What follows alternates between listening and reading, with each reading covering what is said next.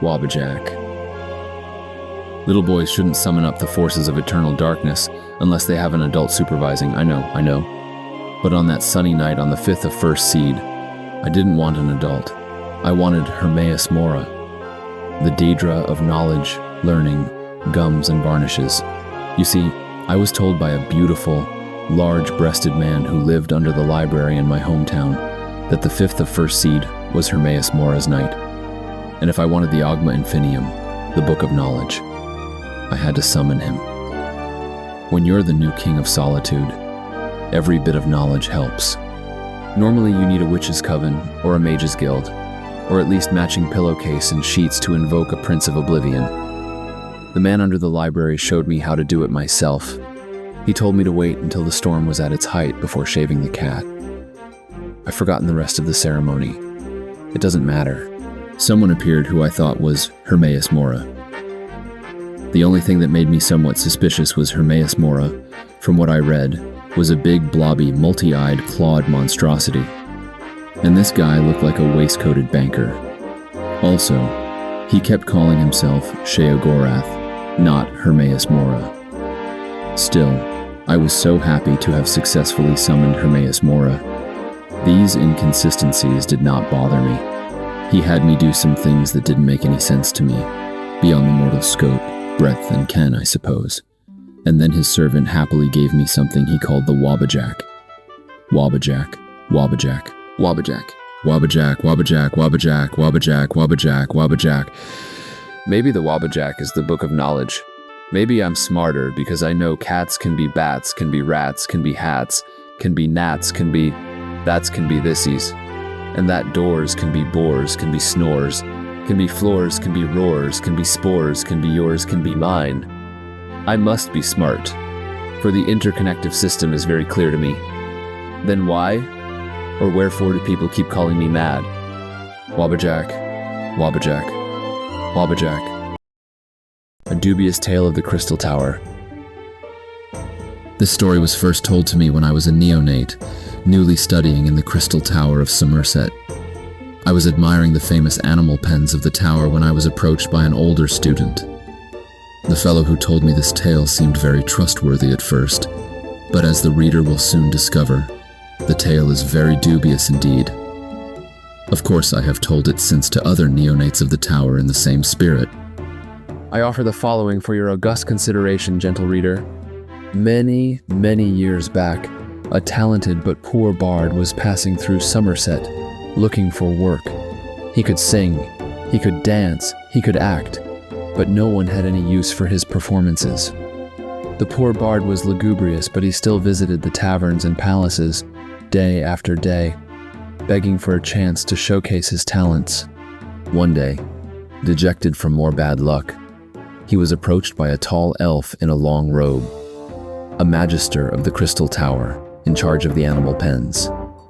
The elf tells the bard of the white ape they made a cell for at the tower, how it had died en route. There was a royal party from Firsthold visiting who had been promised a glimpse at the rare white ape.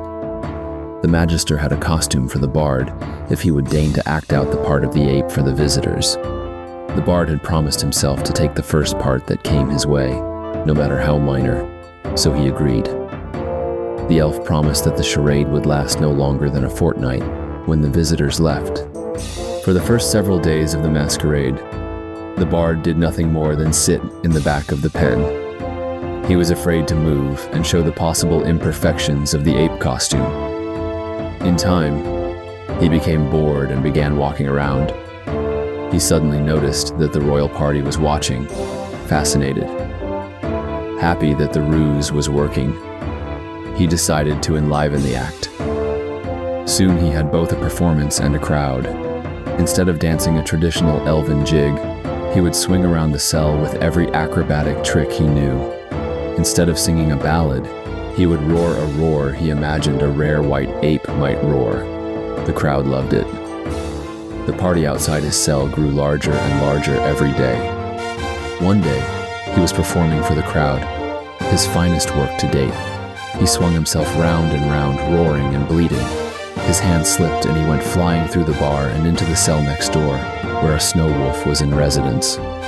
Hackling its back and growling, the snow wolf began to inch toward the bard. Seeing no other way out, the bard screamed, "Help! Help!" The snow wolf whispered, "Shut up, or you'll get us all fired." Banker's bet. It was a perfectly ordinary day at the main office of the Bank of Daggerfall. Normal transactions took place.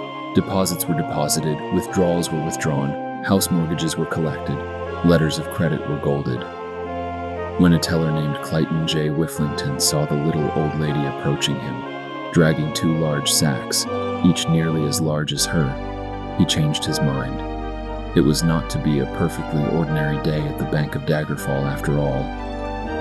"I would like you to take the 30 million gold pieces I have in these sacks and open me an account," croaked the little old biddy. "Certainly, madam," Whifflington said eagerly.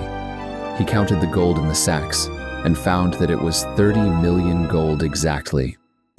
"One moment, sonny," the little old lady chirruped. "Before I open the account, I would like to meet the man I'm trusting it to. I'd like to talk to the president of the bank." Whifflington wanted the president to know that he was the teller who had taken the largest single deposit that year, so eagerly sent word to the president's secretary. As it turned out, the president was equally eager to meet such a wealthy woman, so the old lady was brought to his office that very day. "Pleased to make your acquaintance, milady. I am Jerander P. Bagleton," said the president. Jerander P. Bagleton. "My name," said the little old lady, "is Petuva Smuthworthy." That was, in fact, her real name. "Thank you for seeing me. I like to conduct my business in a more personal way." "I can certainly appreciate that," said Bagleton chucklingly. "It is an appreciable sum of gold. Would it be rude of me to ask how you came by it?" "Not at all," said Mrs. Smuthworthy. "How came you by it?" asked Bagleton. "I'll let you guess," replied Mrs. Smuthworthy, with a trace of unattractive, girlish flirtation. Bagleton was a man of enormous imagination for a banker. He guessed inheritance and long-time thrift, but Mrs. Smuthworthy coyly shook her head. Perhaps she had sold a large old mansion. Number. In a moment of chumminess, Bagleton asked if the gold came as a result of plunder or thievery. Mrs. Smuthworthy took no offense, but said no. Finally, he admitted defeat. "I'm a gambler," she said. "In arena fights?" he asked, interested. No, dearie. Different things. For example, I'd be willing to wager 25,000 gold pieces that at this time tomorrow morning, your testicles will be covered with feathers." Mr. Bagleton was somewhat taken aback by the old woman's words. Could she be mad? Could she be a witch? He eliminated the latter possibility, for he had a sense for such things. If she were mad, she was still a rich madwoman, and he could use 25,000 gold pieces. So he took her wager. For the next 24 hours, Mr. Bagleton obsessed over his testicles. He checked his pants so often that afternoon. His subordinates feared the worst and suggested that he not touch anything and go home for the rest of the afternoon. He spent the night seated, his pants around his ankles, his beady banker's eyes focused on his scrotum. Every time he started to doze off, his vision was filled with images of Mrs. Smuthworthy, plucking feathers from his balls, cackling. Mr. Bagleton arrived at the bank late the next day, only moments before Mrs. Smuthworthy's arrival. Accompanying her was a lean, bespectacled fellow she introduced as a barrister from the court. Her son, it turned out. Young Mr. Smuthworthy always accompanied his mother when there was money involved, she explained. "Enough banter," she crowed. "Our bet, dearie?" "My dear, dear madam, I can tell you that your gold will be quite safe at the Bank of Daggerfall. I hope it will not cause you distress to discover that your gold will be safer here than in your own hands.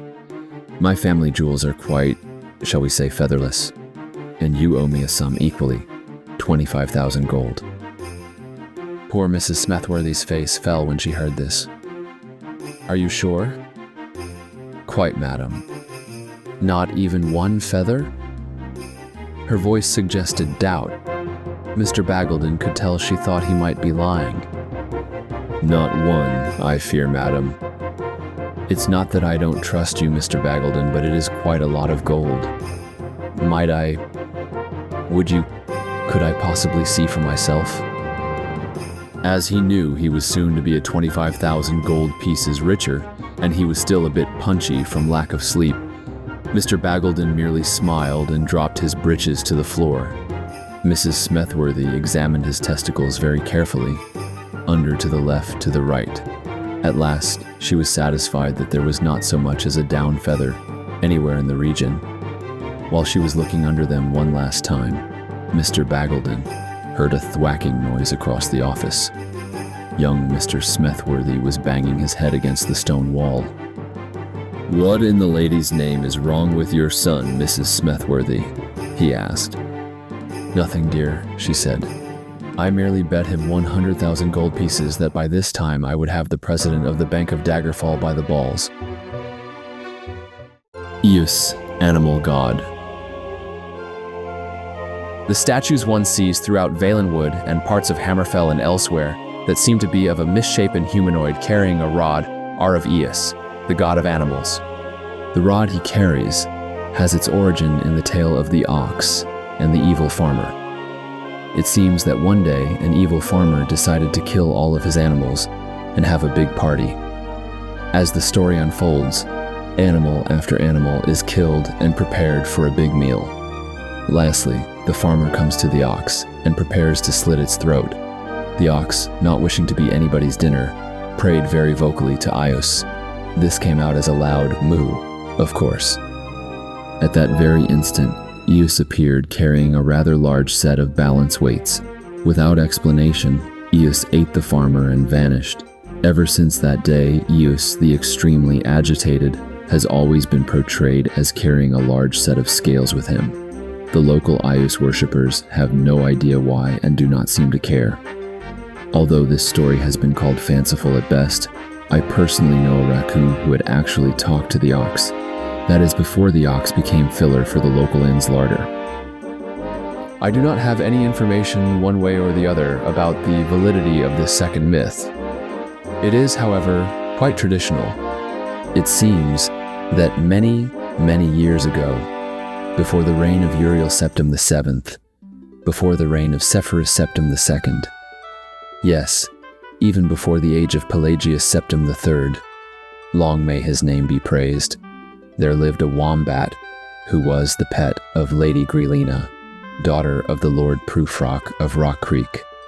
Lady Greelina loved her wombat so, and it loved her too with all the passionate intensity a marsupial can muster.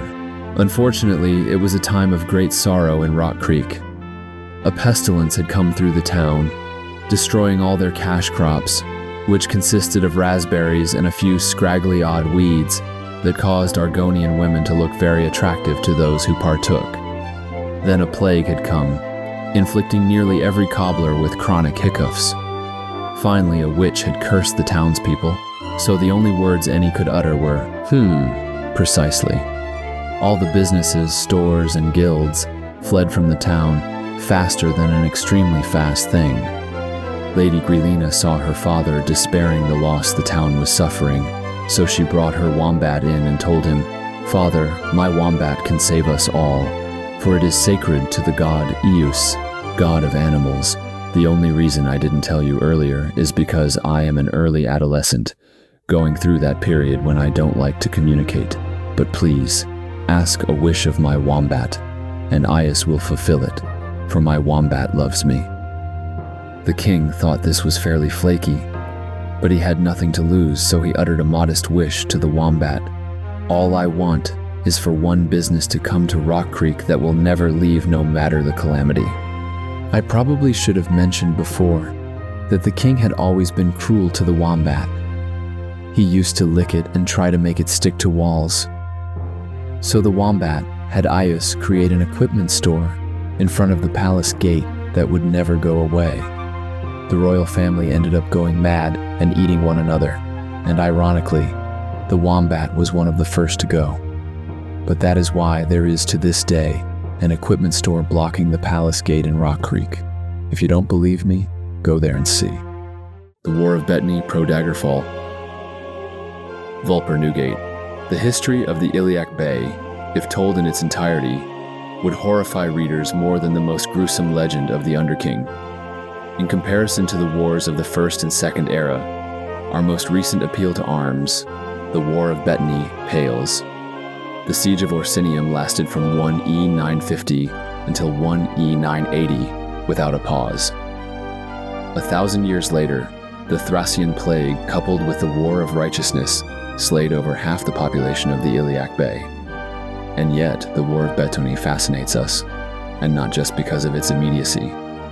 Ironically, Lord Mogreff of Bettany was seeking peace when he asked for Daggerfall's protection on the Isle of Bettany. The island had long been independent, but as the piracy in the bay increased, Mogreff truly realized Bettany's vulnerability. King Lysandus agreed to be Bettany's liege on advice of many, including his archpriest of Kinnereth, Lord Vanek. While Bettany is a prosperous fishing island and well-placed strategically, the vassalage of Bettany was primarily an act of charity. Lysandus knew that if someone did not help Bettany, it would fall to the pirates, if not to someone worse. Unfortunately, King Cameron of Sentinel did not agree, citing a 200-year-old contract, obliquely if not illegally written to suggest that Bettany was a traditional holding of the Kingdom of Sentinel. Cameron declared war. The majority of his advisors, being warlords in a traditionally bellicose country, supported their king in this. The chief counselor, a woman called the Oracle, foresaw death and defeat in the war, but her wisdom was stifled, and she was banished from court. Cameron should have listened to her. A few scrimmages of the War of Bettany went to Sentinel, but the major battles were all won by Daggerfall. King Lysandus, his heir Prince Gothrid, and the general of the army Lord Bridwell were fine leaders and warriors as well, and the Battle of the Bluffs and the Siege of Craghold both went to Daggerfall. The war might have been won with one more victory, but for an unusual domestic incident in King Lysandus' court. The king's mother, the Dowager Queen Nulfaga, had been uneasy about the war since its beginning, but she now began to have visions of cataclysm. She saw the death of her beloved son should the war continue. Ebullient by his success, King Lysandus refused to listen to her fears until Nulfaga left court. Lysandus then realized how certain she was about his impending death. He began to actively negotiate a peace treaty with Sentinel, using the neutral lordship of Reichgradkeep as facilitator. The Treaty of Reichgradkeep was never to be. King Cameron was initially civil, as the losing side of a war is often civil, but when he realized that the proposed treaty would have included a formal declaration that the kingdoms of Sentinel and Daggerfall would share Bettany, he flew into a rage. With no thought for the protocol of attacking a neutral, peaceable lordship, Cameron ordered his army to riot through Reichgradkeep. First the halls of the palace, and then the streets of the capital ran red with blood. It was only with the support of the Daggerfall army that the chaos was brought under relative control. The Sentinel army fled to the Yorth Burrowland, and the Daggerfall army chased them as far as the Ravinian forest before making camp. 1 week later, after each had a chance to send for reinforcements and plan their strategies, the armies met in the field that separated them, the flowering meadowland called Cringane Field. In the heat of the clash, an unnatural fog spread over the field, blinding all combatants. When the mist finally lifted, King Lysandus' body was found, his throat pierced by an unmarked arrow. Daggerfall did not waste any time in mourning. Young Prince Gothrid, who had shown great bravery in battle and was very popular among the troops, was crowned King of Daggerfall just behind the battle lines, and he ordered the army onward. Perhaps it was the sight of the brave young warrior turned king, appearing on the battlefield in full regalia, that inspired the Daggerfall army. Perhaps the battle would have turned regardless. Sentinel began to panic. King Gothrid met King Cameron before the Red Guards had retreated, and the two monarchs fought. Both were excellent warriors, but Gothrid was a more skillful swordsman, and Cameron fell that day. Lord Oresme of Sentinel formally surrendered to Daggerfall, giving up all rights to Bettany officially. He later committed suicide on the ship back to Sentinel. Peace was a difficult process for the cities and towns on both sides of the Iliac Bay. As part of the formal peace treaty, King Gothrid asked for the hand of Princess Aubki, only daughter of the late King Cameron and the Queen Regent Akarithi. The request was intended to restore friendship between the kingdoms, and it was partially successful, though many in the royal court of Sentinel viewed the princess as more a prisoner of war than a bond to Daggerfall. The only surviving member of the ruling family of Reich Gradkeep was a sickly infant, so the councillors of state appealed to Lord Auberon Flight, a cousin of Lord Graddock, to rule the lordship in regency. Lord Flight accepted, and his strong, almost dictatorial style was just what Reich Gradkeep needed to restore order after the bloody treaty of Reich Gradkeep. His subjects were grateful that when the infant heir died, they not only elevated his wife Doriana and him from regents to rulers, they agreed to rename the lordship in his honor. Reich Gradkeep became Anticlair, named after his ancestral home. The horrors of the War of Bettany still live on, even in Anticlair. Whether Daggerfall and Sentinel will be able to use the marriage of King Gothrid and Princess Aubki as a symbol of peace rather than discord is something that only the future can show. 14 Sons. Dawn 3. E404. The War of Bettany. Pro-Sentinel. The Wavte. Could there be a better proof of the natural perversity of Bretons than their conduct before, during, and after what history will remember as the War of Bettany? By the most depraved of motivations, the most despicable of tactics, and the most ungentlemanly of triumphs, the kingdom of Daggerfall changed the nature of warfare in the Iliac Bay, and perhaps over all of Tamriel. In Sentinel, we call the recent carnage the Siege of Bettany. But as the book of history is writ by the victors, let us speak, instead, of the War of Bettany. Redguards by their nature are a modest and practical people. We are not phlegmatic like the High Elves, nor cowardly like the Wood Elves in Khajiit. But what would infuriate and enrage the swaggering, vainglorious Nords and Bretons would not merit a shrug from a Redguard. Had any Breton kingdom possessed the little island of Bettany, it would have been covetously guarded. Bettany's trade would have been seriously restricted, its religion subjugated, its people bound by active and constant pledges and duties of vassalage. But Bettany was not a Breton dominion. Bettany was part of the kingdom of Sentinel.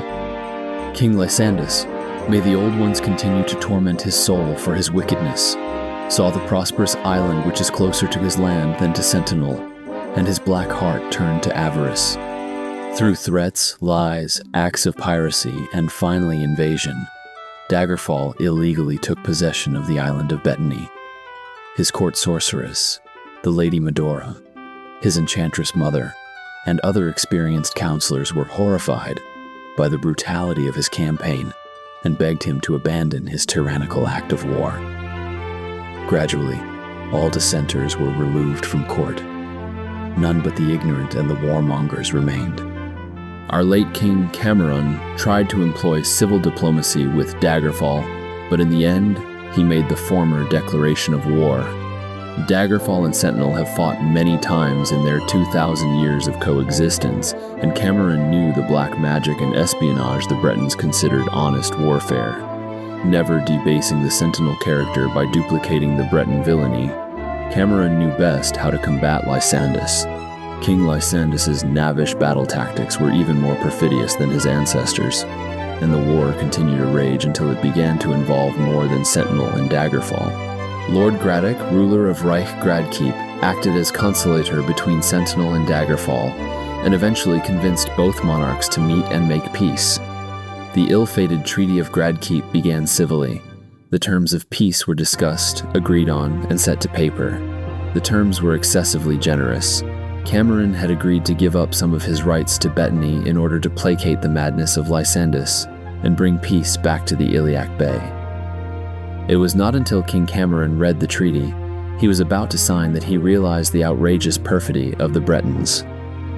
The treaty had actually been purposefully miswritten by the Daggerfall scribe in a desperate and ignominious attempt to trick Cameron into signing a contract different from the one to which he had agreed. The castle of Reichgradkeep erupted into bloodbath, and the war continued. The Battle of Cringane Field was the tragic ending of the senseless war of attrition. The Cringane Field is located in between the Yorth Burrowland and the Ravenian Forest, where the armies of Sentinel and Daggerfall respectively made camp after the massacre at Reichgradkeep. As the battle began, Daggerfall proved that she had some foul Daedric magical tricks left by blinding the Redguard army with a wall of mist. Lysandus did not have the opportunity to gloat over his cousinage for long, for the sure arm of a sentinel archer struck him in the throat even through the thick, swirling fog. Lysandus's son, Gothrid, who had spent the battle in lugubrious relaxation, was crowned without ceremony, and thereupon demanded a duel with King Cameron. Cameron was many years Gothrid's senior, and though a superior warrior, was exhausted from the endless warfare the boy king had been spared. Nevertheless, as a point of honor, our king agreed to the duel. The new king of Daggerfall, by dirty trick and black magic, managed to backstab our king before the duel ever began. Thus, the victor of Cringane Field and the War of Bettany was Daggerfall. Daggerfall's wickedness continued even after her inglorious victory. While the widow queen of Sentinel, Her Majesty Akarithi, mourned and tried to mend her shattered lands, Gothrid demanded the Princess of Sentinel as a hostage of war. To save her homeland, the Princess Obkai agreed to leave Sentinel and even marry the murderer of her father. But we true Redguards of Sentinel know where her love and honor lies. The Queen of Daggerfall is the Princess of Sentinel first and foremost. Legal basics. Enchivious. Ignorance of the law is no defense. Be forewarned that the following are but the most universal of Tamrielian laws and regulations. Your own local province or principality may have unique laws of its own. As a citizen of Empire, it is your right and responsibility to know and follow these laws of the land. Breaking and entering. This refers to any act including, but not limited to, opening, breaking, incinerating, magically transporting, or in any way causing a door, window, or other portal that has been magically or mundanely locked, or which a reasonable person would assume to be so restricted to be passable, and the act, though the act is not required for the definition, of entering the house, business, or public location through said defined portal. The punishment for this crime may include a fine or incarceration, or a fine and incarceration. The fine and incarceration, or both or neither, may be less in a crime of attempted breaking and entering. A crime of attempted breaking and entering is defined as in any act that a reasonable person would perceive as the preparation for an attempt, whether successful or not, or perceived to be possibly successful or not, to bring about the opening, breaking, incinerating, magically transporting, or in any way causing a door, window, or other portal that has been magically or mundanely locked, or which a reasonable person would assume to be so restricted to be passable, and the act, though the act is not required for the definition, of preparing or attempting, whether successful or not, perceived to be possibly successful or not, entering the house, business, or public location through said defined portal. Trespassing. This refers to walking, flying, riding, teleporting, floating, or in any way moving or existing on a property without the explicit written or spoken permission, or permission a reasonable person might infer, of the owner or caretaker of the property. The punishment for this crime may include a fine or incarceration, or a fine and incarceration.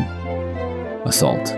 Any threat or attempt, whether successful or not, to do physical, emotional, mental, or magical harm or injury to another person, group of persons, or entity a reasonable person might assume to be sentient. The punishment for this crime may include a fine or incarceration, or a fine and incarceration. Murder. Any act of premeditated or malicious, or premeditated and malicious, or an act that a reasonable person would call premeditated and malicious, or premeditated or malicious, or accidental but criminally intended, or what a reasonable person would call criminally intended, purpose that results directly in the death or destruction with implied death of a person, group of persons, or entity a reasonable person might assume to be sentient. The punishment for this crime may include a fine or incarceration, or a fine and incarceration. Criminal conspiracy. Any meeting, communication, or encounter with the purpose, or which a reasonable person might assume had the purpose, of preparing or arranging a crime of any kind or crimes of any kind, to be committed or caused to be committed. The punishment for this crime may include a fine or incarceration, or a fine and incarceration. Vagrancy. Any act of idleness, disorder, begging, or conduct unbecoming a person with occupation, gold, or a home, or occupation, gold, and a home, or occupation, or gold and home, or occupation and gold or home, or occupation and home or gold, or what a reasonable person would consider idle, disorderly, beggarly, or unbecoming. The punishment for this crime may include a fine or incarceration, or a fine and incarceration. Smuggling.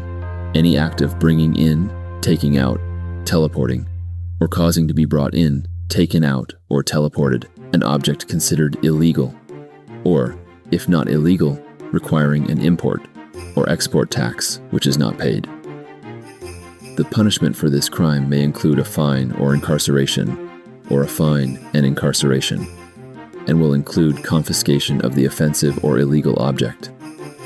It may also include, but not be restricted to, execution or banishment, or execution and banishment.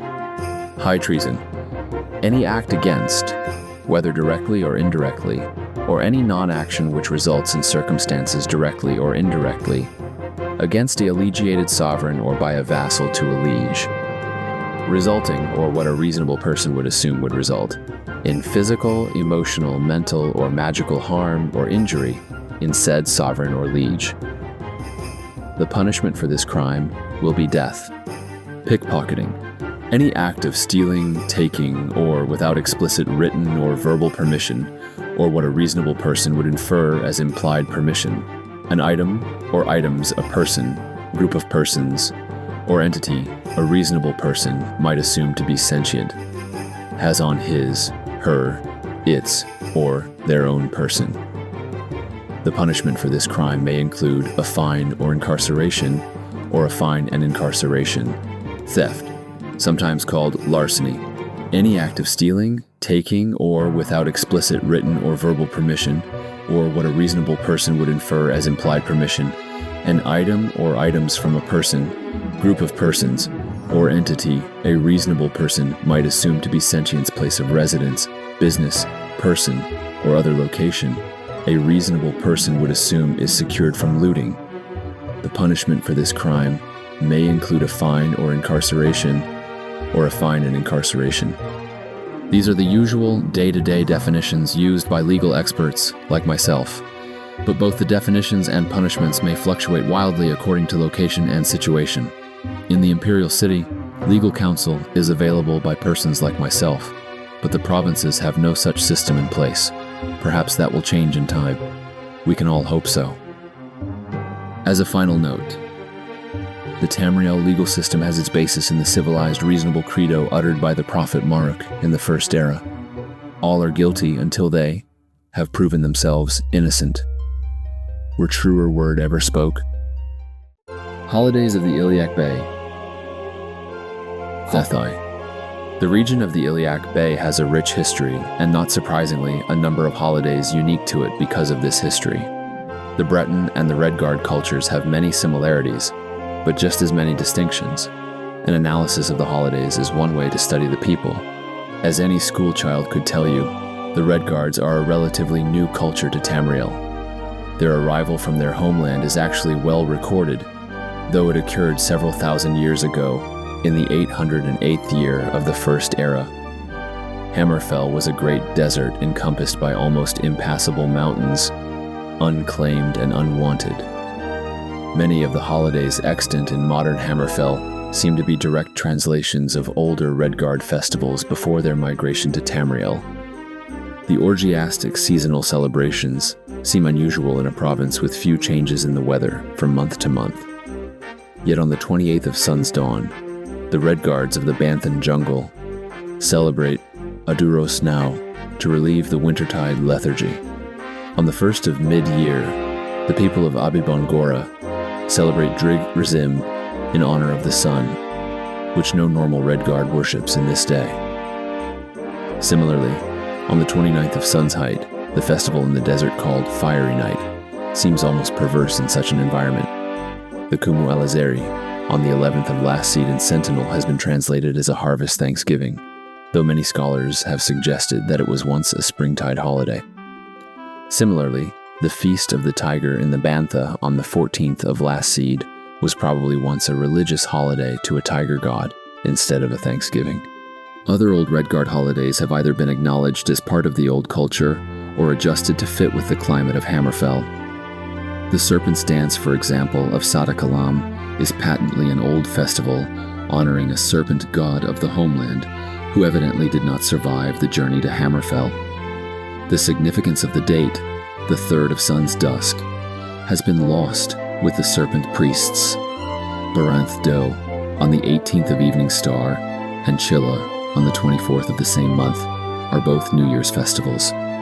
Most likely, they have been moved from their original dates to correspond with the notion of the year defined in Tamriel. The Bretons have been in Tamriel since before recorded history. Their holidays have remained almost unchanged since primitive times, though new holidays have been created to replace those which have lost popularity. The oldest holidays still observed in High Rock must include Waking Day on the 18th of Morning Star, when the people of the Yorth Burrowland wake the spirits of nature after the winter, very nearly in the tradition of their more reverential ancestors. Flower Day, held on the 25th of First Seed in the smaller villages of High Rock, is most likely just as older or older. The old cult of the flower is also remembered as Guardtide in Tamerlan Point on the 1st of Rain's Hand. Daggerfall's Day of the Dead on the 13th of Rain's Hand suggests the ancestor worship that marked the Breton religion of antiquity. Finally, the ancient goddess of the moons, Secunda, is remembered in the Moon Festival in Glenumbra Moors on the 8th of Sun's Dusk, just as the nights begin to grow longer. The more recently created holidays of High Rock are those like Tibaditha, Tiber's Day, celebrated every 24th of mid-year, in honor of Alcair's most famous sun, Tiber Septim. Likewise, Uthroctide on the 5th of Sun's Dawn is held in honor of the first and most illustrious Baron of Dwynnen. In quite extreme contrast, Marik's Day on the 9th of Second Seed is a solemn holiday, immortalizing the lessons of the equally solemn First-Era prophet Maruk. My favorite of the modern Breton festivals has to be Mad Pelagius, held in mock honor of the most eccentric of the Septim emperors. Pelagius was, after all, a prince of Wayrest before he became king of Solitude, and then emperor of Tamriel. The Bretons like to boast that it was his time in High Rock that drove him mad. The Wild Elves, Kirgo Chorvak. In the wilds of most every province of Tamriel, descended philosophically, if not directly, from the original inhabitants of the land, are the Aelids, commonly called the Wild Elves. While 3 races of elven stock, Salash or High, Boash or Wood, and Morish or Dark, have assimilated well to the new cultures of Tamriel, the Aelids and their brethren have remained aloof of our civilization, preferring to practice the old ways far from the eyes of the world. The Wild Elves speak a variation of Old Cyrodiilic and not Tamrielic, separating themselves further even than their more urbanized elven cousins. In temperament, they are dark-spirited and taciturn, though they doubtless act differently with outsiders, or Palani, in their tongue, than within their own tribes. Indeed, one of the finest sages of the University of Gwilym was a civilized Aeliad elf, Jirhane Fure, 1E2790, 2E227, whose published work on wild elves suggests a lively, vibrant culture. Fure is one of the very few Aelids to speak freely on his people and religion, and even he said, "The nature of the tribes of Aeliad are multi-hued, Their personality is often wildly different from their neighbor tribes. Fear, T. Nature of Eleatic Poesy, page 8, University of Gwilym Press, 2E12. Like any alien culture, wild elves are often feared by the simple people of Tamriel. The Aelids continue to be one of the greatest enigmas of the continent of Tamriel. They seldom appear in the pages of written history in any role, and then only as a strange sight a chronicler stumbles upon before they vanish into the wood. When probable fiction is filtered from common legend, we are left with almost nothing. The mysterious ways of the Aelids have remained shrouded since before the First Era, and may well remain so for thousands of years to come.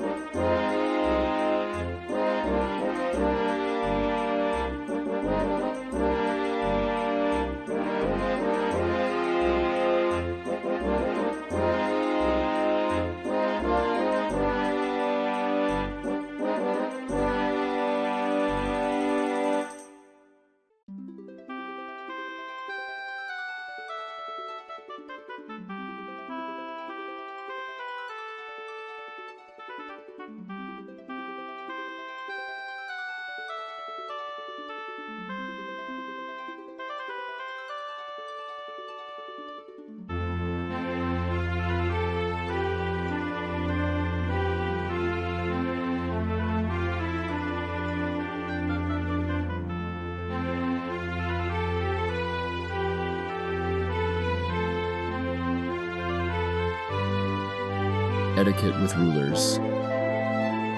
Aristera. Because the rules are so complex and the stakes are so high, many people blanch at the thought of speaking with a noble with a title.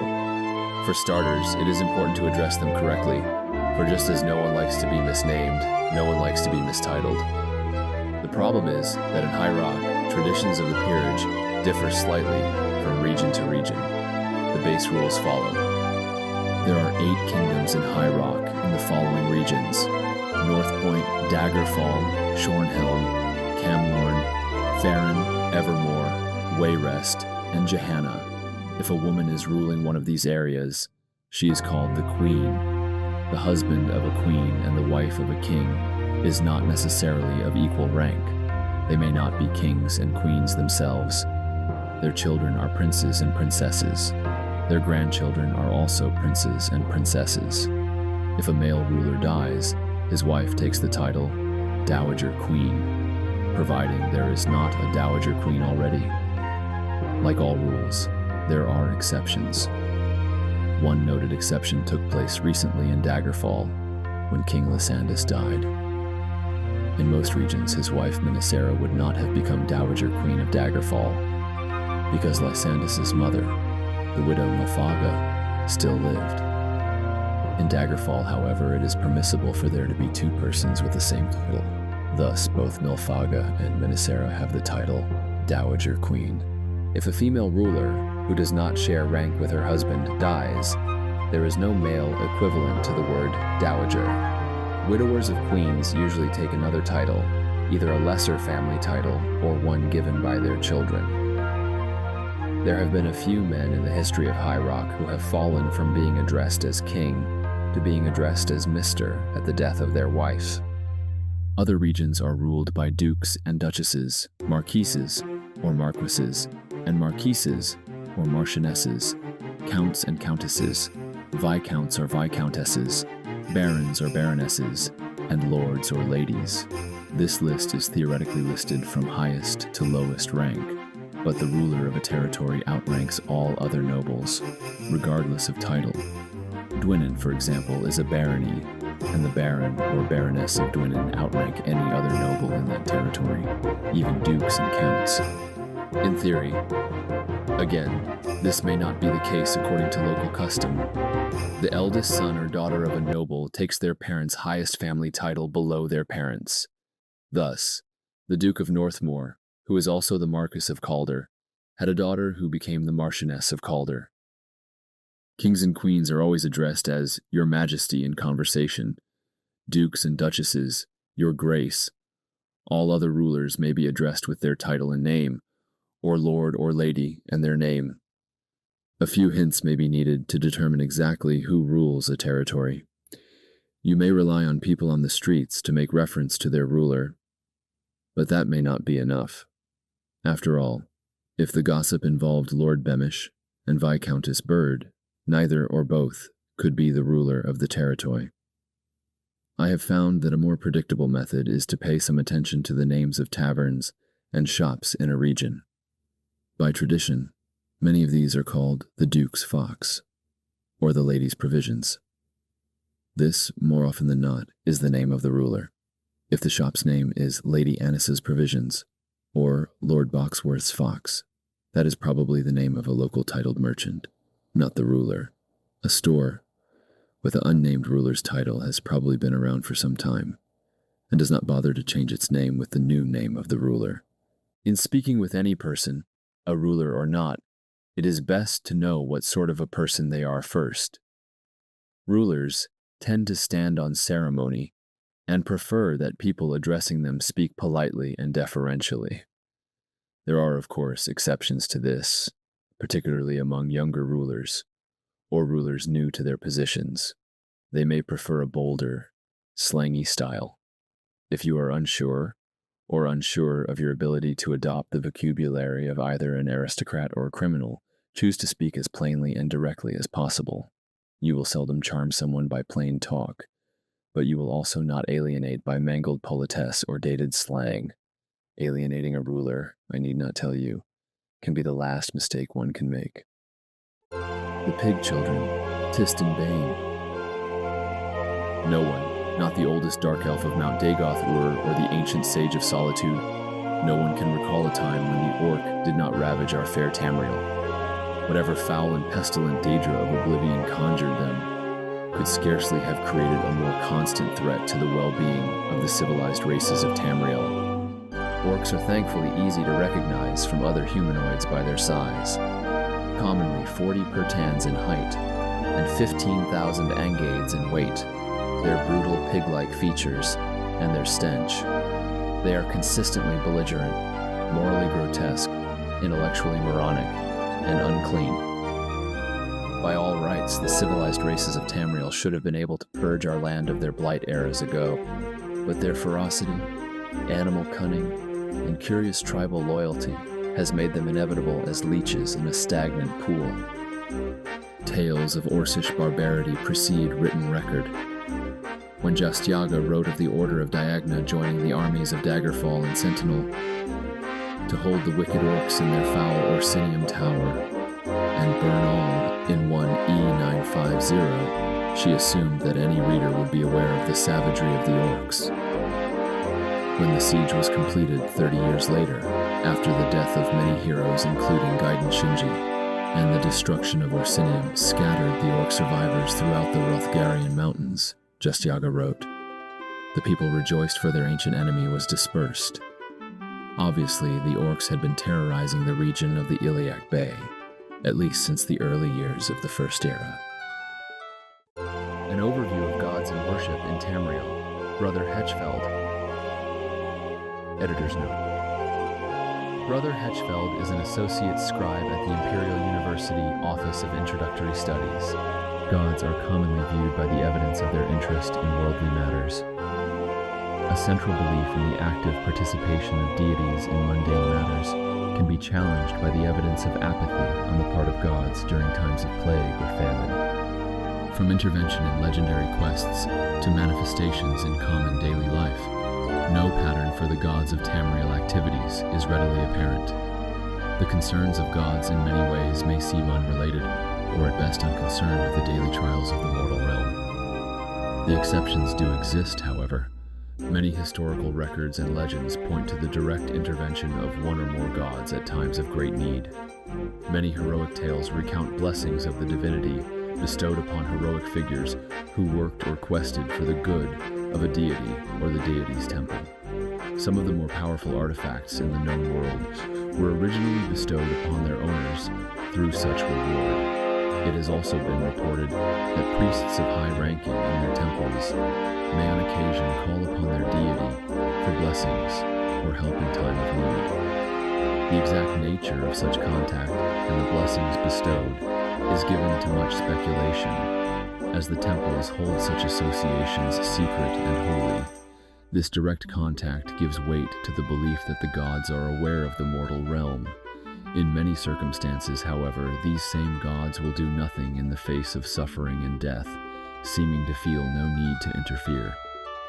It is thus possible to conclude that we, as mortals, may not be capable of understanding more than a small fraction of the reasoning and logic such beings use. One defining characteristic of all gods and goddesses is their interest in worship and deeds. Deeds in the form of holy quests are just one of the many things that bring the attention of a deity. Deeds in everyday life, by conforming to the statutes and obligations of individual temples, are commonly supposed to please a deity. Performance of ceremony in a temple may also bring a deity's attention. Ceremonies vary according to the individual deity. The results are not always apparent, but sacrifice and offerings are usually required to have any hope of gaining a deity's attention. While direct intervention in daily temple life has been recorded, the exact nature of the presence of a god in daily mundane life is up to great speculation. A traditional saying of the Wood Elves goes, "One man's miracle is another man's accident." While some gods are believed to take an active part of daily life, others are well known for their lack of interest in temporal affairs. It has been theorized that gods do in fact gain strength from such things as worship through praise, sacrifice, and deed. It may even be theorized that the number of worshippers a given deity has may reflect on his overall position among the other gods. This my own conjecture garnered from the apparent ability of the larger temples to attain blessings and assistance from their god with greater ease than smaller religious institutions. There are reports of the existence of spirits in our world that have the same capacity to use the actions and deeds of mortals to strengthen themselves as do the gods. The understanding of the exact nature of such creatures would allow us to understand with more clarity the connection between a deity and the deity's worshippers. The implication of the existence of such spirits leads to the speculation that these spirits may even be capable of raising themselves to the level of a god or goddess. Modesuo of the Imperial Seminary has suggested that these spirits may be the remains of gods and goddesses who through time lost all or most of their following, reverting to their earliest, most basic form. Practitioners of the old ways say that there are no gods, just greater and lesser spirits. Perhaps it is possible for all three theories to be true. Wayrest, Jewel of the Bay. Ether Longlead. Wayrest is one of the most glorious cities of Western Tamriel, sparkling in her contemporary beauty, lustrous by her past. She is prized above all cities in High Rock. No other city has contributed, and continues to contribute so much to the culture of the Bretons. The spirits of her genius children continue to haunt the streets. You can see them in the gabled roofs, grand boulevards, aromatic marketplaces. The people of Wayrest have an instinctive appreciation of their past, but are not obsessed by it, as the people of Daggerfall seem to be. One feels that one is in a modern city when one visits Wayrest, but there is a magic in the air that could only come from 32 centuries of civilization. It is difficult for historians to declare a certain date for the foundation of Wayrest. A settlement of some variety had been in existence where the Builse River feeds the Iliac Bay, possibly since the 800th year of the First Era. The traders and fishermen of Wayrest were surrounded by hostile parties. The Orc capital Orsinium had grown like a poison weed to the north, and the Alkaviri pirates and raiders crowded the islands to the west. There is no mystery to Wayrest's name. After the fighting, most travelers had to endure passing through the eastern end of the Iliac Bay. The little fishing village on the Builse was a welcome rest. Nowhere in the much-vaunted censuses of the Skyrim occupation is Wayrest mentioned. In the Annals of Daggerfall, King Joyl's letter to Gaiden Shinji of the Order of Diagna contains the following reference. The orcs have been much plaguing the Wayresters and impeding traffic to the heart of the land.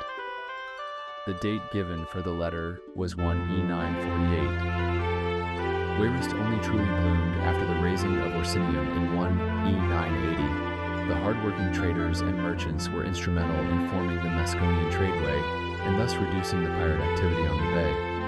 At this time, Wayrest occupied both banks of the Builse. A successful mercantile family, the Gardeners, built a walled palace on the high rock side of the river, and over time, allowed banks and other businesses within its walls. It was a gardener, Faringel, who was proclaimed king when Wayrest accepted ambassadors from the Comorian Empire, and was granted the right to call itself a kingdom in the 1100th year of the First Era.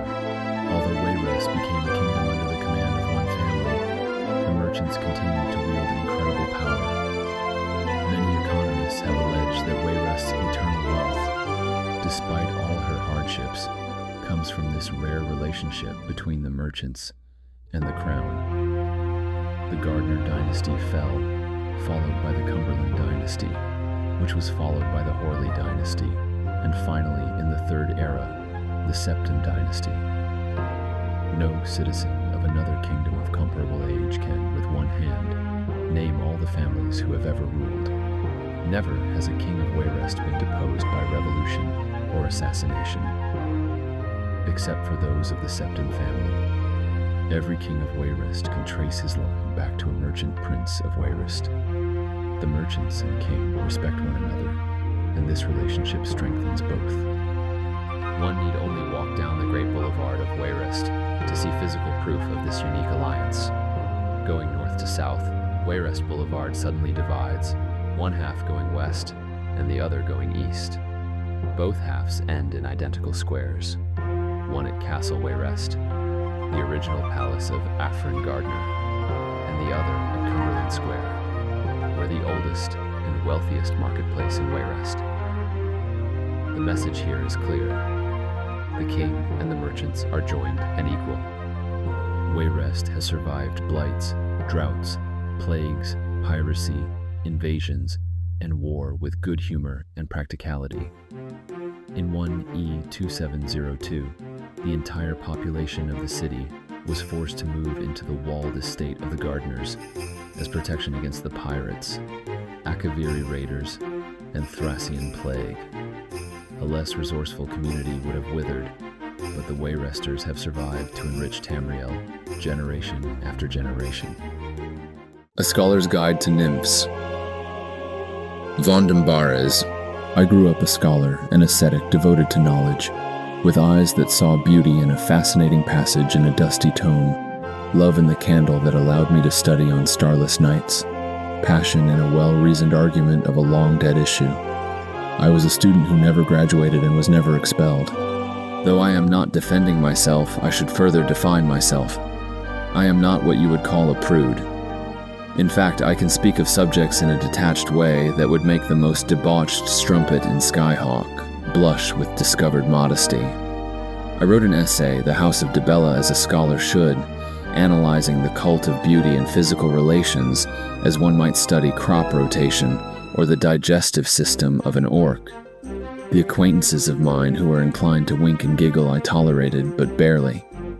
With all that said, the reader will understand that when I decided to study the language of the nymphs, in order to study their character and culture. It was not a decision I made on account of prurience or lust. Scholars have historically neglected the nymph as a subject worthy of research, and this neglect I attribute to prejudice. The sages with whom I have spoken on the subject have eloquently and intelligently formed sentences which, boiled down, can be translated as, nymphs look like beautiful naked women who skip along tra-la-la and like to have indiscriminate sex. What could they have to say that would be of any interest? So here I was faced with the most daunting of projects. To study and research a species unstudied is a potentially rewarding challenge. If the subject was unstudied because the scientific community had deemed it beneath interest, a potentially rewarding but decidedly frustrating challenge. If I spent months in serious study of their language and culture, and additional time in their company, and discovered nothing more than that the common prejudice is correct, the term laughingstock would not do me justice. So, excited and nervous for reasons unrelated to the notoriously promiscuous behavior of my subjects, I began my studies. I mastered the language, a melodious tongue that sounds like wild elf and fairy, but share no vocabulary with them. I studied the lore and found it to be on the whole little more than pornography and crude conjecture. I next had to find a nymph. From my centralized location in the imperial city, I found it easy to send word around to several well-known temples and guilds devoted to study in all the provinces. Not all replies back were serious in nature, but one from the school of Julianos and Sentinel helped me considerably. To Magister Oitos and his disciples, I here offer my sincere gratitude. Nymphs are extremely shy creatures, no matter what the more obscene stories will tell you. No one who I've spoken with has had one seek him or her out. Thus, to speak with a nymph requires energy and patience. Out of courtesy for her privacy, I will not here give the location of the little grotto off the coast of Hammerfell where I found the nymph. It took 3 months of patient waiting, leaving presents where I knew the nymph would be, before the nymph stood still at my approach. I remember I was carrying a bouquet of purple and white titillas, and she looked at them and then at me, and smiled. The effect of her smile was truly magical, I'm convinced. Her body was, of course, perfect, her face lovely and serene, her hair like silk flame, but until she smiled, she was beautiful in the abstract, a perfect statue by a master. The smile made her approachable, and, thus, terrifying. "For you," I said, attempting my first utterance of nymph to a real nymph. Her smile grew into a grin which became a giggle, and then a laugh. The reader has doubtless heard of the silver laughter of the elves. The nymph's laugh is earthy and spontaneous, and very suggestive. "And what do you want from me in return, mortal?" she asked. There is no, I should say, known word in the nymph language for scholar. I am a man who likes to learn things. I want to learn things about you. And I did. Nymphs are the wisest, most wonderful creatures in Tamriel. My nymph, her name is Ialea, a poor phonetic transcription of a word that sounds more like a light wind blowing through a small crack in a hollow chamber. And she knows more about the behavior and varieties of the deep woodland creatures than the greatest wood elf scholar I ever met. She taught me of flowers and ghosts and creatures too fast and timid to have ever been seen by men. Ialea taught me how to learn for the very first time, how to open my mind to all of the possibilities of life, and how to use that knowledge, not just to hold in my cramped brain like a dragon's hoard. If you ever meet a nymph, speak to her. Editor's note: the writer Vondam Bars is no longer a scholar at the Imperial University. He deposited this manuscript and disappeared from the civilized world. His current whereabouts are unknown. On lycanthropy. Barnard Caresson. How does one become interested in studying the disease lycanthropy? I have interviewed a number of my peers and discovered that to a man, they have all entered the field after a horrifying encounter with a lycanthrope of some variety. I am no exception. In Skyrim, It is an old tradition to rub canis root on the trees surrounding your house as a ward against werebears. When I was young and stupid, as opposed, I guess, to being old and stupid as I am now, I always had hoped to meet a werebear to see if they were as impressive as legend suggested.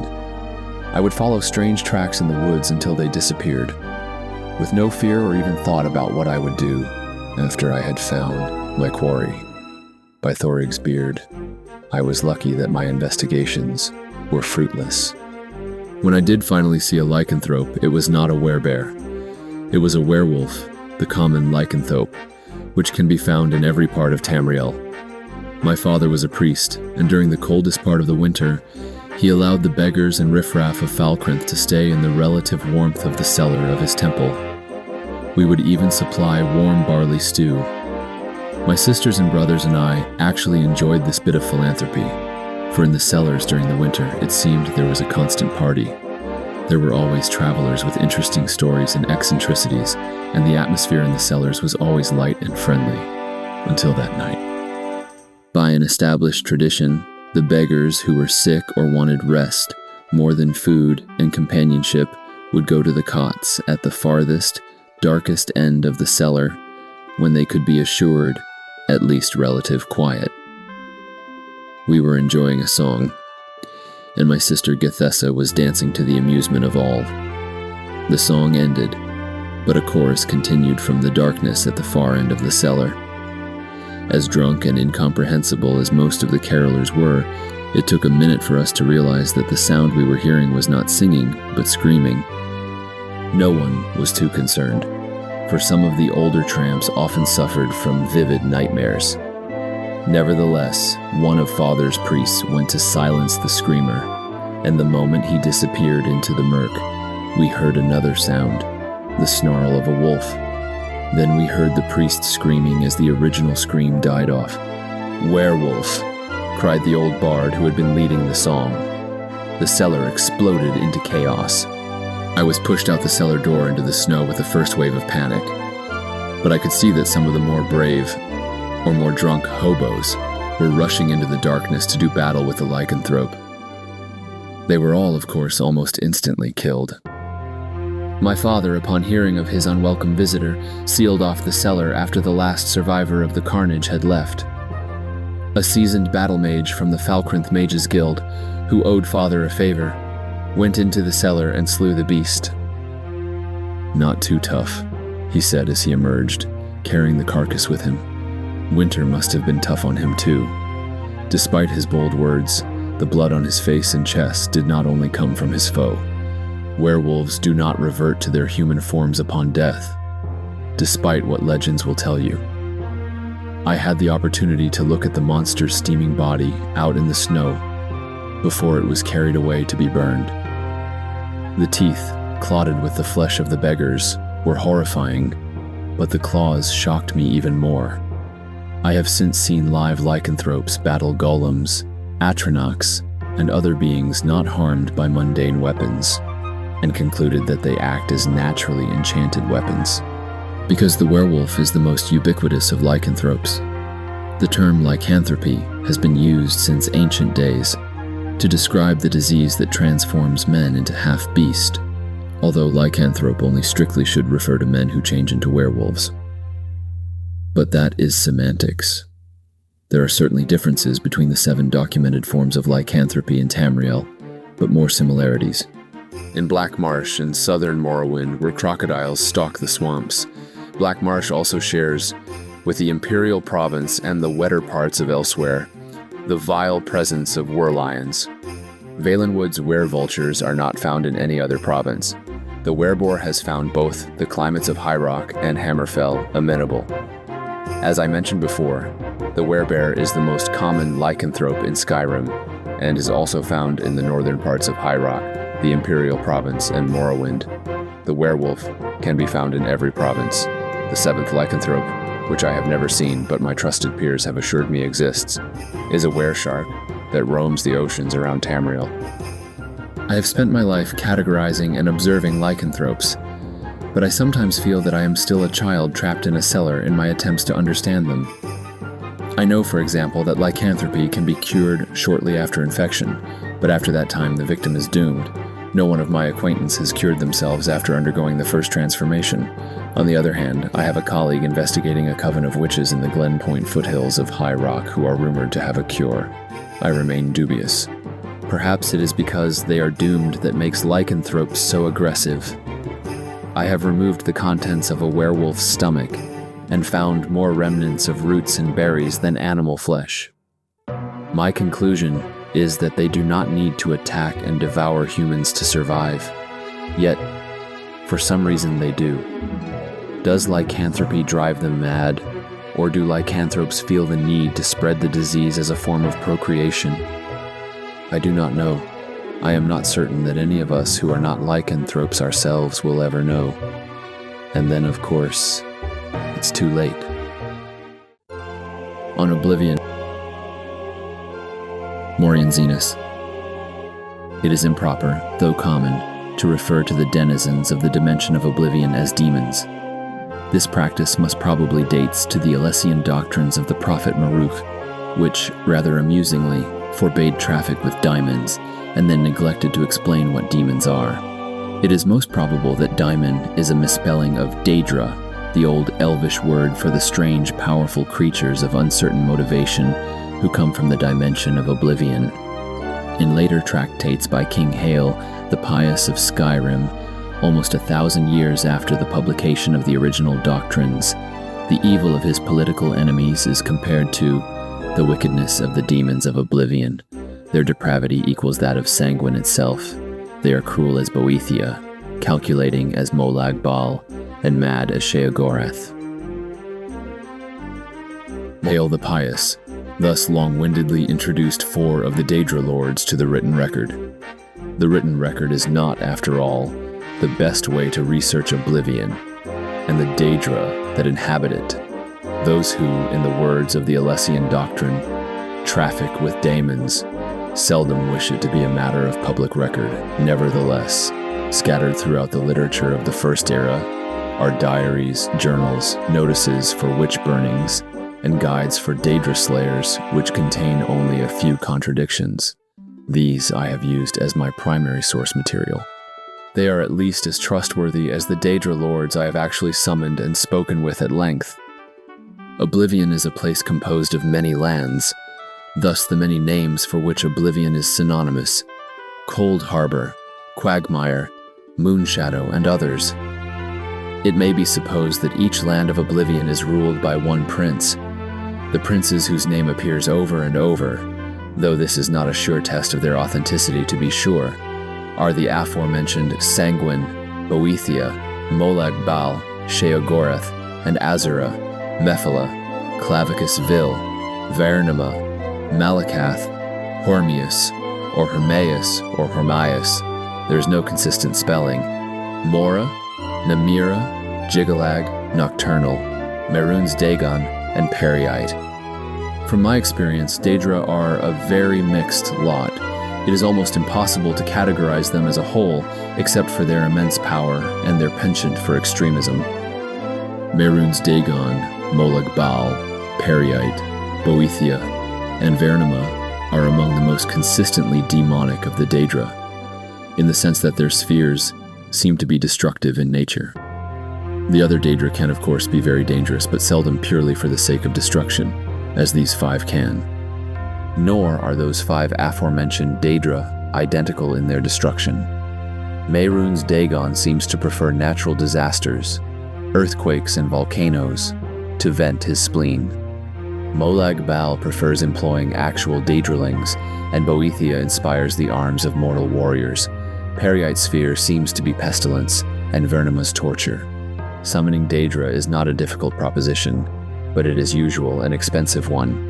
Most mages' guilds have a summoning room, but this is most often reserved for the highest echelon of guild members. Witches' covens are much less class-sensitive, and the necromancers, the Dark Brotherhood, and many secretive kings and queens of Tamriel have private summoning rooms. Daedra princes usually demand some sort of service of those who summon them, though I am fortunate enough to have good relations with some, and need not perform. In preparation for the second chapter of this series, I will be investigating two matters that have intrigued me since I began my career as a Daedra researcher. The first is on one particular Daedra prince, referred to in multiple articles of Incunabula as Hircine. Hircine has been called the huntsman of the princes and the father of man-beasts, but I have yet to find anyone who can summon him. The other, and more doubtful goal I have for the next chapter, is to find a practical means for mortal man to pass through to oblivion. It has always been my philosophy that we only need fear that which we do not understand, and with that thought in mind, I pursue my goal. Special Flora of Tamriel. Hardened poppies, both black and white, can be found growing wild in the mountains of Hammerfell. Their succulent pods are often the only nourishment of adventurers who find themselves in the wilderness without rations. It is said that the black and white poppies together have magical properties.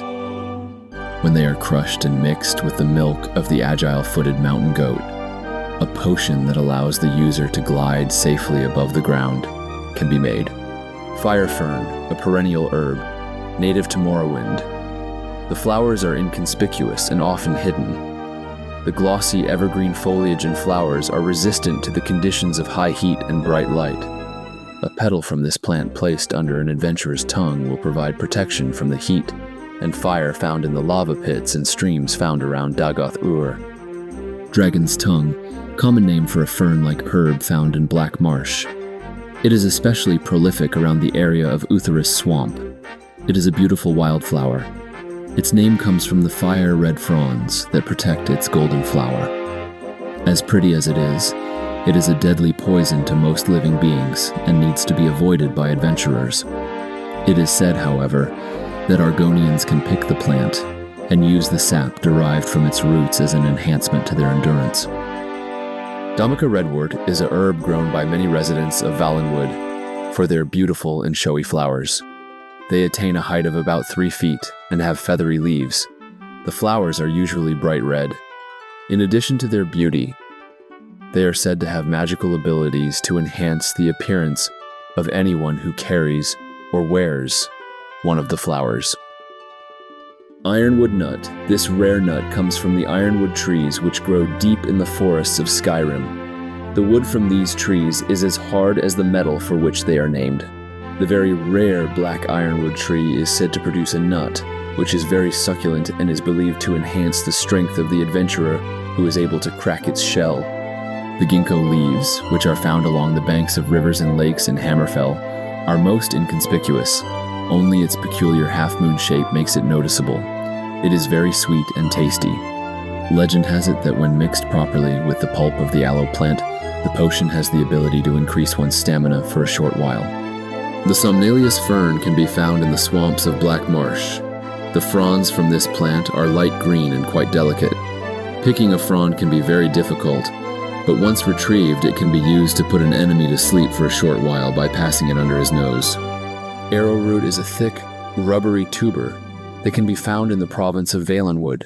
The plant is very difficult to find as its above-ground foliage is very meager and scrawny, but the arrowroot itself can be most beneficial to the gatherer as it has magical properties. The paste made from grinding the root is very tasty and can improve the user's accuracy with a bow and arrow. Nightshade is reputed to be a very poisonous herb. However, the variety found in many parts of Elsewhere is cherished by Khajiits who have followed the career path of thievery. Many Khajiits will tuck a piece of nightshade inside their armor to increase their abilities to skulk, hide, and become invisible. Fool's Fairy. Zuntriup Fairy have been on Tamriel, in all probability, long before recorded history. Perhaps since or before the days of the Elder Ones. The tales of their mischief are found in every culture, in most every village, town, and city-states in the Empire. Alternately, they are called Fairy, Fae, Iliadi, Sprites, Pixies, and Sylphim, and their natures seem to flit from one story to the next, with the same variation. It could almost be said that fairies are anything unpredictable in nature. The noted scholar Artabazus, studying at the time in the Crystal Tower of Somerset Isle, developed an interesting, if controversial, theory about fairy. He organized the Fae variants on a chain, beginning with the glimmering sparks called pixies, or Willoki, by the red guards at one end, and the godlike beings such as Gaiatius, Conus, and Sigria at the other. In the middle are human and semi-human beings, generating up to intelligent trees, brooks, rocks, even mountains. All of this was a new and completely original theory, and would have prompted enthusiastic, if somewhat skeptical response had Artabazus not added this footnote. It may be that elves as a whole are part of this chain, above Willoki and below Nephrin. They certainly have similar features and propensities for magicka as the other fairy, Artabazus, the fairy chain, first hold, 2E 456. No elf liked to be put in a hierarchy slightly above whimsical pranksters like the Willoki, and Artabazus was challenged on his assumptions based on very slight coincidences. Nevertheless, with modification, his fairy chain theory has gained wider and wider acceptance since its publication. The hierarchical chain is not, in the strictest sense, an order of command. While Gaiatius and Sigria are said to be surrounded by a host of minor sylphim, fairy on the whole are not followers nor leaders. Their plans and schemes are not governed by a higher purpose simply by their own whim. To this most fairy scholars agree, because it is based on coincidental evidence and supported by auxiliary theories. It may very well be wrong. Olander's Hammer, an instructive tale for children. Traula. The two children, Frudvig and his younger sister Sylvanda, had been exploring all morning. The noon sun was directly overhead, and everything was warm and bright. They had left their Redguard village, Granitsta, early that morning, for a day in the wilderness, a picnic, and with a stern warning from their father to be home before dark. They crossed a huge field that was bare, save a single rose bush right in the middle. The little girl asked Frudvig about it. Well, he said, according to father, a great battle was fought in this place many years ago. The battle was visited by the god of all warriors, Raymond Ebenarm, who caused the leaders to end the battle and return to their homes. It is said that the rosebush grows where he stood that day. Oh, how exciting, giggled Sylvanda. The children continued their trek, approaching some woods. As they entered the forest, the air became very cool, and a deep quiet seemed to envelop them. What is that? Sylvanda pointed to a large hole in the ground, from which protruded a long, thick pole. Around the hole, thorny plants had grown into an impenetrable wall. I don't know, said Frudvig, but let's see if we can get a closer look. Stop. They did. Looking beyond the hole, the children saw an elderly Redguard of many years. His gray beard, scraggly hair, and stooped shoulders certainly did not support the authoritarian command he gave. But the children stopped just the same as he approached. Who are you? Stammered Frudvig, as Sylvanda carefully tucked herself behind her brother's back. My name is Hennig Grovinger, and I live in these woods. Why can't we examine yon hole, Master Grovinger? Asked Frudvig. Because, my dear children, it and what it holds are cursed. Now just what are you? He stuttered, mimicking Frudvig. Finally gaining his composure, Frudvig said, I am Frudvig Agi Mur of the village Granitsta. This is my sister Sylvanda. We are on an outing. Can you tell us about this mysterious hole? Well, said the old man as he slowly settled to the ground, why don't you sit here with me for a while, and I will tell you about Olander's Hammer. That's the handle of the fabled weapon sticking out from yonder chasm.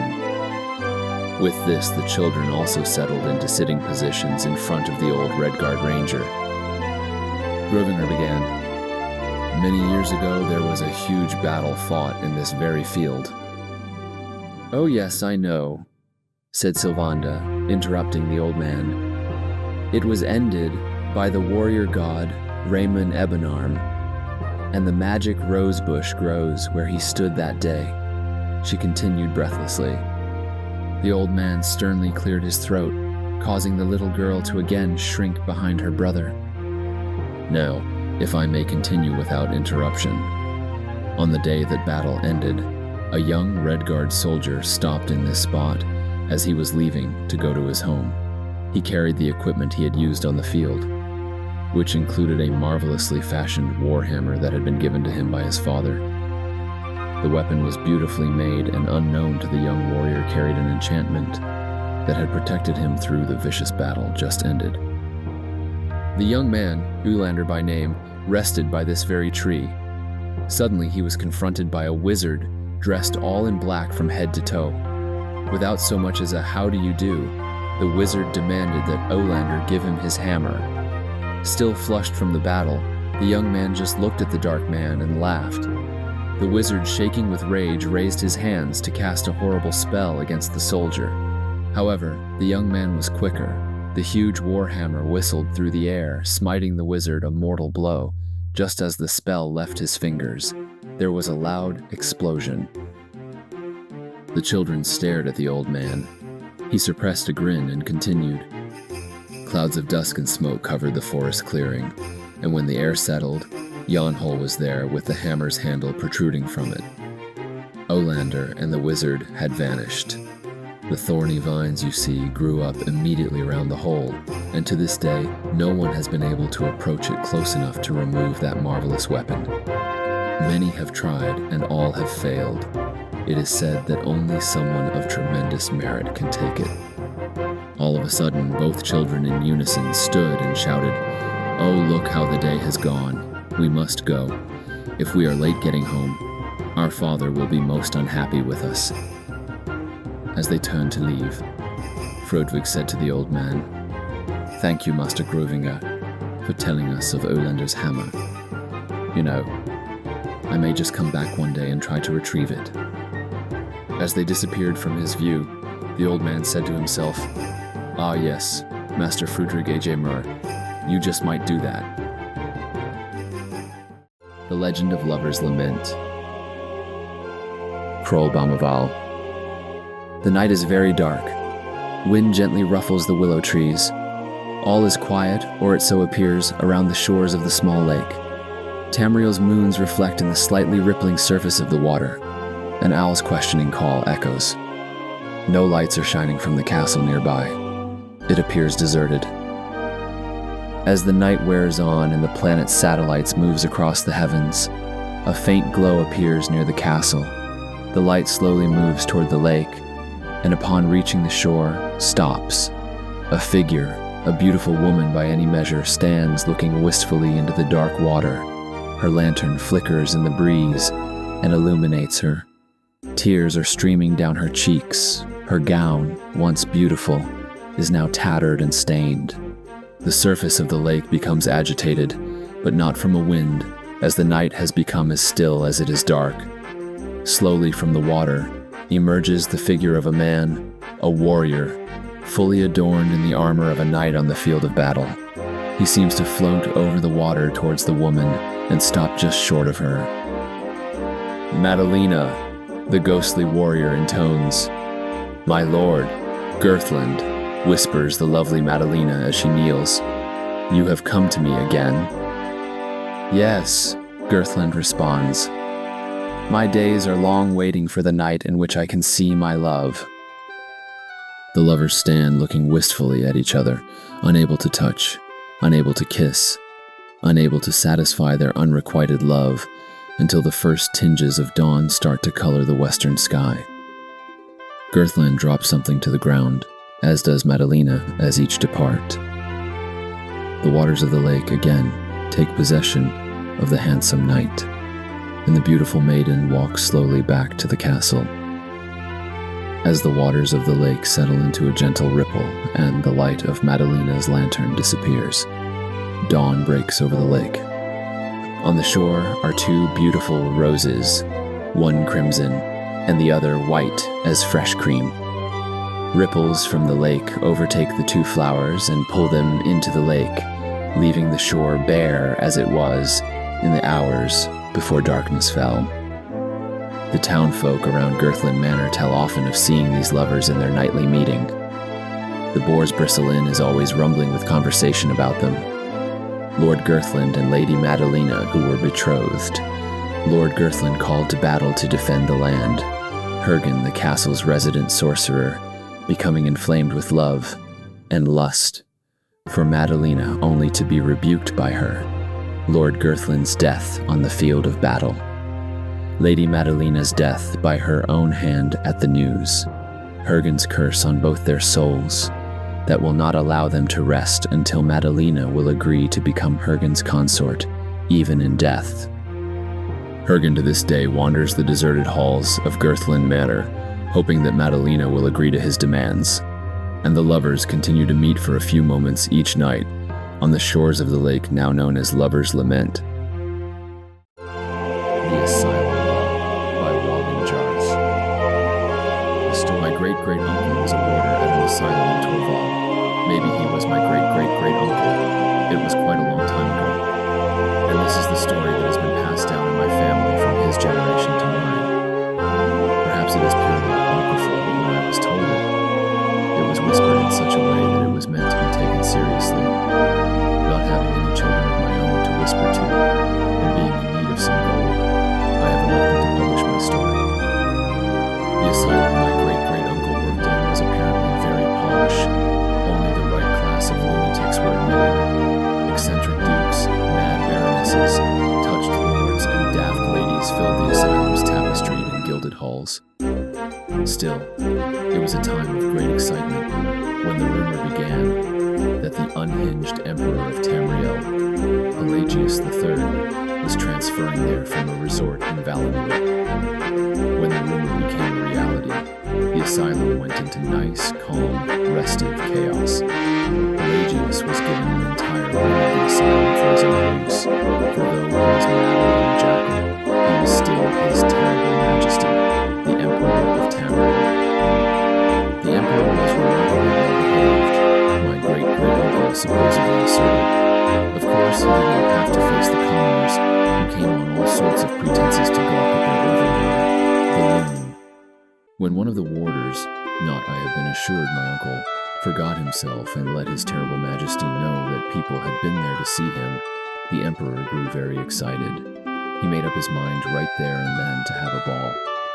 A huge party with musicians, dancing, and dinner, right at the lunatic asylum, or precisely in his wing of the asylum. Rumors of the Emperor's interest in holding a ball spread throughout Torval, and eventually it reached the ears of the Empress Regent Katari, Pelagius' dear wife, in the imperial city.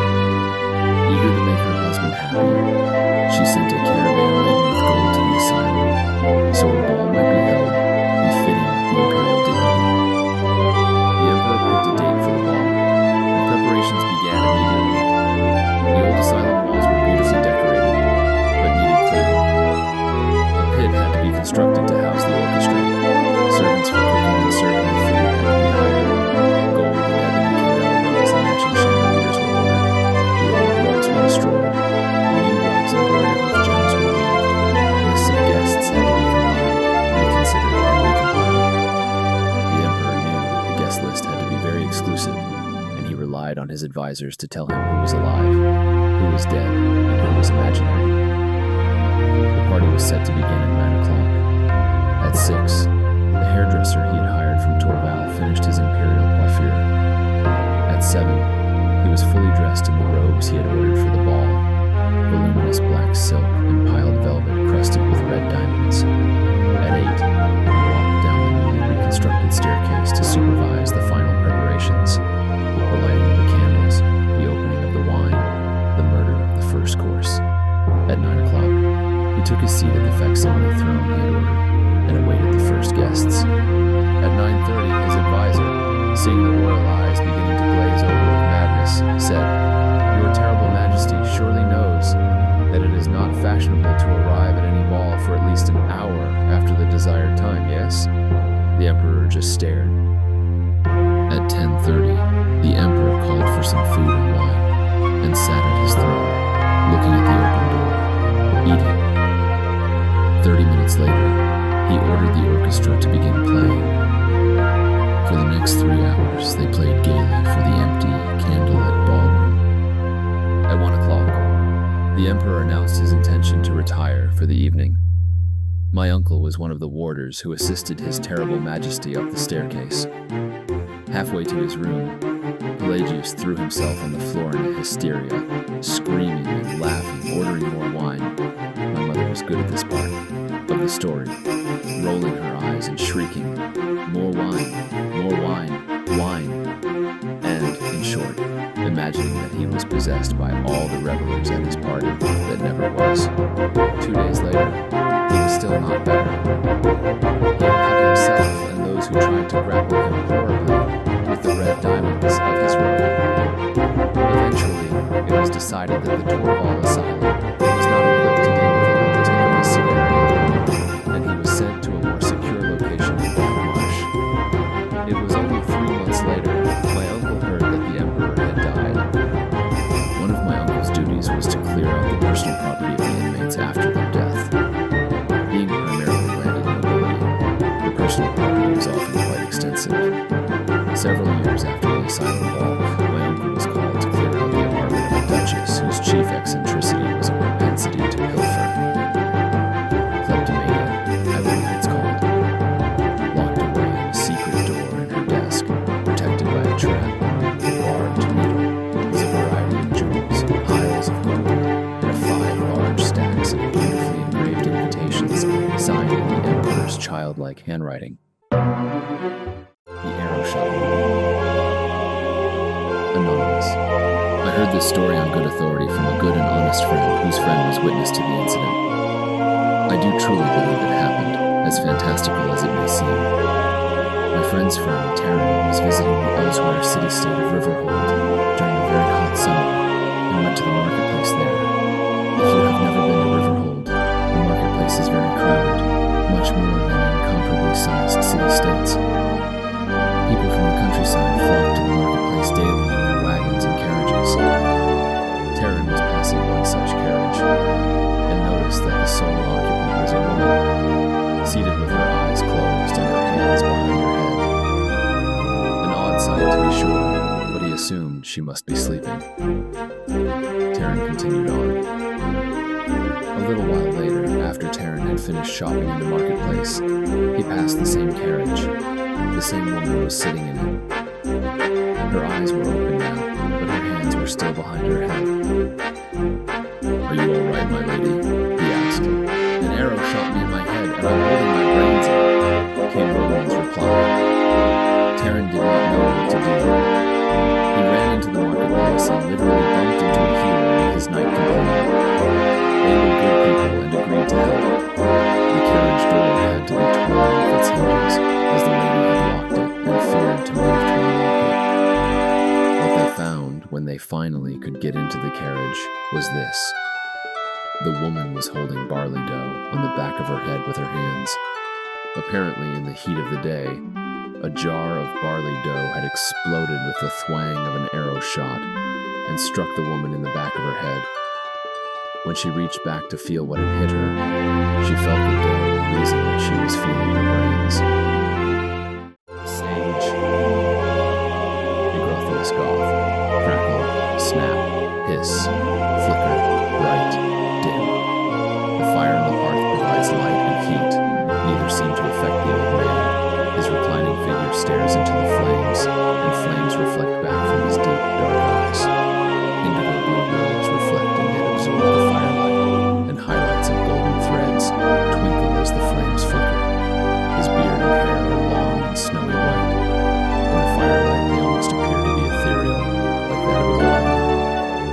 At his side is a tall pointed hat which is the same color as his robe, and also twinkles with highlights of gold. The face is lined with age, yet almost appears youthful. Wisdom and intellect exude from his personage. This is the sage who is known in all of Tamriel as the champion and counselor to all users of magic. His thoughts wander, and he remembers.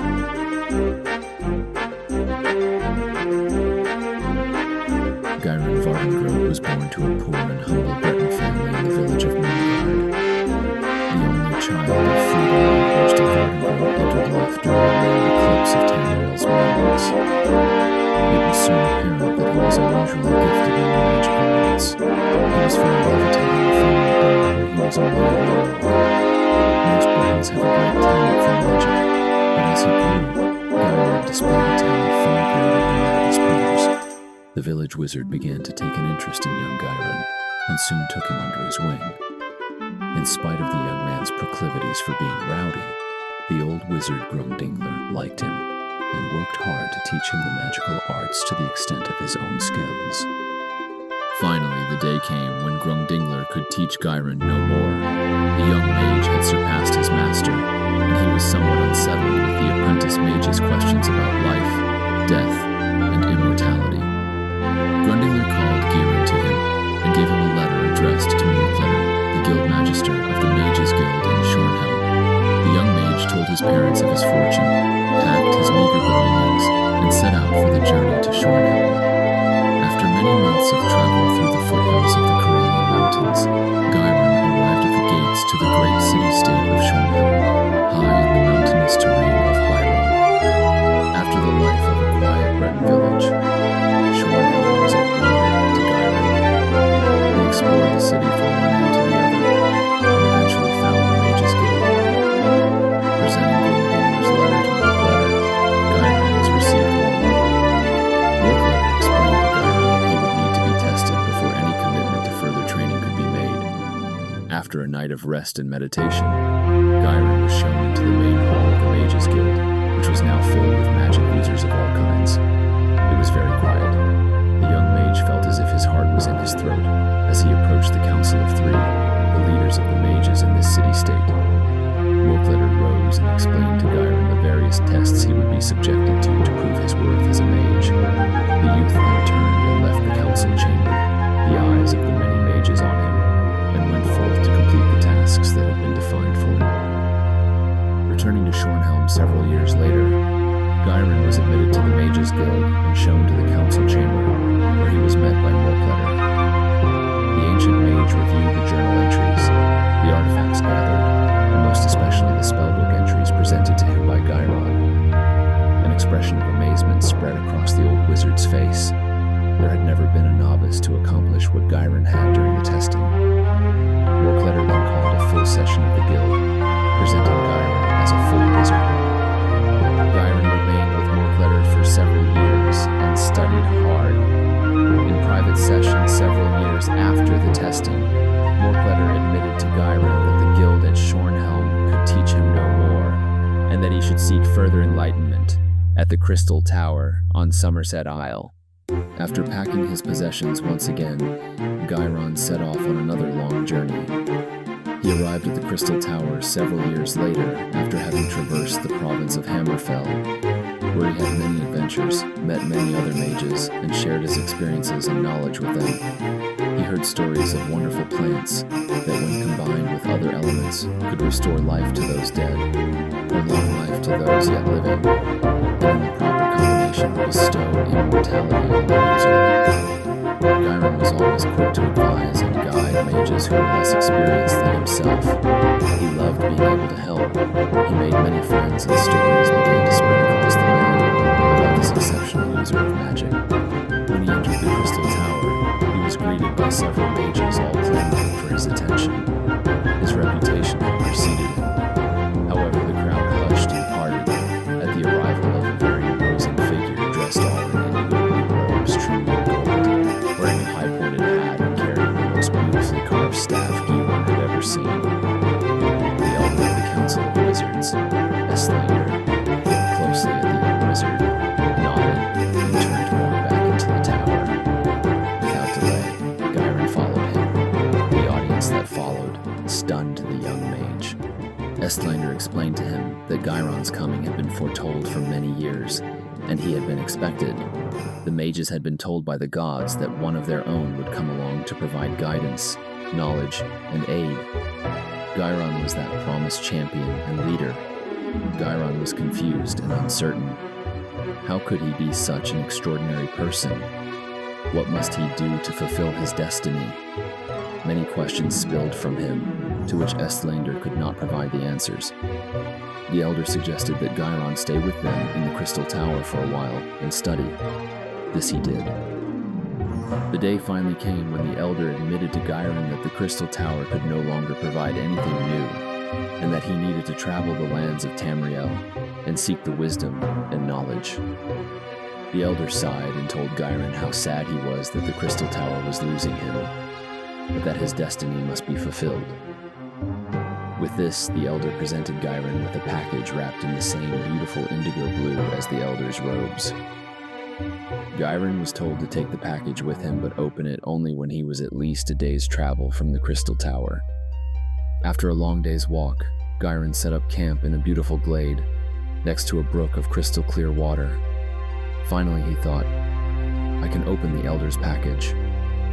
As he untied the golden cord that had bound the package, he found that the wrapping was not wrapping at all, but an exquisitely tailored robe identical to the one worn by the elder. As he opened the robe, a high-pointed wizard's hat popped out of the package, and with a whoosh and pop, the same intricately carved staff that the elder had carried appeared. A note from the elder advised that the garments were indestructible and that the staff had many magical properties for Gyron to discover. It went on further to explain that from this day forward, Gyron would be known as the Sage.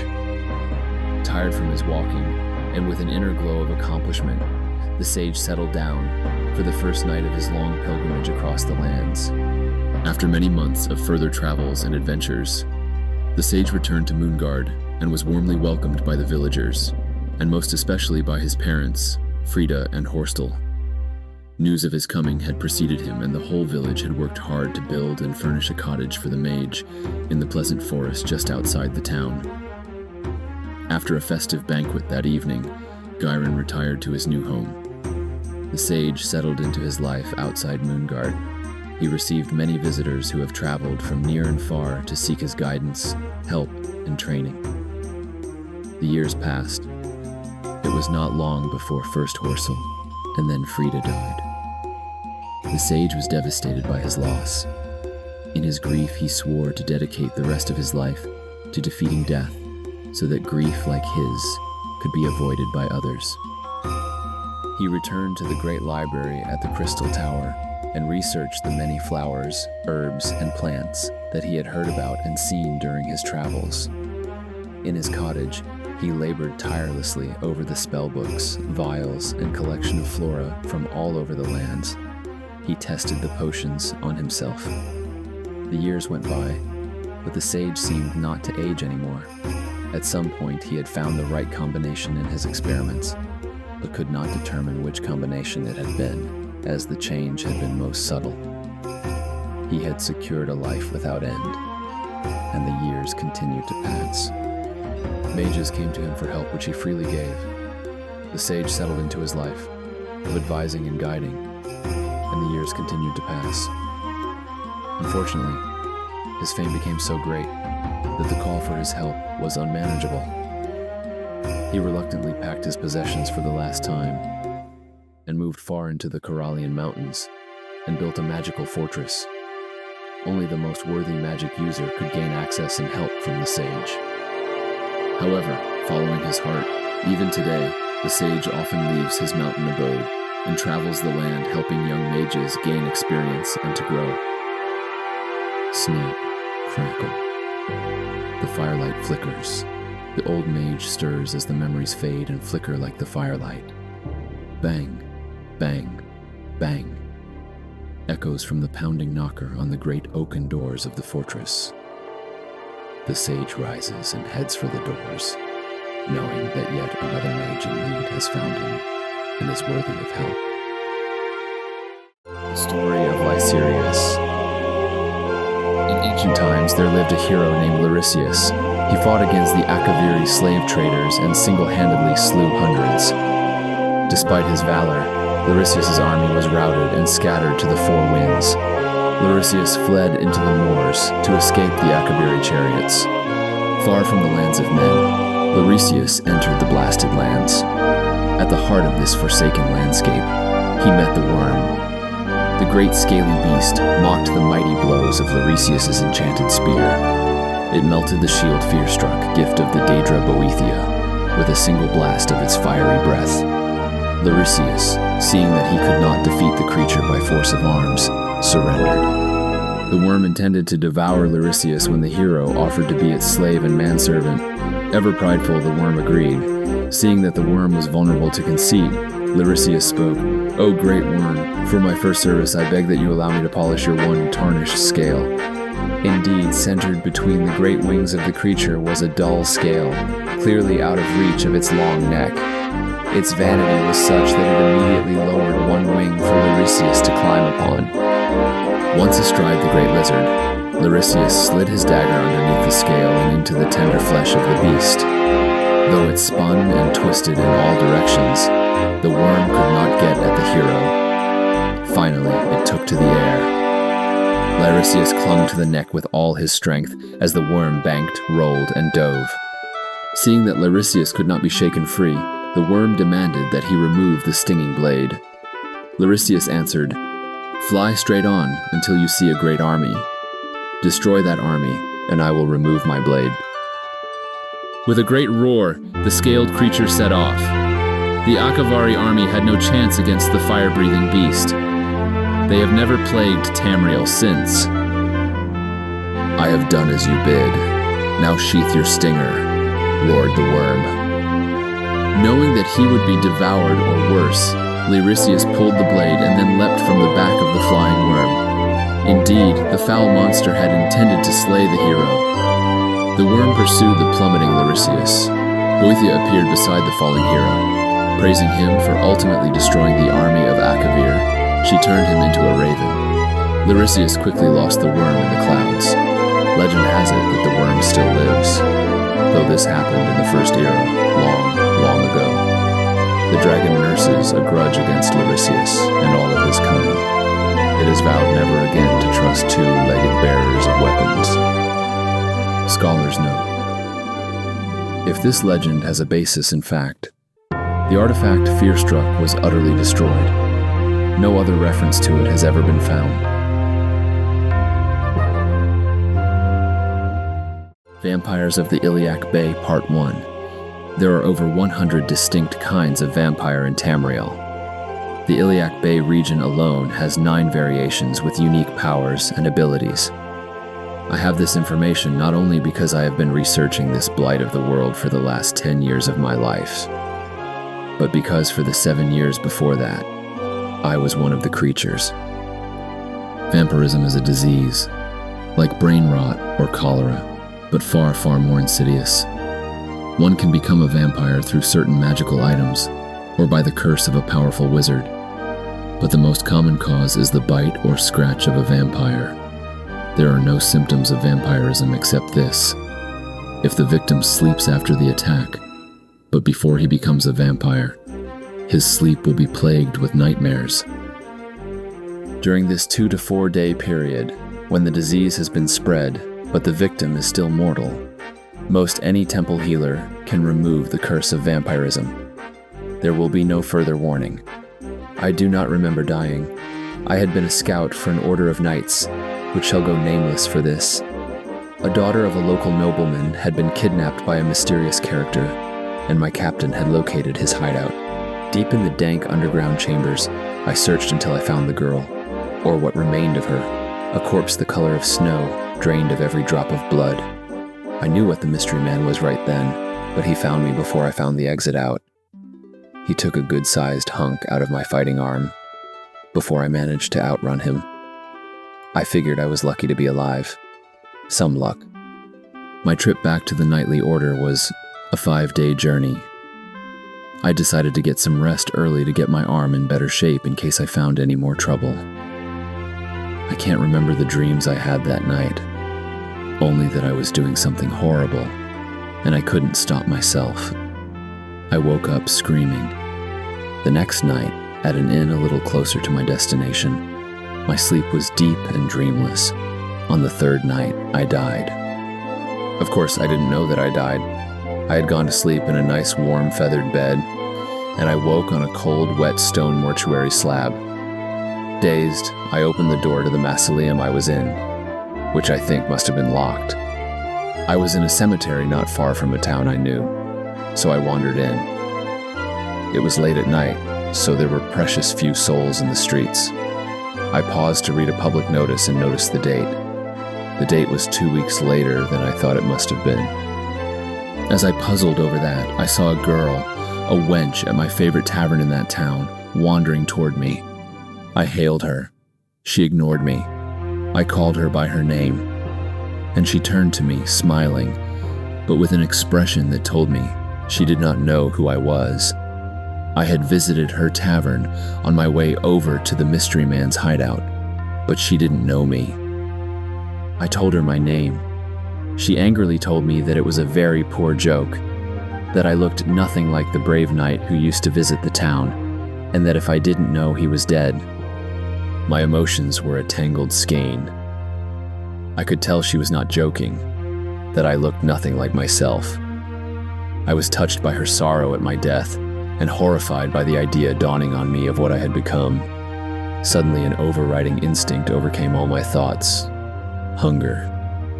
Without even thinking about what I was doing, I reached out and tore her throat open. I drained her until she looked like the corpse in the mystery man's dungeon. The rest of my story is told in Vampires of the Bay, Chapter 2. Vampires of the Iliac Bay, Part 2. I told in the first chapter of my story how I became a vampire and of my first kill. While it might, and indeed should, horrify the reader that my first victim was a friend of the mortal I used to be, it is my understanding that they are not uncommon first kills. I left the snow-white corpse in the alley and ran to the only place I felt perversely safe, the mausoleum. For the first couple days of my undeath, I starved myself while I considered my fate. I relearned what I was capable of doing and found that I was stronger, faster, tougher, and more agile than before. I had powers that as a knight I had only seen powerful mages wield. Later, I discovered additional abilities, such as a total immunity to disease, helpful when descending on a plague-stricken city like a jackal. I also found my weaknesses. I could no longer stand the light of the sun. Exposure to it for longer than a few seconds burned me terribly. It also pained me to enter temples and other places of worship. The worst effect, of course, had to be my bloodlust. If I did not kill a warm-blooded creature once a night and drink its blood, my hunger would gnaw at me, and any wounds I suffered would not heal no matter how much I rested. Is this the moment for me to admit that there was a time I loved being a blood-sucking creature of the night? It is not impossible to live only at night, merely occasionally inconvenient, and I wouldn't have to kill humans every night, merely warm-blooded creatures. Orcs have a delicious, rich, brothy blood. Rats are a little sweet for the only meal of the night. Werewolves are a real treat, almost decadent, the tincture between human and beast, a real gourmet's delight. About a month after I died, I was having the best time of my life. One night, I received a letter from someone who said he was family. Curious, I went to visit him at his tavern and was told about the tribe of vampires to which I belonged, the Montalion. In return for me performing certain duties for the family, the man at the inn would train my vampiric abilities and skills.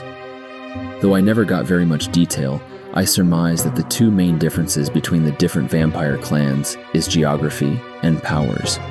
Montalion alone have the gift for teleportation, but the other 8 have powers of their own. My mentor, that is the title he used, would congratulate me after each mission I performed and came to trust me more and more. If asked, he would tell me about the Montalion's newest alliances, who they were manipulating, who they were stalking. It was then I started to become frightened at last. They and all of their rival clans were draining the blood of Tamriel itself. I panicked. I had to find a cure, but nowhere could I find any book or rumor suggesting that vampirism is anything but permanent. So I resolved to kill myself, but I wanted to bring the Montalion down with me. I joined guilds they opposed, and failed any mission given to me spectacularly. I thought my mentor would turn against me, but he only became quieter, less forthcoming with information, never violent. He was not concerned. He had probably seen vampires like me before. Here's why he never attacked me. Immortals can afford to be eternally patient, At last, he refused to give me any further missions. He wouldn't even talk with me, but he never left his tavern. I could come and go and he'd watch but never talk. That's when I got another letter. There are several of us, you see, former vampires who know what to look for. We're patient too. We learned it in our unlife. We watch and listen, and anonymously contact the vampires we know wish to end the curse. Ending the curse is possible, but only just. It is very dangerous. But when you are cursed, the only real danger is no escape. Confessions of a Thief. I'm a thief. Now don't get me wrong. I ain't saying this out of pride, but I ain't ashamed of my occupation neither. Thieves got a perfect right to exist in the Empire. People say we're dishonest. Of course, those people are usually either merchants or priests, which really slays me. Sort of the snake calling the worm legless. Rulers like us.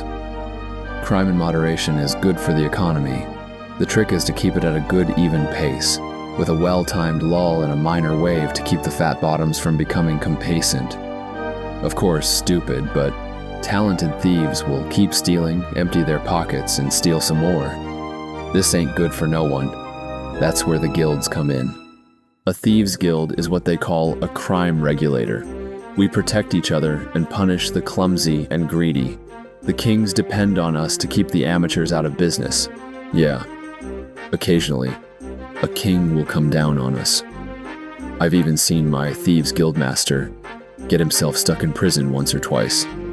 Some cohort of mine said her first guildmaster got himself hanged. Then the thieves' guild has to get foul on the king, and let someone who knows tell you, the results ain't pretty. I got into the guild the way I've seen most thieves do it.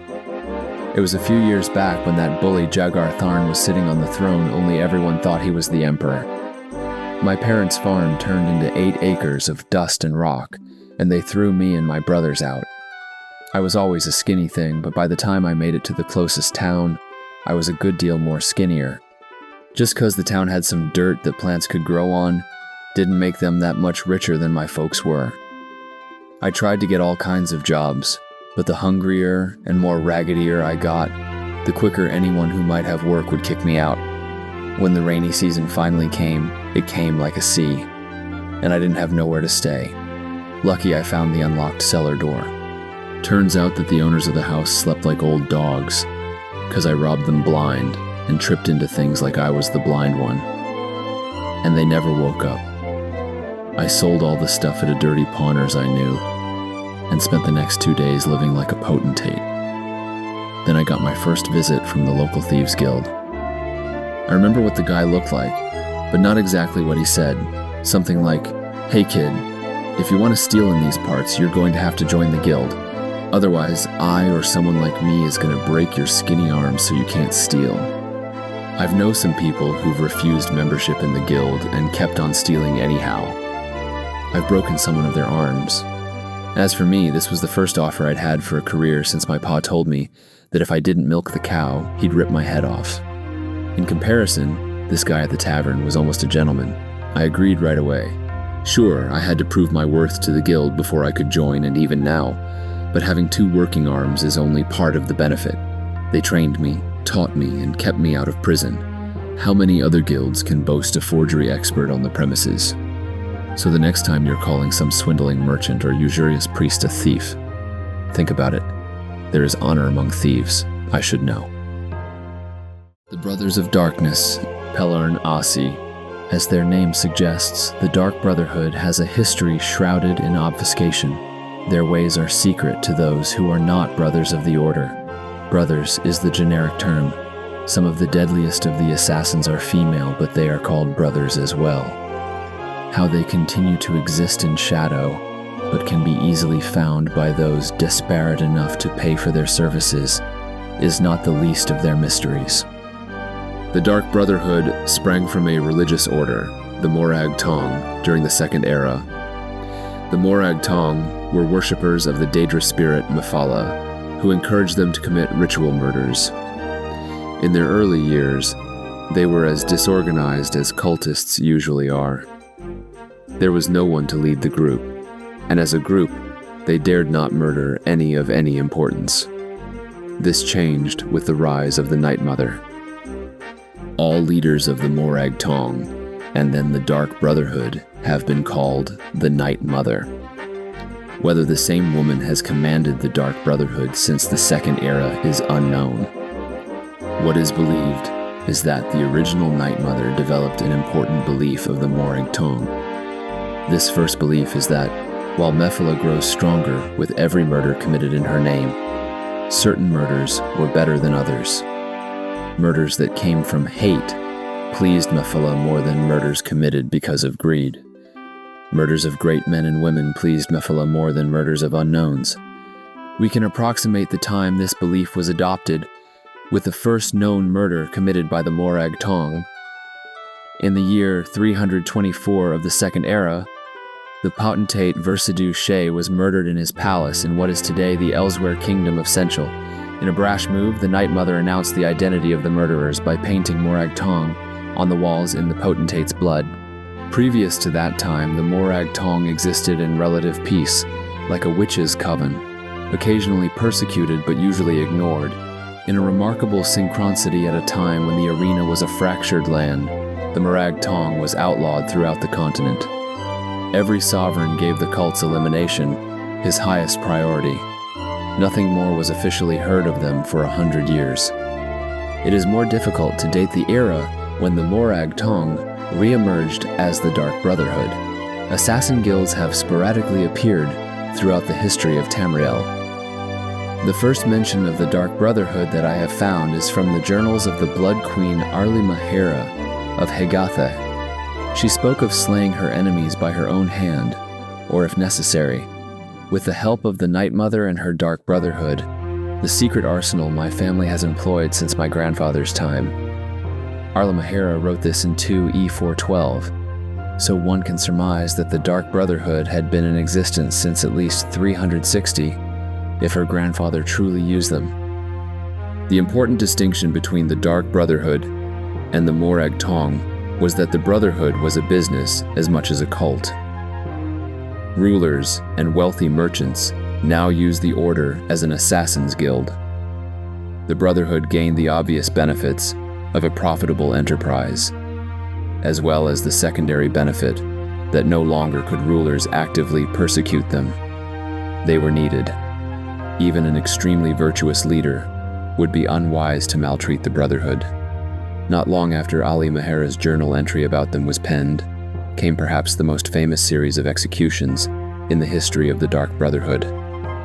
The Colovian Emperor Potentate Severian Korak and every one of his heirs was murdered on one bloody night in sun's dawn in 430. Within a fortnight, the Colovian dynasty crumbled, to the delight of its enemies. For over 400 years, until the age of Tiber Septim, chaos reigned over Tamriel. Though no comparably impressive executions have been recorded, the Brotherhood must have grown fat with gold during that age. The Dark Brotherhood has no shortage of business opportunities. And accounting, I have been informed, is the Brotherhood's favorite euphemism for execution. While they are officially an unlawful organization in every corner of the Empire, like the Thieves' Guild, they are almost universally tolerated. The Brothers of Darkness, Pelarn Asi. As their name suggests, the Dark Brotherhood has a history shrouded in obfuscation. Their ways are secret to those who are not Brothers of the Order. Brothers is the generic term. Some of the deadliest of the assassins are female, but they are called brothers as well. How they continue to exist in shadow, but can be easily found by those desperate enough to pay for their services, is not the least of their mysteries. The Dark Brotherhood sprang from a religious order, the Morag Tong, during the Second Era. The Morag Tong were worshippers of the Daedra spirit Mephala, who encouraged them to commit ritual murders. In their early years, they were as disorganized as cultists usually are. There was no one to lead the group, and as a group, they dared not murder any of any importance. This changed with the rise of the Night Mother. All leaders of the Morag Tong, and then the Dark Brotherhood, have been called the Night Mother. Whether the same woman has commanded the Dark Brotherhood since the Second Era is unknown. What is believed is that the original Night Mother developed an important belief of the Morag Tong. This first belief is that, while Mephala grows stronger with every murder committed in her name, certain murders were better than others. Murders that came from hate pleased Mephala more than murders committed because of greed. Murders of great men and women pleased Mephala more than murders of unknowns. We can approximate the time this belief was adopted with the first known murder committed by the Morag Tong. In the year 324 of the Second Era, the potentate Versidue Shea was murdered in his palace in what is today the Elsewhere Kingdom of Senchal. In a brash move, the Night Mother announced the identity of the murderers by painting Morag Tong on the walls in the potentate's blood. Previous to that time, the Morag Tong existed in relative peace, like a witch's coven, occasionally persecuted but usually ignored. In a remarkable synchronicity at a time when the arena was a fractured land, the Morag Tong was outlawed throughout the continent. Every sovereign gave the cult's elimination his highest priority.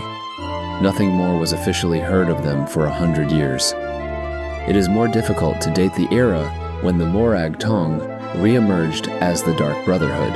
Assassin guilds have sporadically appeared throughout the history of Tamriel. The first mention of the Dark Brotherhood that I have found is from the journals of the Blood Queen Arli Mahera of Hegatha. She spoke of slaying her enemies by her own hand, or if necessary, with the help of the Night Mother and her Dark Brotherhood, the secret arsenal my family has employed since my grandfather's time. Arli Mahera wrote this in 2E412, so one can surmise that the Dark Brotherhood had been in existence since at least 360, if her grandfather truly used them. The important distinction between the Dark Brotherhood and the Morag Tong was that the Brotherhood was a business as much as a cult. Rulers and wealthy merchants now use the order as an assassin's guild. The Brotherhood gained the obvious benefits of a profitable enterprise, as well as the secondary benefit that no longer could rulers actively persecute them. They were needed. Even an extremely virtuous leader would be unwise to maltreat the Brotherhood. Not long after Ali Mahera's journal entry about them was penned, came perhaps the most famous series of executions in the history of the Dark Brotherhood. The Colovian Emperor Potentate Severian Korak and every one of his heirs was murdered on one bloody night in Sun's Dawn in 430. Within a fortnight, the Colovian dynasty crumbled, to the delight of its enemies. For over 400 years, until the age of Tiber Septim, chaos reigned over Tamriel. Though no comparably impressive executions have been recorded, the Brotherhood must have grown fat with gold during that age. The Dark Brotherhood has no shortage of business opportunities. And accounting, I have been informed, is the Brotherhood's favorite euphemism for execution. While they are officially an unlawful organization in every corner of the Empire, like the Thieves' Guild, they are almost universally tolerated. The old ways, the customs and philosophy of grave and faithful counsel. Solaris. We who know the old ways are well aware of the existence of a spiritual world invisible to the unenlightened. Just as one living in a kingdom but unaware of the political machinations may see a new tax or battle preparation as capricious fortune, many observe floods, famines, and madness with helpless incomprehension. This is deplorable. As the great Coelian Darnagean moaned, the power of ignorance can truly shatter mithril like glass. What, after all, is the origin of these spiritual forces that move the invisible strings of Mundus? Any neophyte of Artaeum knows that the spirits are our ancestors, and that, while living, they too were bewildered by the spirits of their ancestors, and so on to the original Acarii. The Daedra and gods the common people turn to are no more than the spirits of superior men and women, whose power and passion granted them great influence in the phantom world. Certainly this is our truth and our religion. But how does it help us in our sacred duty to Selefransai, or provide grave and faithful counsel? Firstly, we can easily grasp the necessity of both bringing good men great power and making powerful men good. We recognize the multiple threats that a strong tyrant represents. He breeds cruelty, which feeds the Daedra Boethia, and hatred, which feeds the Daedra Vernima. If he should, he die performing a particularly malevolent act. He may go to rule in oblivion. Worst of all, he inspires other Villians to power and other rulers to villainy. Knowing this, we have developed patience in our dealings with such despots. They should be crippled, humiliated, impoverished, imprisoned. Other counselors than we may advocate assassination or warfare, which, aside from its spiritual significance, is expensive, alliatric, and likely to cause at least as much pain to innocents as the brutish dictator was inflicting. No, we are intelligence gatherers, dignified diplomats, not revolutionaries. How then are our counselors faithful? We are faithful only to the old ways. It is essential always to remember the spiritual world in watching our world. Performing the rites of Moawida on the 2nd of Hearthfire and the Vigild on the 1st of Second Seed are essential means of empowering the salutary ghosts and debilitating the unclean spirits. How then are we faithful to those we counsel and to the Isle of Artaeum? Perhaps the sage Taherete said it best. In Mundus, conflict, disparity is what brings change, and change is most sacred of all the 11 forces. Change is the force without focus or origin, and it is the duty of the disciplined Psijic, enlightened one, to dilute change where it brings greed, gluttony, sloth, ignorance, prejudice, cruelty. Taherete lists the 111 prodigalities, and to encourage change where it brings excellence, beauty, happiness, and enlightenment. As such, the faithful counsel has but one master, his mind.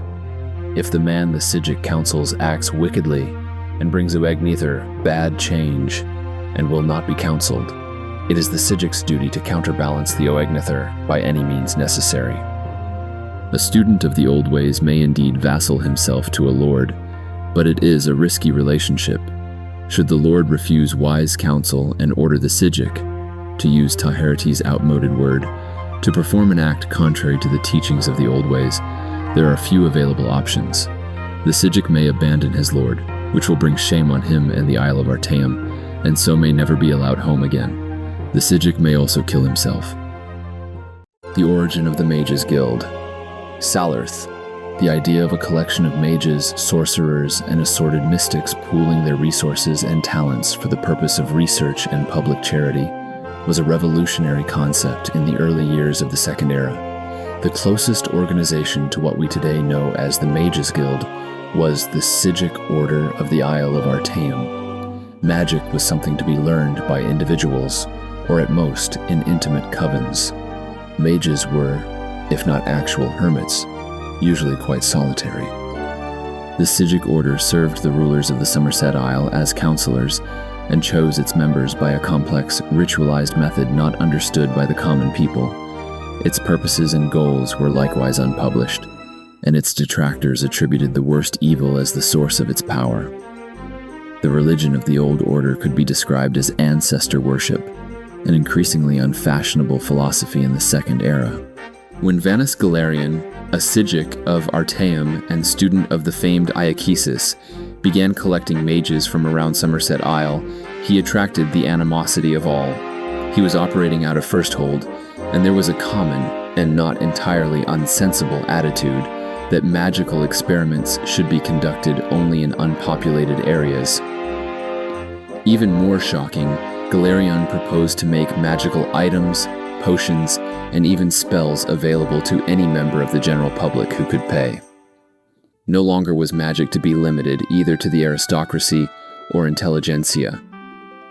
Galerion was brought before Iachesis and the king of Firsthold, Relis XII, and made to state the intentions of the guild he was forming. The fact that Galerion's speech to Relis and Iachesis was not recorded for posterity is a tragedy, though it does allow the opportunity for historians to amuse one another with lies and persuasions Galerion might have used to found the ubiquitous organization. The charter was approved. Almost immediately after the guild was formed, the question of security had to be answered. The Isle of Artaeum did not have to have a force of arms to shield it from invaders interested in stealing its treasures. When the Sijic order does not wish someone to land on the island and all on it become insubstantial. The new Mages Guild had to hire guards. Galarian soon discovered what nobles have known for thousands of years. Money alone does not buy loyalty. The Knightly Order of the Lamp was formed the following year. Like a tree from an acorn, the Mages Guild grew branches all over Somerset Isle and then to the mainland of Tamriel. There are many records of superstitious or sensibly fearful rulers forbidding the guild in their kingdom, but their heirs, or their heirs' heirs, recognized the wisdom of allowing the guild to practice. The Mages Guild was a powerful force in Tamriel, a dangerous foe, if a somewhat disinterested ally. There have been only a few rare incidents of the Mages Guild actually becoming involved in local political struggles. On these occasions, the guild's participation has been the ultimate decider in the conflict. By tradition begun by Vanus Galarian, the Mages Guild as a singular institution is presided over by a council of 6 Archmagisters. Each guild location is run by a guild magister, assisted by a council of 2, the Master of Incunubula and the Master at Arms. The Master of Incunubula presides over a council of an additional 2 mages, the Master of Academia and the Master of the Scry. The Master at Arms also has a council of 2, the Master of Initiates and the Palatinus, the leader of the Order of the Lamp. One need not be a member of the Mages Guild to know that this carefully constructed order is often nothing more than an illusion. As Vanus Galarian himself said bitterly, leaving Tamriel to travel to other lands, the guild has become nothing more than an intricate morass of political infighting. Salarth. Redguards, their history and their heroes. This is a publisher's proof of the initial draft of my book, Redguards, Their History and Their Heroes. The following is a collection of the tales, myths, and history of the Redguards. Much of their history is shrouded in mystery and in the mists of time. It is hard to distinguish between myths and real history. Below are the first chapters of the draft by Destry Millarg. Author's note, as translated into the modern tongue of Hammerfell. Frandar Hunding was born in 2356 in the old way of reckoning, in our beloved deserts of the old land. The traditional rule of emperors had been overthrown in 2012, and although each successive emperor remained the figurehead of the empire, his powers were very much reduced. Since that time, our people saw 300 years of almost continuous civil war between the provincial lords, warrior monks, and brigands, all fighting each other for land and power. Our people once were artisans, poets, and scholars, but the ever-evolving strife made the way the sword inevitable. The song of the blade through the air, through flesh and bone, its ring against armor, an answer to our prayers. In the time of Lord Frandar, the first warrior prince, lords called Yokeda built huge stone castles to protect themselves and their lands, and castle towns outside the walls begin to grow up. In 2024-50, however, Mansell Cessnit came to the fore. He became the Elden Yokeda, or military dictator, and for 8 years succeeded in gaining control of almost the whole empire. When Cessnit was assassinated in 2025-3, a sick commoner took over the government. Randik Torn continued the work of unifying the empire, which Cessnit had begun, ruthlessly putting down any traces of insurrection. He revived the old gulf between the warriors, the sword singers, Sick, and the commoners by introducing restrictions on the wearing of swords.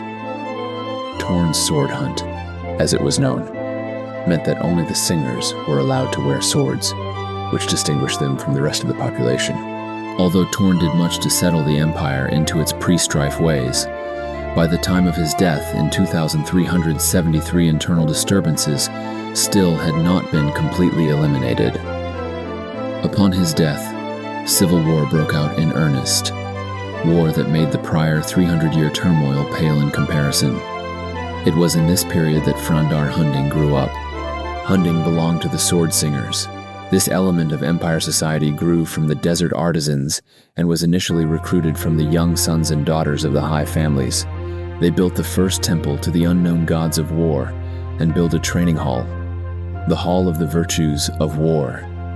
Within a few generations, the way of the sword, the song of the blade, had become their life.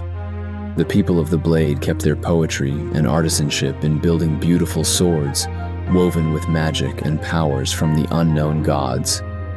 The greatest among them became known as Ansei, or Saints of the Sword. Each of these began their own training schools teaching their individual way of the sword. Those Ansei of the highest virtue wandered the countryside engaging in battle, righting wrongs, and seeking to end the strife. To sum it up, Hunding was a sword singer, a master Ansei at a time when the peak of the strife was reborn out of the chaos of Torn's death. Many singers put up their swords and became artists, for the pull of the artisan heritage was strong. But others, like Hunding, pursued the ideal of the warrior searching for enlightenment through the perilous paths of the sword. Duels of revenge and tests of skill were commonplace, and fencing schools multiplied. Frandar de Hunding, Hel Ansei. No Shira, or as he is commonly known, Frandar Hunding, was born in the far desert marches, in the province of High Desert. Hunding is the name of the high desert region near where he was born. No Shira means noble person or person of noble birth, and Hel Ansei is his title of sword sainthood. Hunding's ancestors reach back to the beginning of recorded time in the high desert and were artisans and mystics. His grandfather was a retainer of the Elden Yokeda, Mansell Cessnit, and led many of the battles of unification prior to Cessnit's assassination. When he was 14, Hunding's father died in one of the many insurrections, and he was left to support his mother and 4 brothers.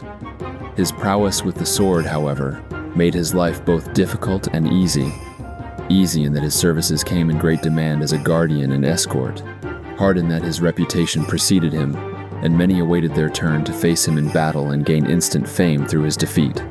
By the time Hunding was 30, he had fought and won more than 90 duels, killing all his opponents. He became virtually invincible with the sword, gaining such skill and mastery that he finally stopped using the real swords created through the artisanship of his people and began using the Shihai, or Way of the Spirit sword. All sword singers learn through their intense training and devotion to the gods of war and Way of the Sword, the forms of discipline that allow the creation of the spirit sword. This is a simple form of magic or mind mastery, where, by an image of a sword, is formed from pure thought. The sword singer forms the sword by concentrating, and it takes shape in his hand, usually a pale thing of light, misty and insubstantial. A thing of beauty, perhaps, a symbol of devotion to the way and the gods, but no weapon. However, those Ansei of the highest level in sensitivity and those with talent in magic can, at times of stress, form a spirit sword, the Shihai, which is far more than light and air. It is an unstoppable weapon of great might, a weapon which can never be taken from the owner without also taking his mind. The Shihai became Hunding's weapon, and with this he slew bands of brigands and wandering monsters that infested the land. Finally, upon finishing his 90th duel, defeating the evil Lord Janek and his 7 Lich followers, he was satisfied that he was indeed invincible. Hunding then turned to formulating his philosophy of the Way of the Sword. Psika. He wrote his learnings down in the Book of Circles while living as a hermit in a cave in the mountains of High Desert in his 60th year. In that year, Hunding, having enlisted in the many battles of the Empire, defeating all opponents, had thought himself ready for death, and retired to his cave to capture his strategy and mystical visions, to share with other sword singers. It was after his completion of the Scroll of the Circle that the singers found him composing his death poem and preparing to join the gods of war in final rest. At 60, he was a vigorous man who thought himself through with life, but his people, the sword singers, needed him. They needed him as never before. Torn's sword hunt had separated the singers from the common people, and the rise of the last emperor began the last great strife of the Desert Empire. The Emperor and his consort, Elisa's final effort to wrest control of the Empire from the people by destroying the Sword Singers. Sick, Hera vowed to search out every singer with his brigand army composed of orcs and cast-offs of the wars of the Empire, and to scourge them from the face of the planet. The Sword Singers were never a numerous people. The harsh desert kept the births few, and growing up in the unforgiving wastes eliminated all but those of iron spirit and will. Thus, the final strife, which became known as the War of the Singers, found the people of the sword unprepared and unready to join together their individually great skills into an army that could defend their homes and lives. Fronder Hunding was sought out, his death poem interrupted, and unceremoniously command of the singers was thrust upon him. To the unknown gods of war, great thanks is owed that Hunding had the time in his cave to write down his years of accumulated wisdom, of strategy, of the way of the Shehai. The singers fled from their camps up into the desert hills and mountains, fled to the foot of Hatu, the father of mountains, where Hunding had gone to write in peace and to die, and there these remnants formed into the army of the Circle. They learned Hunding's way, his strategies, his tactics, and the final great vision for a master stroke.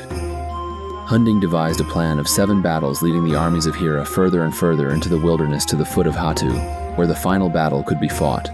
Hunding called his plan the Hammer and the Anvil. With each battle, Hunding's singers would further learn his strategies and tactics, grow strong in the use of the Shehai, and be ready to defeat their opponents in the 7th battle. And thus it was, the 6 first battles were waged, each neither victory or defeat, each leading to the next, the larger armies of Hera following the small army of Hunding. Outnumbered 30-1, the singers never faltered from the way. The stage was set. Hera and his army maneuvered to the base of Hatu Mountain, where the hammer blow was delivered. The battle was pitched, and many singers fell that day. Hunding knew that the singers who lived would be few, but Hera and his empire of evil would not live, and so it went. At the end, Hunding and less than 20,000 singers survived the day, but no army of evil was left to pillage and murder. More than 300,000 fell that day on Hatu. Of those who were left to run and live, all were scattered to the 4 winds and organized force no more. The singers packed their lives, folded their tents, mourned their dead, and followed Hunding to the great port city of Arch, in the province of Sea Wind. There Hunding had a flotilla of ships waiting. The singers left their desert for a new land. No longer welcome in the Desert Empire, they left to be sung about and spoken of in legend. The final great warrior, the singers of Shehai, the Book of Circles, all leaving that land where their virtue was unappreciated. Red with blood, they were in the eyes of the gentle citizenry. Never mind that they had saved them from a great evil. The singers vowed to learn new ways as they traveled across the great ocean to their new land, to adopt a new name, but to honor the past. In honor of their final battle, they named their new land Hammerfell and adopted the name Redguards.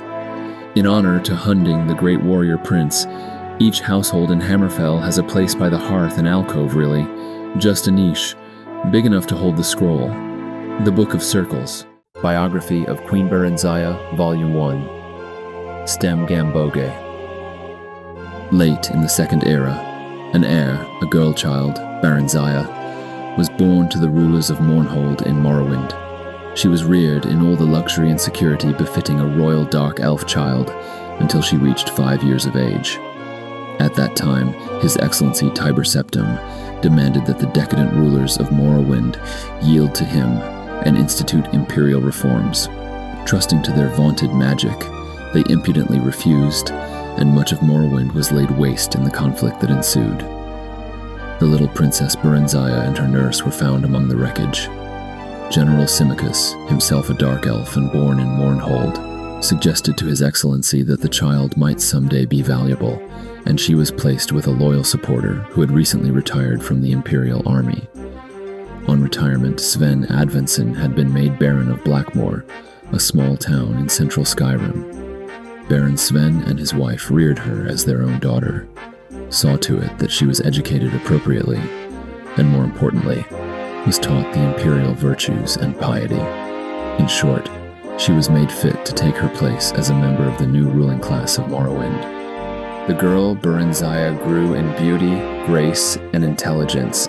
She was very sweet-tempered, a joy to her adoptive parents and their 5 young sons, who loved her as their elder sister. Other than her appearance, she differed from young girls of her class only in that she had a strong empathy for the woods and fields, and was wont to escape her household duties to wander there. Berenzia was happy and content until her 16th year, when a wicked orphan stable boy, whom she had befriended out of pity, told her that he had overheard a conspiracy of her dear guardian. Baron Sven, said the boy, had dealt with a Redguard visitor to sell her as a concubine in Rihad, as no Nord or Breton would marry her on account of her black skin, and no dark elf would have her because of her foreign upbringing.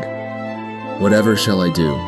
the poor girl wept, trembling, for she had been brought up in innocence and trust, and it never occurred to her that her friend would lie to her. The wicked boy, who was called Straw, said she must run away if she valued her virtue, but he would come with her and protect her.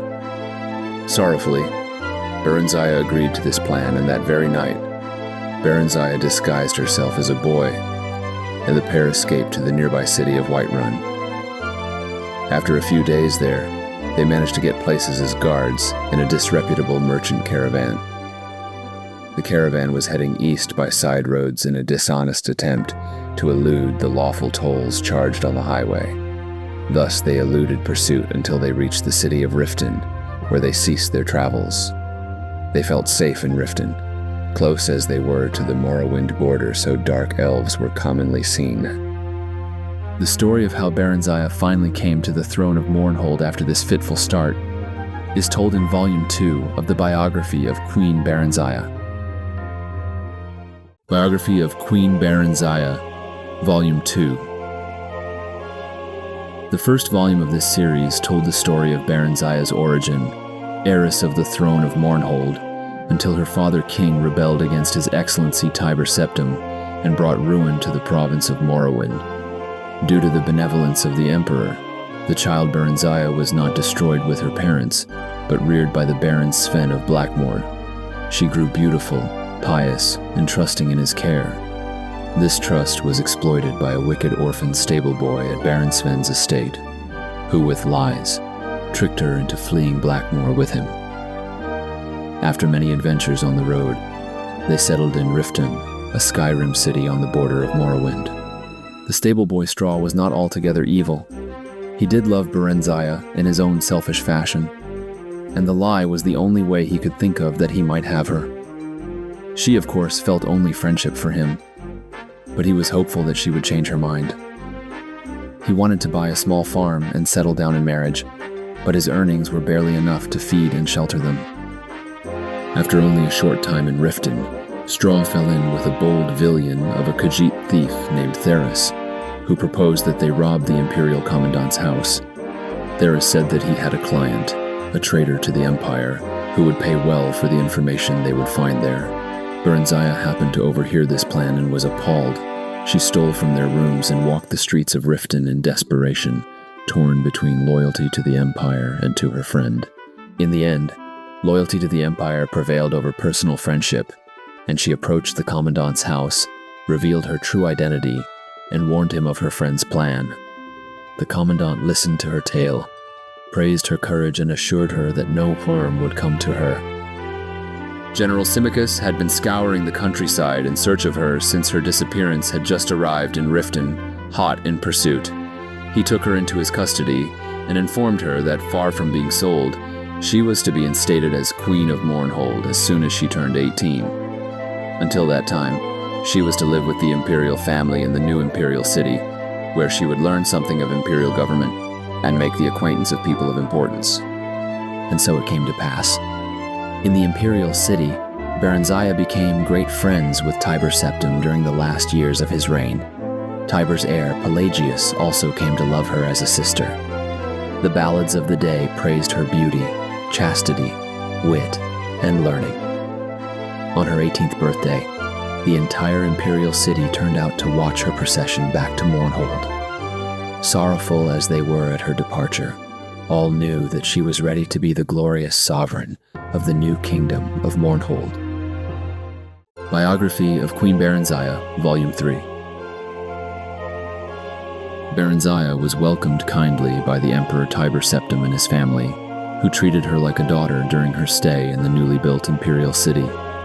After several happy months there, learning her duties as a regent under the empire, Symmachus escorted her to Mournhold, where she took up her duties as queen of her people, under his wise guidance. Gradually they came to love one another, and were married and crowned in a splendid ceremony at which the emperor himself officiated. After several hundred years of marriage, a son, Helseth, was born to the royal couple, amid rejoicing and prayers to the goddess who had at last blessed their marriage. Although it was not known at the time, it was shortly before this blessed event that the Staff of Chaos was stolen from its hiding place deep in the Mournhold mines by a clever bard known only as Nightingale. 8 years after Helseth's birth, Berenziah bore a daughter, Morgia, named for Symmachus's mother, and the royal couple's joy was complete. Alas, shortly after that, relations with the empire mysteriously deteriorated, leading to much civil unrest in Mournhold. After fruitless inquiries and attempts at reconciliation, in desperation, Berenziah took her young children and traveled to Imperial City herself to seek the emperor's ear. Symmachus remained in Mournhold. During her audience with the emperor, Berenziah, through her magical arts, came to realize, to her horror and dismay, that the so-called emperor was an impostor, none other than the bard Nightingale who had stolen the Staff of Chaos. Exercising great self-control, she concealed this realization from him. That evening news came that Symmachus had been killed in battle and that Mournhold had been taken by the rebels. Berenziah knew not where to seek help when a knock sounded at her door. It was Edwire, king of Wayrest, and an old friend of Uriel Septim and Symmachus. He comforted her, pledged his friendship, and confirmed her suspicions that the emperor was indeed an impostor, and none other than Jagar Tharn, the imperial battle mage. Tharn had supposedly retired from public work, and put his assistant, Rhea Silmain, in his stead. As it seemed, Tharn had never left the imperial city. Rhea was indeed dead, but her ghost had appeared in Edwire's dreams and revealed that the true emperor had been kidnapped by Tharn and imprisoned in an alternate plane. Tharn had then used the Staff of Chaos to kill her when she attempted to warn the council of his nefarious plot. Together, Edwire and Berenziah plotted to gain the impostor's confidence and unmask him with the help of another friend of Rhea's, who was currently in prison, but to whose dreams she had access, and who possessed great, albeit untapped, potential. Berenziah charmed and befriended the fake emperor. By reading his secret diary, she learned that he had broken the staff into 8 pieces and hidden them. She managed to obtain a copy of the key to Rhea's friend's cell and bribed a guard to leave it within the cell, as if by accident. Their champion, whose name was unknown even to Berenziah and Edwire, made his escape through a shift gate Rhea had opened in a dark, rat-infested corner of the prison, where the cowardly goblin guards feared to venture. It took Berenziah several months to learn the hiding places of all 8 staff pieces through snatches of overheard conversation and rare glimpses of the diary. Once she had the vital information, she and Edwire fled to Wayrest, where they managed to stave off the sporadic efforts of Tharn's henchmen to obtain revenge. Tharn, whatever else might be said of him, was no one's fool save perhaps Berenziah's, and he concentrated most of his efforts in tracking down and destroying the great champion. As all now know, the brave, tireless, and forever nameless champion was successful in reuniting the Staff of Chaos. With it, he destroyed Tharn and rescued the true emperor, Uriel Septim 7th. Following the restoration, a grand state memorial service was held for Symmachus in the imperial city, befitting the man who had served the Septim family so long and so well. Berenziah and good King Edwire had come to care deeply for one another, and had married in the year after their flight from imperial city. Her children remained with her, and a regent was appointed to rule Mournhold in her absence. She planned to return after Edwire's death. He was elderly when they wed, so she knew that event, alas, could not be far off as the elves reckoned time. Broken Diamonds. Riston Baylor. I remember as a young lad in Glenumbra Moors my first Broken Diamonds holiday. The big noisy festivals I remember very well. Harvest's End, Mid-Year, New Year, the Emperor's Day. All of these I have memories of that stretch, back before I became truly aware of the meaning of our celebrating. On the 19th of Frostfall, every year, my family and I would walk to a ruined castle in the middle of the wilderness, together with everyone else we knew in the moors. Hands clutched in hands, we would form an enormous circle around the ruins, and head reverently bowed, we would sing a song, the Sepharv. For years we did this, and I never asked why. It is an odd thing that normally curious children, from my experience, never ask questions about broken diamonds, and adults seldom volunteer information. Gradually, as we learn about our homeland through university or the prattling of ancient relatives, we come to guess, and then know, the meaning of broken diamonds. I cannot be objective as a native of Glenumbra Moors, but visitors have told me that the sorrow, more often they use the word shame, of the natives is almost overwhelming. There is a sense that a great and ancient crime still burns in the conscience of the people of the Moors. Though it did not happen in our lifetimes, we know that the debt is not yet paid. I refer, of course, to the murder of Her Terrible Majesty, Kintyre II, Empress of Tamriel, on the frozen morning of the 23rd of Frostfall, in the year 3E 123. We do not know the name of the castle where she was held. We do not know the name of her murderer, though the man who ordered the murder was her cousin and usurper, Uriel III. We do not know where she was buried, but our ancestors knew that their rightful ruler was imprisoned somewhere in their land, and did nothing to help her. For that, we bear their shame. On that morning when our great-great-grandparents heard of Kintyre's death, all were stricken with horror and regret at their lack of action. All the people of Glenpoint and Glenumbra Moors searched out those responsible in every imperial castle. They formed barriers with their bodies to hold the killer within. Flags bearing the red diamond of the Septim family were torn and scattered, and broken diamonds littered the snow. The song we sing every Broken Diamonds, as I mentioned before, is the Sephavre.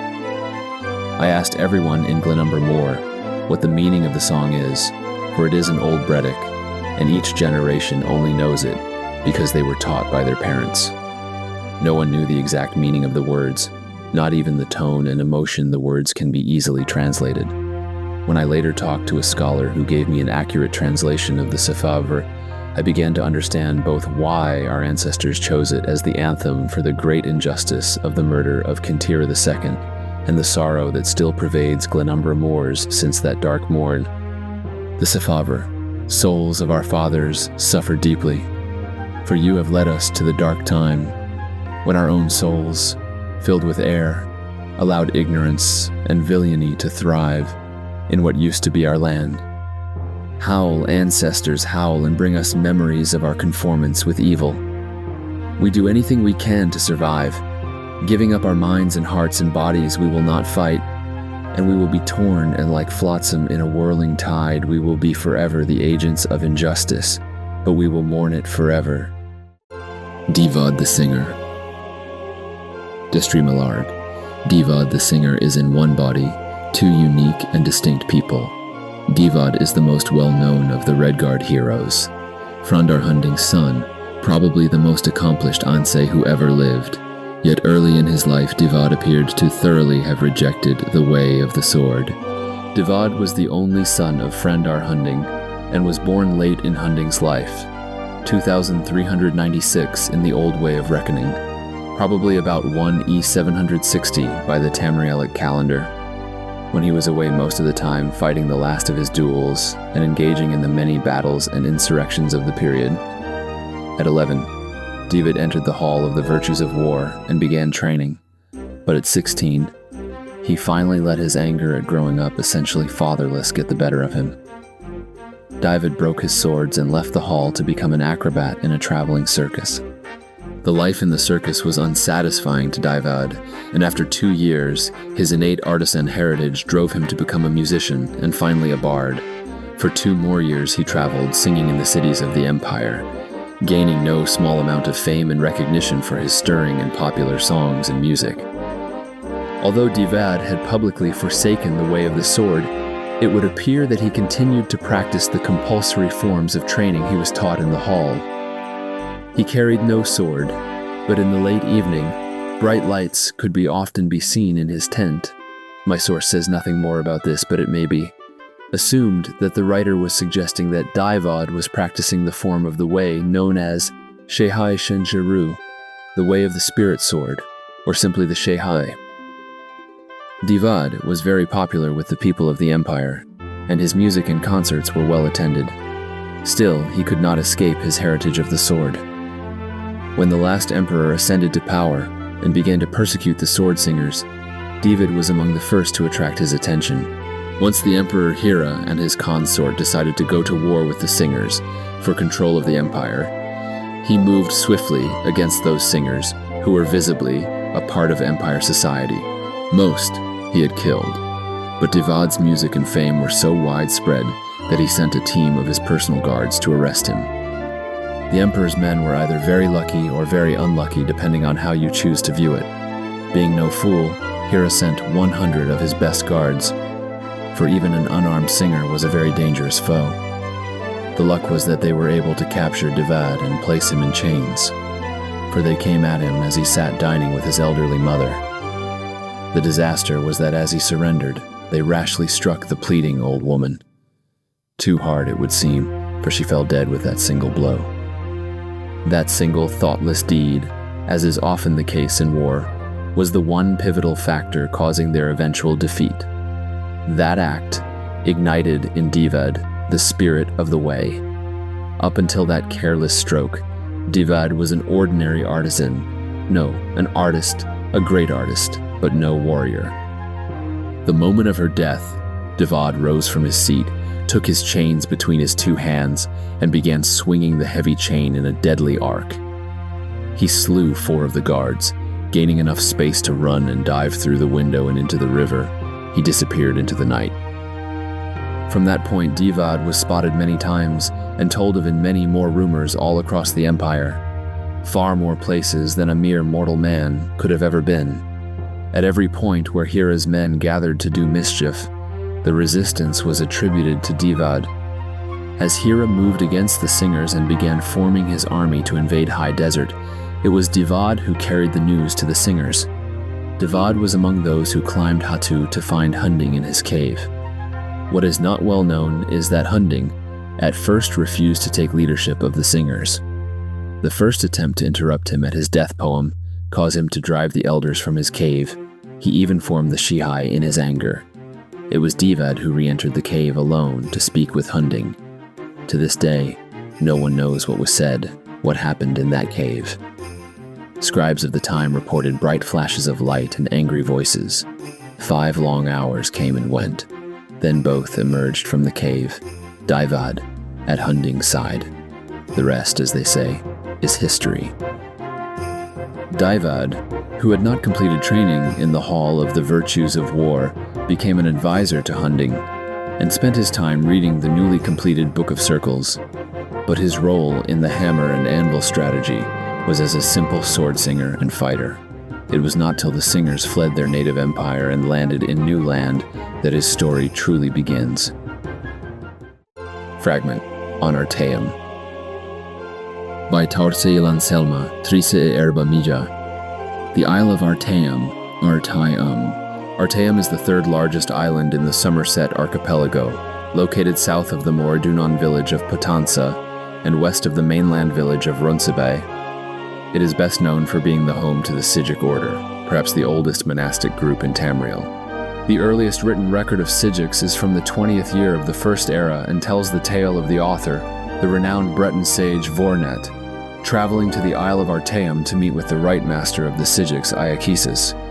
Even then, the Sijics were the counselors of kings and proponents of the Elder Way, taught to them by the original people of Tamriel. The Elder Way is a philosophy of meditation and study said to bind the forces of nature to the individual will. It differs from Magicka in origin, but the effects are much the same. That being said, it is perhaps more than coincidence that the Isle of Artaeum literally vanished from the shores of Somerset at the beginning of the Second Era, at about the time of the founding of the Mages Guild of Tamriel. Various historians and scholars have published theories about this, but perhaps none but Iachesis and his own could shed light on this. 500 years passed, and Artaeum returned. The Sijics on the isle consisted of persons, mostly elves, who had disappeared and were presumed dead over the Second Era. They could not or would not offer an explanation for Artaeum's whereabouts during that time, or the fate of Iachesis and the original council of Artaeum. Currently, the Sijics are led by the lore master Solaris, who has presided over the Council of Artaeum for the last 250 years. The Council's influence in world politics is tidal. The kings of Somerset, particularly those of Moradinnon, have often sought the Sijic's opinion. Uriel V was much influenced by the Council in the early, most glorious part of his reign, before his disastrous attack on Akavir. It has even been suggested that the fleet of King Orgum of Piandania was destroyed by a joint effort of Emperor Antiochus and the Sijic order. The last four emperors, Uriel VI, Morhatha, Pelagius IV, and Uriel VII, have been suspicious of the Sijics, even enough to refuse ambassadors for the Isle of Artaeum in the imperial city.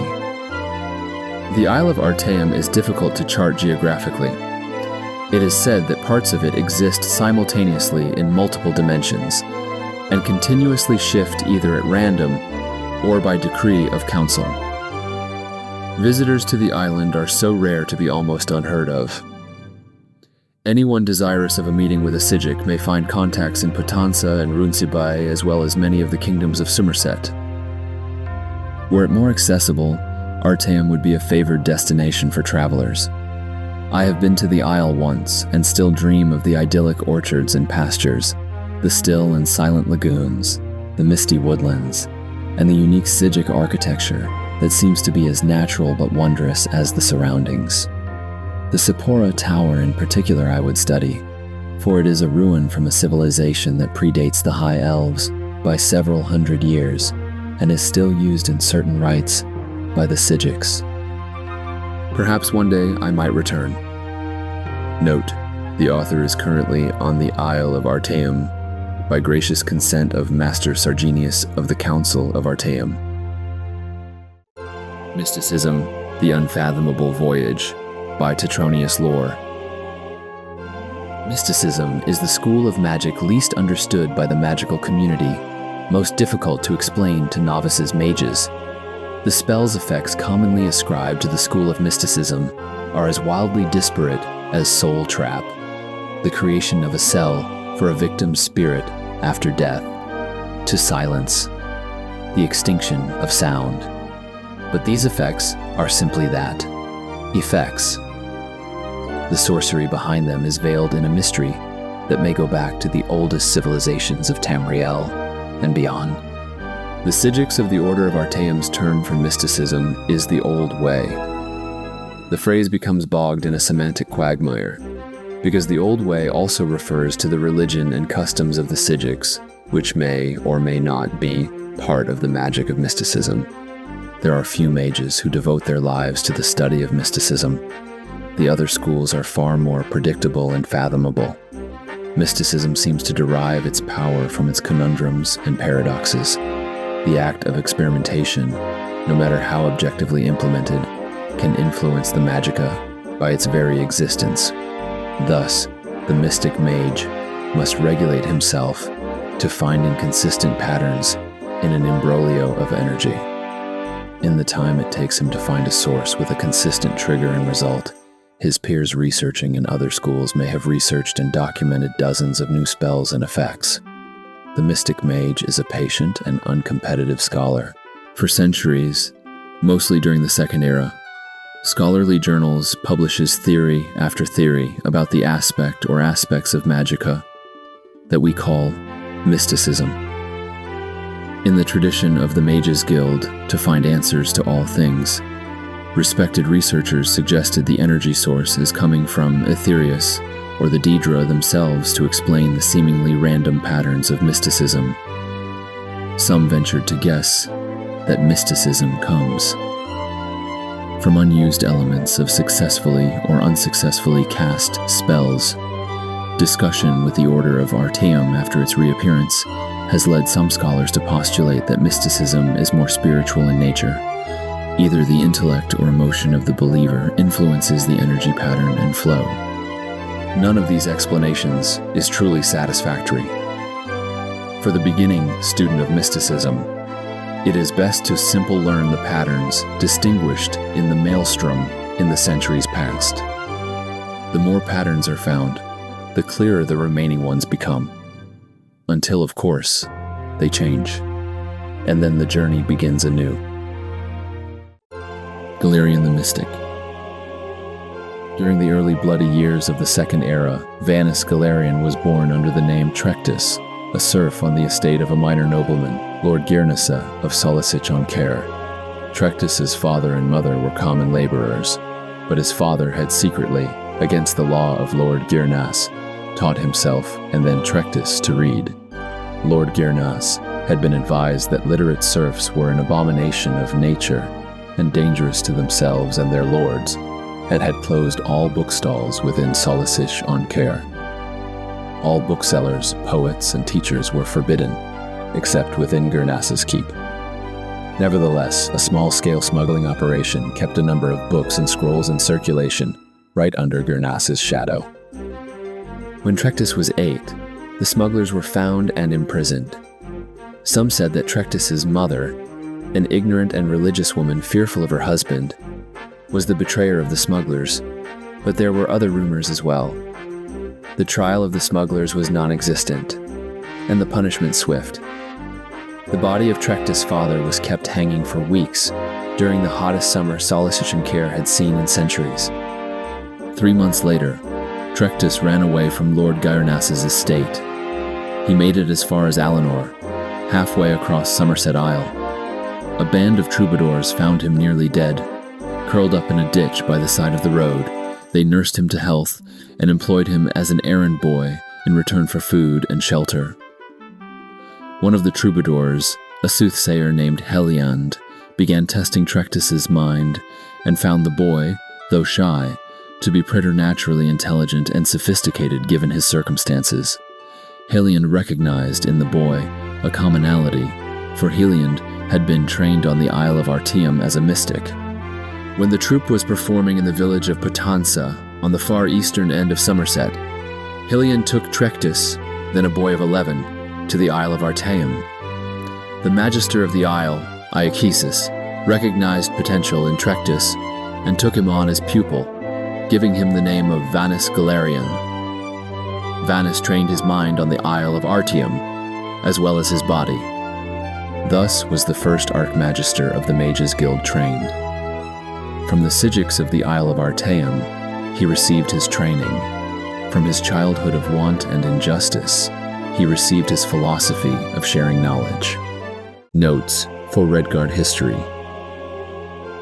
Destry Millarg. Biographical note.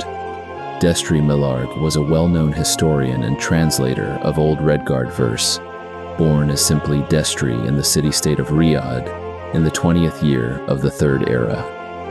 At the age of 19, he went to the imperial city to study. There were few Redguards who had been to the imperial province at the time, and it may be that he took the last name Millarg in order to assimilate with the Breton, Nordic, and Dark Elf cultures he encountered there. When he died 94 years later, he left numerous unfinished histories and untranslated verse. Very few of this fragmented work has found its way out of collections. What follows is an unmailed letter to Melarg's publishers in the Imperial City. The insights into the man who put the oral traditions of the Redguards to paper impressed me enough to seek its publication. Melius, it should be noted, was Melius Kane, Melarg's publisher in the Imperial City. Vune, Redguardic First Scholar, Imperial University. Melius, this is the outline of my final chapter for the series on Hammerfell heroes. I condensed Dendel's storytelling. I have my notes, but the story gets long with all the quotes. She puts a lot of dialogue in her storytelling. I am amazed that the old stories about the 5 swords keeps cropping up. It's been 1,000 years since Hellion's time, yet people continue to believe in the stories. The wagon master sat with me after listening to her story and smoked a pipe with me. In discussing the story, he said that his storyteller used to say that one of the 5 swords survived the closing of the Goblin Gate and is yet hidden here in Hammerfell. It was the least of the 5, but the story has it that it exceeds an modern blade, magical or ebony, by several orders of magnitude. Of course, I take this with a grain of salt, since an ebony weapon is unparalleled in its keen cutting ability, and personally I can't imagine a weapon doing more damage than a claymore of Firestorm or a saber of Lifesteal. Dendel even believes that out in the countryside outside of Skaven, in one of the halls of the Virtues of War, there are still people who follow the old ways and can from a Shihai or spirit sword. In collecting these stories, I once thought I was seeing a Shihai being formed by an old hall master, but the thing, if it was a spirit sword, was so faint that even the sword shape was questionable. I didn't want to insult the old man, so I claimed I saw it too. But if that was a Shihai, I can't imagine it possibly used as a real weapon. Here's my outline of the new story. At the time of this story, Hammerfell is fully occupied by Redguards. All the old cities of the dwarves, but one, the ghost city of Dwarfhome, are now the cities of today's modern Hammerfell. A second invasion of the giant goblins comes. Hammerfell is unprepared, except for a few faithful followers, all youths in the rural halls of virtue. Hallen, being the only Ansei, rallies the armies of Hammerfell. After a defeat, he brings back the old ways by telling each warrior to read the Book of Circles. The army fights the goblins to a standstill, but things look bleak, just as in Daivad's song. Somehow the goblins keep being resupplied both with arms and troops. Eventually, the army of Hammerfell will lose. The old master of Hallen's Hall of the Virtues of War has an ancient copy of Davad's will and testament and reads it to Hallen. It tells him that the 5 swords aren't lost, just hidden and well guarded in 5 caves. Each cave is home to a master guardian, one of the old blind Ansei, and also a maze. According to the will, Derek must, along with a virtuous companion of pure heart, enter the cave, defeat each Ansei master, and retrieve their sword. Dendel went into great detail here. It seems that each master had an outstanding trait. One, Catrice, possessed feline grace and had become very cat-like. Another, who had icy calm, was something much like an ice golem. On each blade is inscribed part of an intricate message on how to use the power of the swords combined. Derek scours the rural halls for brothers of the blade and maidens of the spirit sword to accompany him in the quests. He finally, one by one, finds his companions and wins each sword. They learn from the blades and together wield the force of the 5 swords to seal the rent in space-time that the goblins have made and from which springs their invasion. Hallen's companions avoided blinding by the magic swords by hurling the swords together into the void and sealing forever the giant goblins in the void between their world and ours. The land is saved, and Hallen and his companions, 3 women and 2 men, become Ansei and restore the teachings of Frandar Hunding to Hammerfell. That's the story in brief. I welcome any comments from you or one of the other editors. One other concern of mine: I understand that you are considering using a better-known writer, Uthila Abuk or Casimir Kristrom, to write the stories I've researched. I can understand that a better-known writer may mean that a few more copies of the books will be sold, but that should not be your only concern. A book in Christrum, while fine writers and poets, will need to be lectured on the true history of the Red Guards. Even if you are willing to pay me to do that, you will have to acknowledge that the books will take longer to write than if you just allowed me to do it. Just something to consider when you make the decision. I hope this letter finds you, your consort, and children to good health and humor. Yours faithfully, Destry Millarg. The Alakar. Henrik Mills. I might never have gone to the Alakar Desert had I not met Weltan in a little tavern in Sentinel. Weltan is a Redguard poet whose verse I had read, but only in translation. He chooses to write in the old language of the Redguards, not in Tamrielic.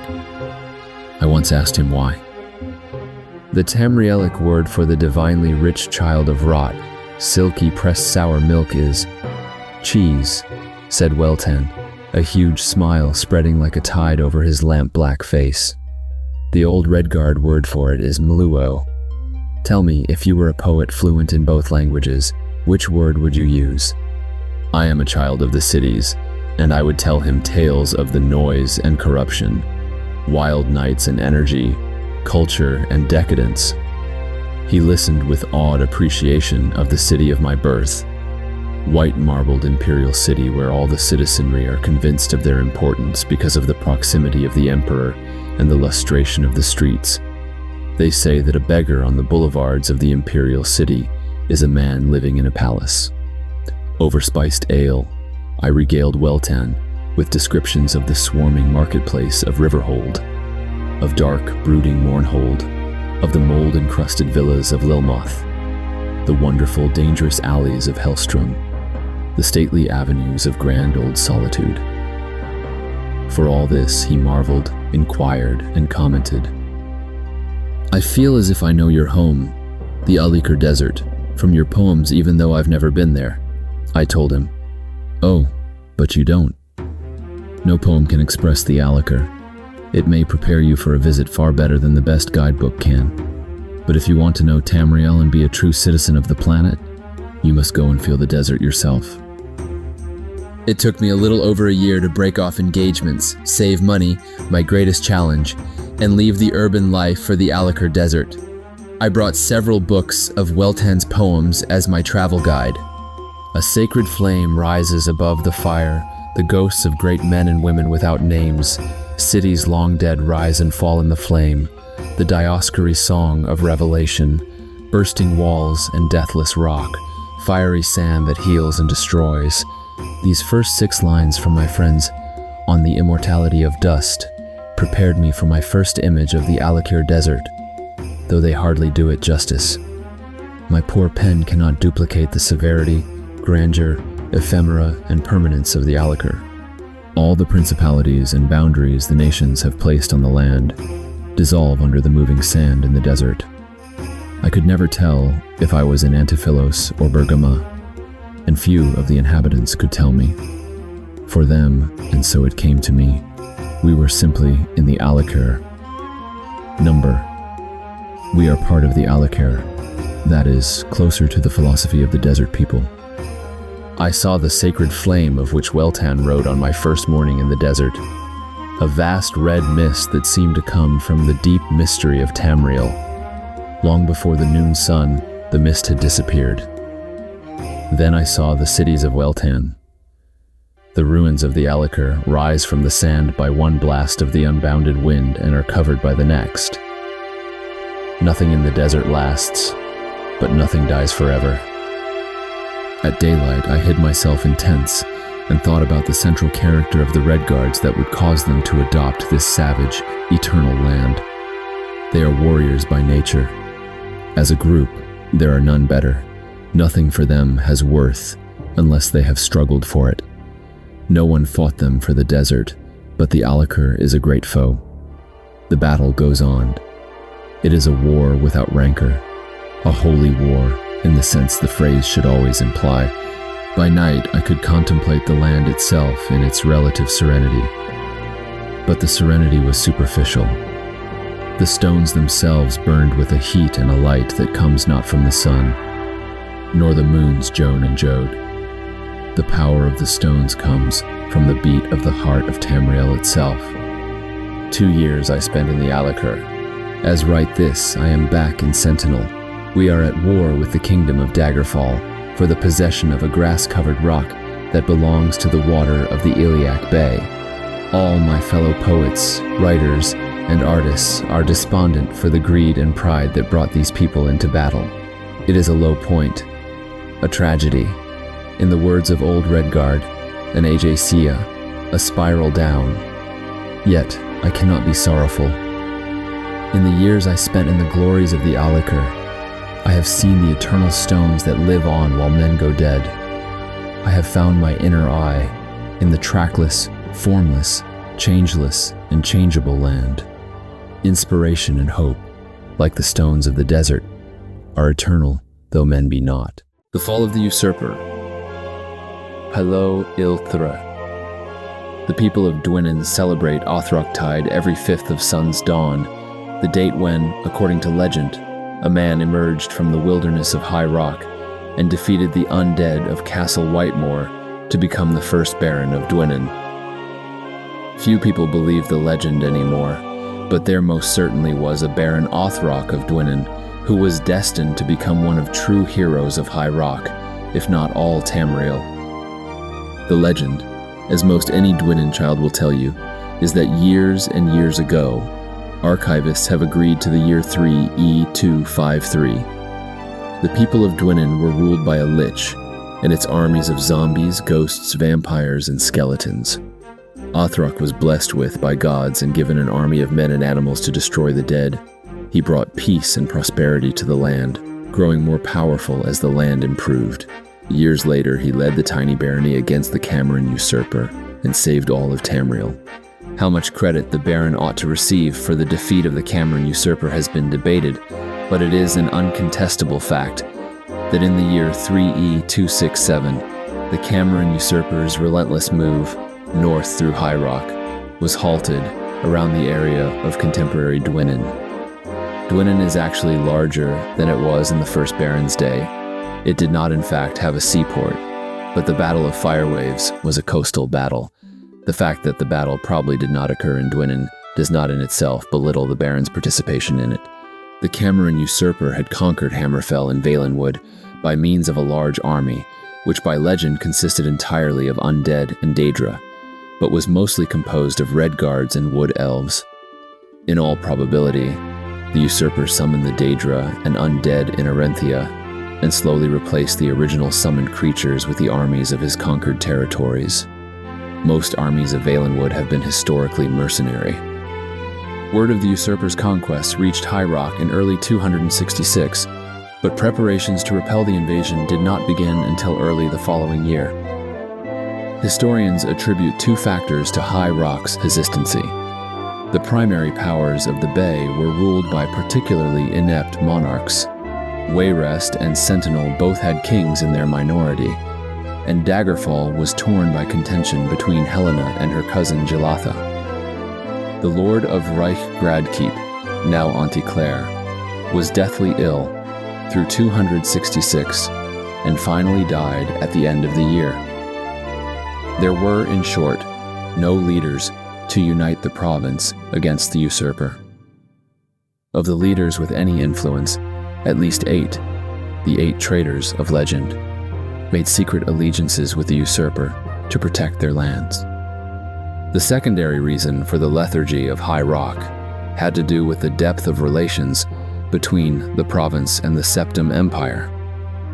For the first time since the beginning of the dynasty, an emperor ruled Tamriel who was neither Breton nor had spent any of his childhood in High Rock.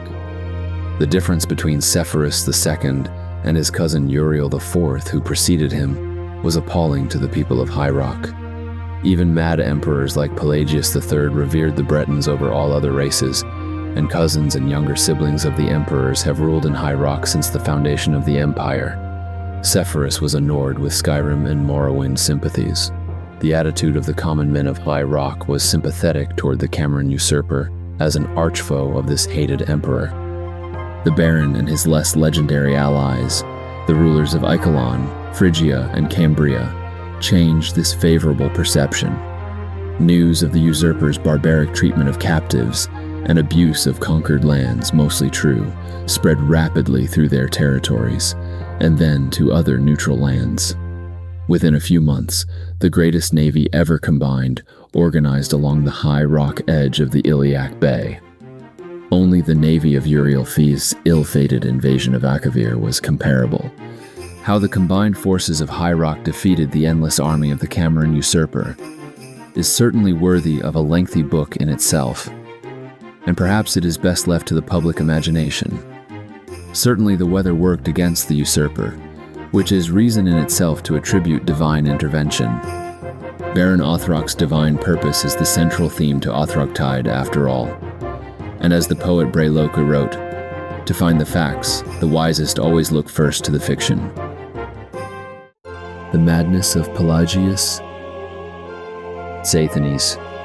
The man who would be emperor of all Tamriel was born Thoris Pelagius Septim, a prince of the royal family of Wayrest, in 3 E 119 at the end of the glorious reign of his uncle Antiochus I. Wayrest had been showered by much preference during the years before Pelagius's birth, for King Magnus was Antiochus's favorite brother. It is hard to say when Pelagius's madness first manifested itself, for in truth, the first 10 years of his life were marked by such insanity in the land itself. When Pelagius was just over a year old, Antiochus died, and a daughter, Kintyra, assumed the throne to the acclaim of all.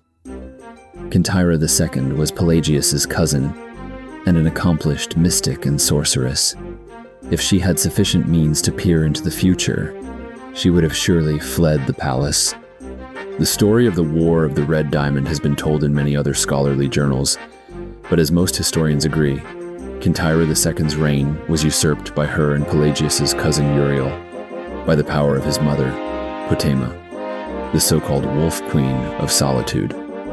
The year after her coronation, Kintyra was trapped in Glenpoint and imprisoned in the imperial dungeons there. All of Tamriel exploded into warfare as Prince Uriel took the throne as Uriel III, and High Rock, because of the imprisoned empress's presence there, was the location of some of the bloodiest battles. Pelagius's father, King Magnus, allied himself with his brother Sepphoris against the usurper emperor, and brought the wrath of Uriel III and Queen Potema down on Wayrest. Pelagius, his brothers and sisters, and his mother Uthala fled to the Isle of Balfiera. Uthala was of the line of Dureni, and her family manse is still located on that ancient isle even to this day. There is thankfully much written record of Pelagius's childhood in Balfiera recorded by nurses and visitors. All who met him described him as a handsome, personable boy, interested in sport, magic, and music. Even assuming diplomats' lack of candor, Pelagius seemed like, if anything, a blessing to the future of the Septim dynasty. When Pelagius was 8, Sepphoris slew Uriel III at the Battle of Ichidag and proclaimed himself Emperor Sepphoris I. For the next 10 years of his reign, Sepphoris battled Potema. Pelagius's first battle was the Siege of Solitude, which ended with Potema's death and the final end of the war. In gratitude, Sepphoris placed Pelagius on the throne of Solitude. As King of Solitude, Pelagius's eccentricities of behavior began to be noticeable. As a favorite nephew of the emperor, few diplomats to Solitude made critical commentary about Pelagius. For the first 2 years of his reign, Pelagius was at the very least noted for his alarming shifts in weight. 4 months after taking the throne, a diplomat from Ebonheart called Pelagius a hale and hearty soul with a heart so big it widens his waist. 5 months after that, the visiting princess of Firsthold wrote to her brother that, "The kings gripped my hand, and it felt like I was being clutched by a skeleton." Pelagius is greatly emaciated indeed. Sepphoris never married and died childless 3 years after the Siege of Solitude. As the only surviving sibling, Pelagius' father Magnus left the throne of Wayrest and took residence at the imperial city as the Emperor Magnus I. Magnus was elderly, and Pelagius was his oldest living child, so the attention of Tamriel focused on Sentinel. By this time, Pelagius' bizarrities were becoming infamous. There are many legends about his acts as king of Sentinel, but few well-documented cases exist. It is known that Pelagius locked the young princes and princesses of Silvanar in his room with him, only releasing them when an unsigned declaration of war was slipped under the door. When he tore off his clothes during a speech he was giving at a local festival, his advisors apparently decided to watch him more carefully. On the orders of Magnus, Pelagius was married to the beautiful heiress of an ancient dark elf noble family, Kataria Ra'athim. Nordic kings who marry dark elves seldom improve their popularity. There are two reasons most scholars give for the union. Magnus was trying to cement relations with Ebonheart, where the Ra'athim clan hailed. Ebonheart's neighbor, Mournhold, had been a historical ally of the Empire since the very beginning, and the royal consort of Queen Berenzia had won many battles in the War of the Red Diamond. Ebonheart had a poorly kept secret of aiding Uriel III and Potenna. The other reason for the marriage was more personal. Kataria was as shrewd a diplomat as she was beautiful. If any creature was capable of hiding Pelagius's madness, it was she. On the 8th of Second Seed, 3E145, Magnus I died quietly in his sleep. Jolethi, Pelagius' sister, took over the throne of Solitude, and Pelagius and Kataria rode to the imperial city to be crowned Emperor and Empress of Tamriel. It is said that Pelagius fainted when the crown was placed on his head, but Kataria held him up so only those closest to the thrones could see what had happened. Like so many Pelagius stories, this cannot be verified. Pelagius III never truly ruled Tamriel. Kataria and the Elder Council made all the decisions and only tried to keep Pelagius from embarrassing all. Still, stories of Pelagius III's reign exist. It was said that when the Argonian ambassador from Blackrose came to court, Pelagius insisted on speaking in all grunts and squeaks, as that was the Argonians' natural language. It is known that Pelagius was obsessed with cleanliness, and many guests reported waking to the noise of an early morning scrub down of the imperial palace. The legend of Pelagius, while inspecting the servants' work, suddenly defecating on the floor to give them something to do, is probably apocryphal. When Pelagius began actually biting and attacking visitors to the imperial palace, it was decided to send him to a private asylum. Kataria was proclaimed regent 2 years after Pelagius took the throne. For the next 6 years, the emperor stayed in a series of institutions and asylums. Traitors to the empire have many lies to spread about this period. Whispered stories of hideous experiments and tortures performed on Pelagius have almost become accepted as fact. The noble lady Kataria became pregnant shortly after the emperor was sent away, and rumors of infidelity and, even more absurd, conspiracies to keep the sane emperor locked away ran amok. As Kataria proved, her pregnancy came about after a visit to her husband's cell. With no other evidence, as loyal subjects, we are bound to accept the empress's word on the matter. Her second child, who would reign for many years as Uriel IV, was the child of her union with her consort, Lariat, and publicly acknowledged as such. On a warm night in Sun's Dawn, in his 34th year, Pelagius III died after a brief fever in his cell at the Temple of Kinnereth in the Isle of Bethany. Kataria I reigned for another 46 years before passing the scepter onto the only child she had with Pelagius Cassander. Pelagius' wild behavior has made him perversely dear to the province of his birth and death. The second of Sun's Dawn, which may or may not be the anniversary of his death, records are not very clear, is celebrated at Mad Pelagius, the time when foolishness of all sorts is encouraged, and so one of the least desirable emperors in the history of the Septim dynasty has become one of the most famous ones. From the Memory Stone of Makala Leki. This is a faithful reproduction of the thoughts recorded in Makala Leki's Memory Stone, found in the Bankarai Pass, in the year of reckoning 1, E973. 7 years before the fall of Orsinium due to the combined efforts of the armies of Daggerfall, Sentinel, and the Order of Diagna. Almost all of this is in the first person, as Makala was unfamiliar with the protocols and scholarly formalities of recording herself into a memory stone. Nonetheless, her heroism and heroic deeds live on, her memories fresh in the stone for all to feel and hear. I wonder if this will really work. The Mages Guild took me for 25,000 gold crowns if it doesn't. Imagine, this stone will record my thoughts? What did they say? Just unwrap it from the silver foil and leather bag, and as soon as it touches my flesh it will begin to record. Oh, the pain. I must block it out. No one would want to hold my stone and hear my thoughts if I let it record my pain. Thank the Ebonarm and the training I received in the Hall of the Virtues of War. I can block out this pain. There, it's walled off. Yes, I can still see it there just beyond my consciousness, lurking like a hungry wolf, a wolf that will soon consume me. I see also my inevitable death from these damned wounds. No potions left, the healing crystal and ring are used up, and me, with not even magic enough to light a candle.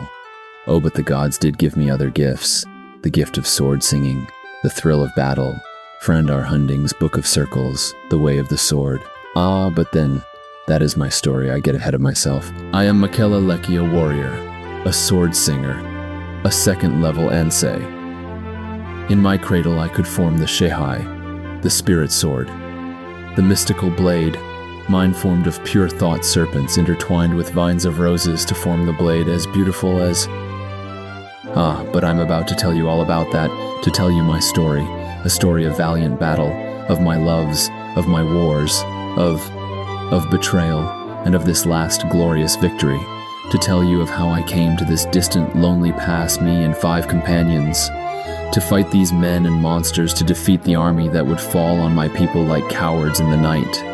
But again, I get ahead of myself. I am a simple warrior. I grew up as a maiden of the Spirit Blade. As early as I can remember, I wanted to be a singer, to feel the hunger of the blade in my hands, to feel it come alive and take my enemies. I am told our people were artisans and poets long ago in our desert homes. Here in New Home, now known as Hammerfell, many of us have returned to those ancient ways. But to me there is but one way, the way of the sword. This is hard to tell. I grew up in my noble family, the only one of 3 brothers and 2 sisters that felt the calling, the song of the sword. Father understood, for he too had felt the call. He had become a master, an Ansei long before, settling down within our estate to raise a family. At 11, I entered the Hall of the Virtues of War and joined the Maidens of the Spirit Sword. In my band there were 6 of us, Daring Julia, Solid Padia, Big Kadi, Svelte Segula, Wise Zell, and me. All are gone now, save me, and soon I will join them. Join them in the halls of the unknown gods of war. We drank together, we fought, we wept, we grew in the way of the sword. We joined in our learnings in the hall with our brothers of the blade. Learning from each other, we all sat at the feet of the hallmaster, striving to learn the depths of the Shehai, making the spirit blade into a real weapon as Frandar Hunding had. Only a few have the purity of heart and virtue to be able to take the step and learn the mysteries of Ansei. Sword sainthood. Somehow, of all the brothers and the maidens, I only possessed the unique qualities, the faint but strong enough flicker of magicka to call forth the Shehai. Many times I called it. Seldom would it become substantial enough to be a weapon. To be an Ansei of the first level, you just need to be able to call it. And that I could, so I became the first Ansei from our local hall in 2 generations. Oh, I have so much to tell, so many memories, so many treasures to share with you, my unknown companion. How do I start? The pain is still out there lurking hungry, slowly consuming what's left of me. I guess I had better tell of the final battle, the one that has left me here. And then if I have the will left, tell you of my life. of my love, Ralph. Oh, what a lad he was. What times we shared. Ebenarm, forgive me. My mind wanders. Let me go to the final battle. To start in the middle hum. Yes, we maidens grew, learned, mastered the way, and upon completing the walkabout. To you who are not singers, this is a wilderness trek emulating the times of Frandar Hunding, where we each wander the countryside righting wrongs, defeating monsters, performing quests in the name of virtue. Some of us in our hall took years to finish. Always there is danger. We 6 maidens each returned in our own good time, but many are they who do not live to return from the walkabout. We returned, each to our own lives, to meet in the hall once a week to tell our stories to the new maidens and brothers, and to perform as instructors in the way of the sword. All was well, till the night of the mid-year festival. All our people were reveling and, enjoying the repast. But for we 6 maidens, it happened that the festival day fell on our day of meeting in the hall, our day of prayer and fasting in honor to the way of the sword. As we met, late into the night, a knocking rang on our door. When I opened, there was a guardian the Bankarai Pass in the Rothgarian Mountains, wounded and near death.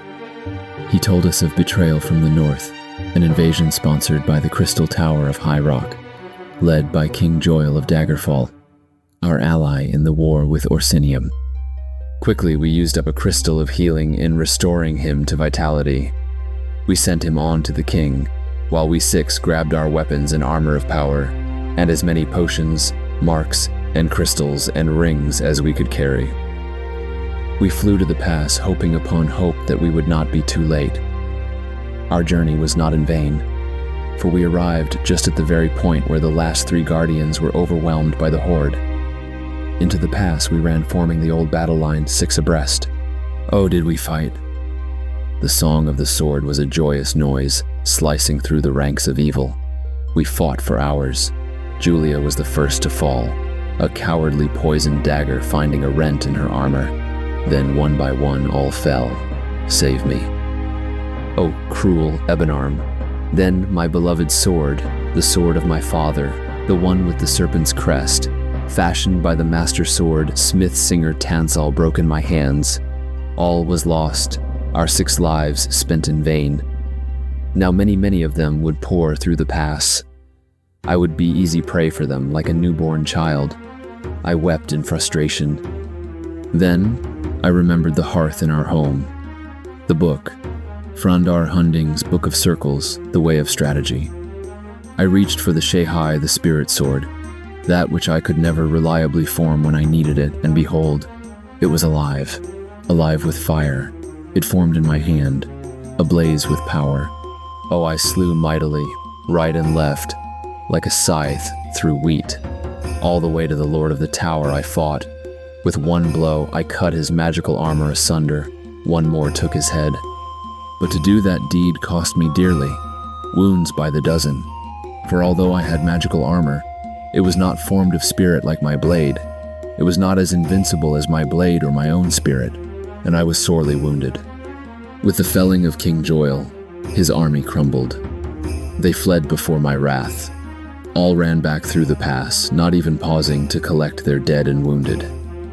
All who could stand ran for their lives, and I slew all I could reach. But my breath was coming short, and the pain. Finally, I rested on this rock where you find me now. I don't know why I chanced to bring this stone along. I bought it on a whim, really, with the loot from... I guess I need to really stop and tell my story in order. I feel able to go on to tell you more. The eternal night is descending more slowly than I thought. Not just yet. Am I ready to compose my death poem? A little sip of water and... Well, I think I will go back and tell you of my life.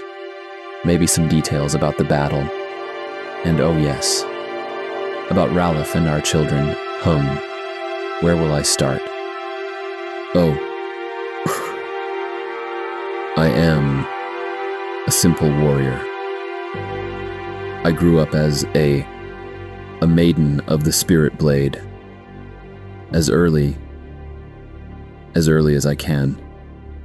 Remember, Arche the god, to Mimophonus the scribe, so be it known that the gods were once as we.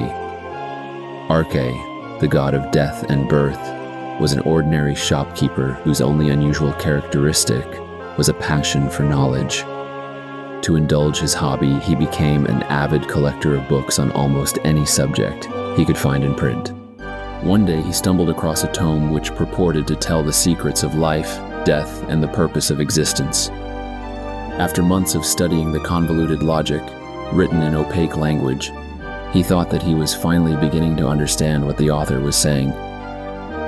During this time, he became so intent on understanding the book that he ignored everything else. His business started to slide towards bankruptcy.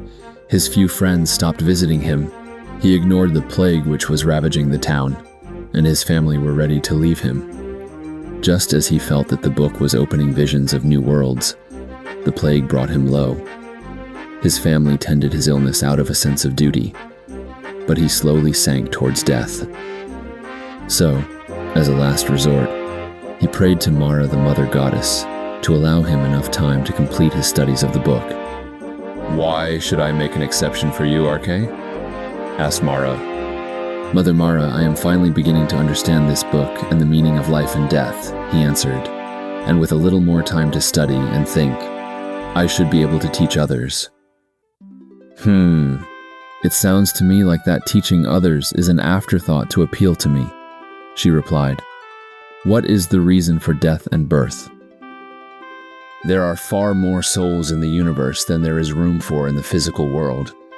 But it is in the physical world that a soul has an opportunity to learn and progress. Without birth, souls would not be able to acquire that experience. And without death, there would be no room for birth." Not a very good explanation, but it does have elements of truth. "Maybe with more study you could improve it," she mused. "I cannot give you a little more time. I can only condemn you to eternal labor in the field you have chosen. How say you to that?" "I do not understand, Mother," said Arche. "Your choice is to either accept the death that is so close, or to become a god with us. But a god is not an easy nor pleasant thing to be.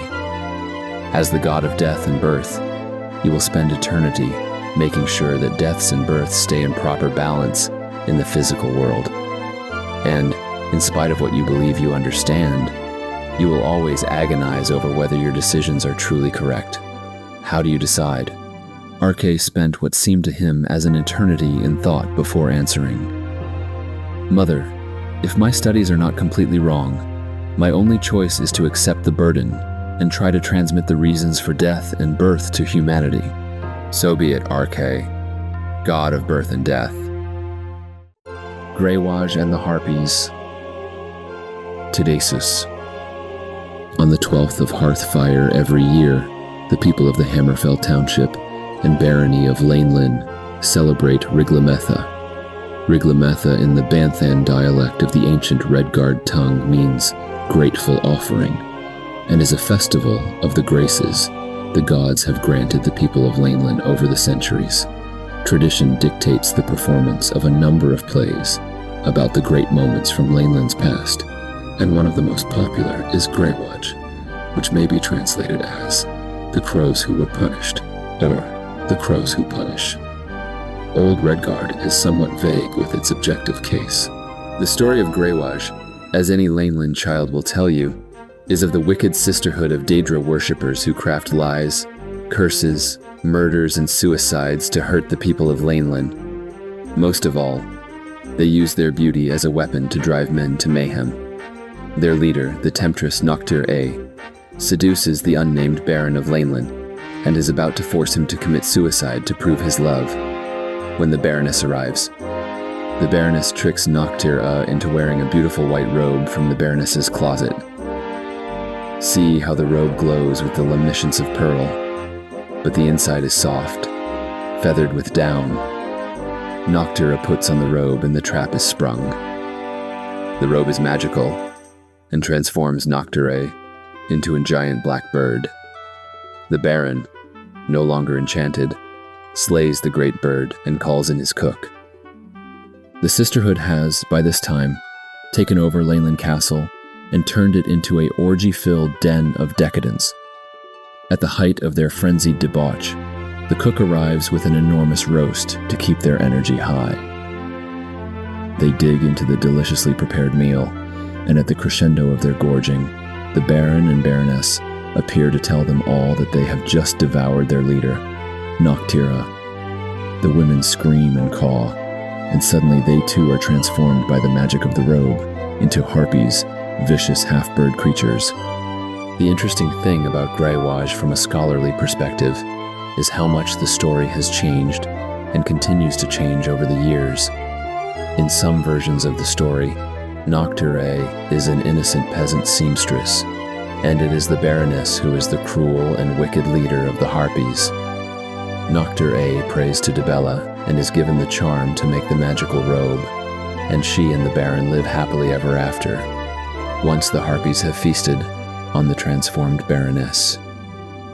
During the long reign of the Virgin Baroness of Laneland, Viana the Pure, 2E120, 2E148, the Baron was portrayed as a willing conspirator of Noctira. The Harpies thus have two birds to dine on. It is unlikely that trying to find the truth in the story is profitable research. Harpies are indeed a common nuisance in the Iliac Bay, particularly around Laneland. They do have their own tongue, and the few who have mastered it and not been devoured by their interviewees suggest that the Harpies have no more idea about their origins than we do. In a different vein, one of the best known of the Daedra princes is named Nocturnal, who is often portrayed as a beautiful dark woman holding two black crows. It is not a difficult etymologic trick to derive the name Noctira from nocturnal, or vice versa. Invocation of Azura, Daggerfall. Sigilla Parate. For 300 years I have been a priestess of Azura, the Daedric prince of Moonshadow, mother of the rose, and queen of the night sky. Every Hogatham, which we celebrate on the 21st of First Seed, we summon her for guidance, and to give up beautiful things to her majesty. She is a cruel but wise mistress.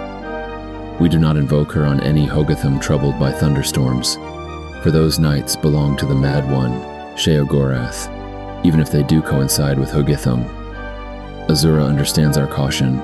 We may summon her on other dates also, and she quite often responds. The only days we are forbidden to invoke her are those prescribed to one of the other 15 princes, the 1st and the 13th of Morning Star, the 2nd and the 14th of Morning Star, the 3rd and the 15th of Morning Star, the 16th of Sun's Dawn, the 5th of First Seed, the 9th of Rain's Hand, the 9th of Second Seed, the 5th of Mid-Year, the 10th of Sun's Height, the 3rd of Hearthfire, the 8th and the 13th of Frostfall, the 2nd and 20th of Sun's Dusk, and the 20th of Evening Star. I know who is summoned on the 3rd of Hearthfire, the 2nd of Sun's Dusk, and the 20th of Evening Star, but I am not certain of the others. It is enough that Azura has forbidden those dates. Azura's invocation is a very personal one. I have been the priestess of 3 other Daedric princes, but Azura values the quality of her worshippers, the truth behind our adoration of her and them. When I was a dark elven maiden of 16, I joined my grandmother's coven, worshippers of Molag Bal, the schemer prince. Blackmail, extortion, and bribery are as much the weapons of the witches of Molag Bal as magic is. The invocation of Molag Bal is held on the 20th of Evening Star, except in stormy weather. This ceremony is seldom missed, but Molag Bal often appears to his cultists in mortal guise on other dates. When my grandmother died in an attempt to poison the heir of Firewatch, I re-examined my faith in the cult. My brother was a warlock of the cult of Boethia, and from what he told me, the Dark Warrior was closer to my spirit than the treacherous Molag Bal. Boethia is a warrior prince who acts more overtly than any other Daedra. After years of skulking and scheming, It felt good to perform acts for my mistress, which had immediate consequences. Besides, I liked that Boethia is a Daedra of the Dark Elves. Our cult would summon her on the day we called the Gauntlet, the 2nd of Sun's Dusk. Bloody competitions would be held in her honor, and the duels and battles would continue until 9 cultists were killed at the hands of other cultists. Boethia cared little for her cultists. She only cared about our blood. I do think I saw her smile when I accidentally slew my brother in a spar. My horror, I think, greatly pleased her. I left the cult soon after that. Boethia was too impersonal for me, too cold. I wanted a master of greater depth than she. For the next 18 years of my life, I worshipped no one. I read and researched. It was in an old and profane tome I came upon the name of Nocturnal. Nocturnal the Night Mistress. Nocturnal the Unfathomable. As the book prescribed, I called to her on her holy day, the 3rd of Hearthfire. At last, I had found the personal mistress I had so long desired. I strove to understand her labyrinthine philosophy, the source of her mysterious pain. Everything about her was dark and shrouded, even the way she spoke and the acts she required of me. It took years for me to understand the simple fact that I could never understand Nocturnal. Her mystery was as essential to her as savagery was to Boethia, or treachery was to Molag Bal. To understand Nocturnal is to negate her, to pull back the curtains in her realm of darkness. As much as I loved her, I recognized the futility of unraveling her enigmas. I turned instead to her sister, Azura. Azura is the only Daedra prince I have ever worshipped who seems to care about her cultists. Molag Bal wanted my mind, Boethia wanted my arms, and Nocturnal, perhaps my curiosity. Azura wants all of that, and our love. Not our abject slavering, but our honest and genuine love in all its forms. It is important to her that our emotions are engaged, and our love must also be directed inward. If we love her and hate ourselves, she feels our pain. I will have no other mistress. Mara's Tear. Jen. Well, children, if you all gather round and sit quietly, I'll tell you the story of Mara's Tear and Shandar's sorrow. Long, long ago, long before your grandmother and I were born, long ago, there were 2 young children growing up in a village far, far from here. They played together and ran through the woods together, exploring their little world and learning to see things through each other's eyes. This was very different from their parents because Shandar was the son of Maldor, who was captured in a war and forced to work as a slave for the village baron. Their village and another both needed the land between them to feed the villagers, and fought until many of the villagers died. Maldor was wounded in battle and left for dead by his fellows. He was captured and forced to work in the fields as punishment.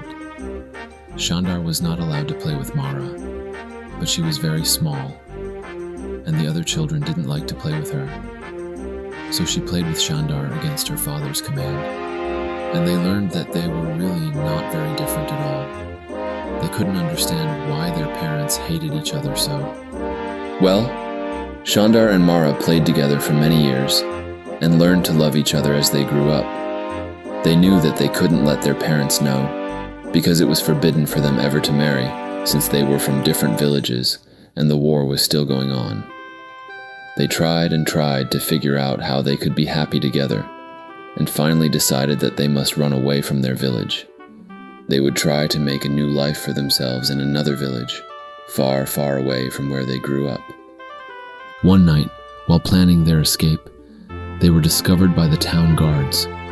Shandar tried to fight them, but they tied him up and dragged him away to the prison inside town. Mara was taken home, and her father was very angry with her and told her that she could not leave their home again. He went to the house of another farmer and asked if their son would marry Mara so that she could never see Shandar again. The marriage was planned for the next week. Shandar, meanwhile, was to be killed for daring to be with Mara, He was beaten and placed in a stockade.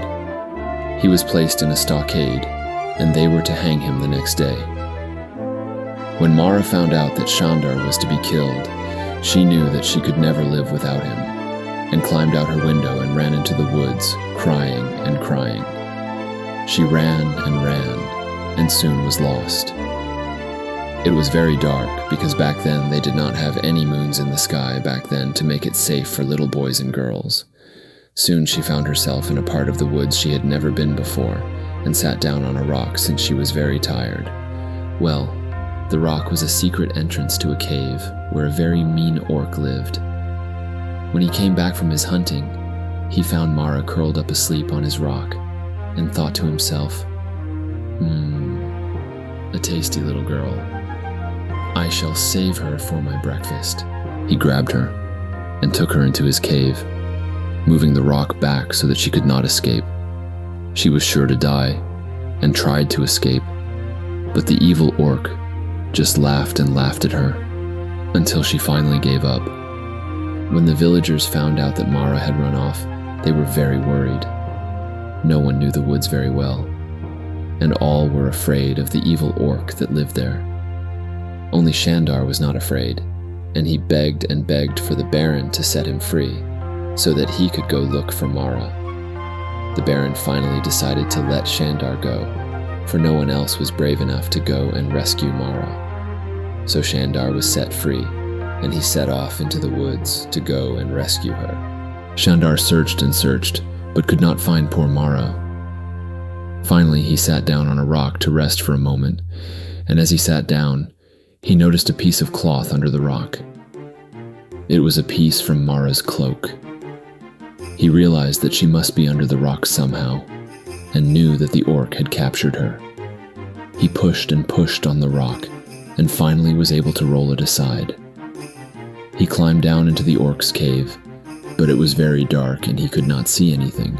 The evil orc, when he heard his front door moving, hid in the shadows to see what was coming into his home. When he saw that it was just a little man boy, he grinned to himself and thought, "Now I have lunch too." When Shandar came near, the orc grabbed him and began to squeeze the life out of him.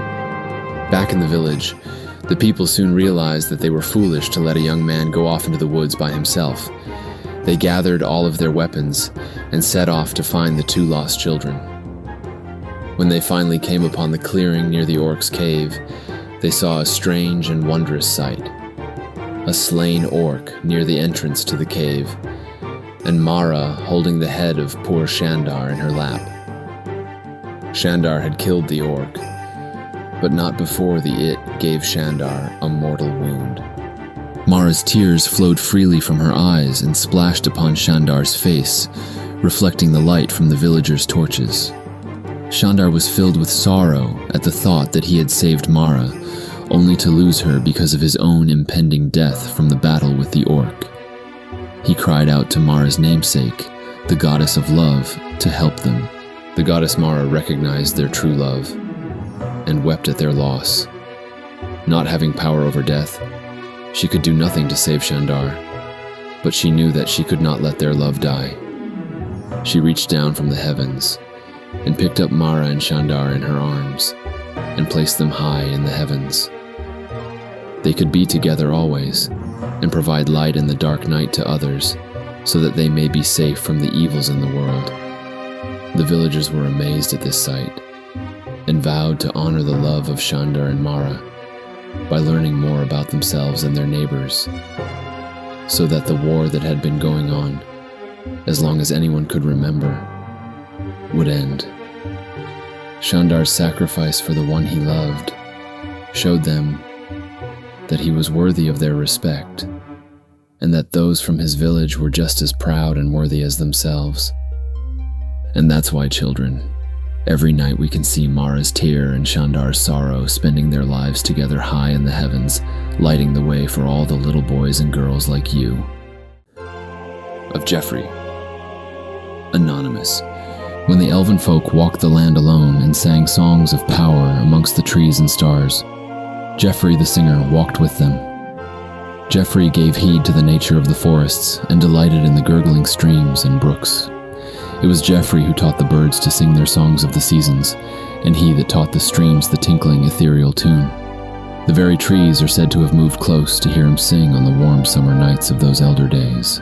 It was in this time that the first great ballads of the elves were made, crafted from the songs that Geoffrey taught to the sylvan youth who frolicked to his lively tunes and ballads of nature and the unspoiled forest. In truth, he is worshipped as god of song and forest. In Valenwood, Geoffrey is considered one of the major sylvan gods, with temples and altars in the deep woodland places. Elven tradition holds that children with a gift for song have been blessed by Geoffrey himself. Legend has it he blessed the wood elves with a natural affinity for nature, and particularly the forest. Most wood elven rangers worship Geoffrey. It was his great eagerness for natural beauty that led him to the Isle of Somerset. He taught the great seabirds to sing and molded the crash of wave against beach into a song of whispers and power. It is said by the high elves that Geoffrey hears and sees all within distance of water, whether it be beach, brook, stream, or fall. It is further said that the very birds keep watch for Geoffrey, in repayment for the songs he taught them. It is further said he blessed the high elves with a beauty to match the beauty of their island home. The dark elves have a legend that Geoffrey walked the earth before the first day, and in the light of the stars, weaved a song so beautiful that the very stars moved to its sway.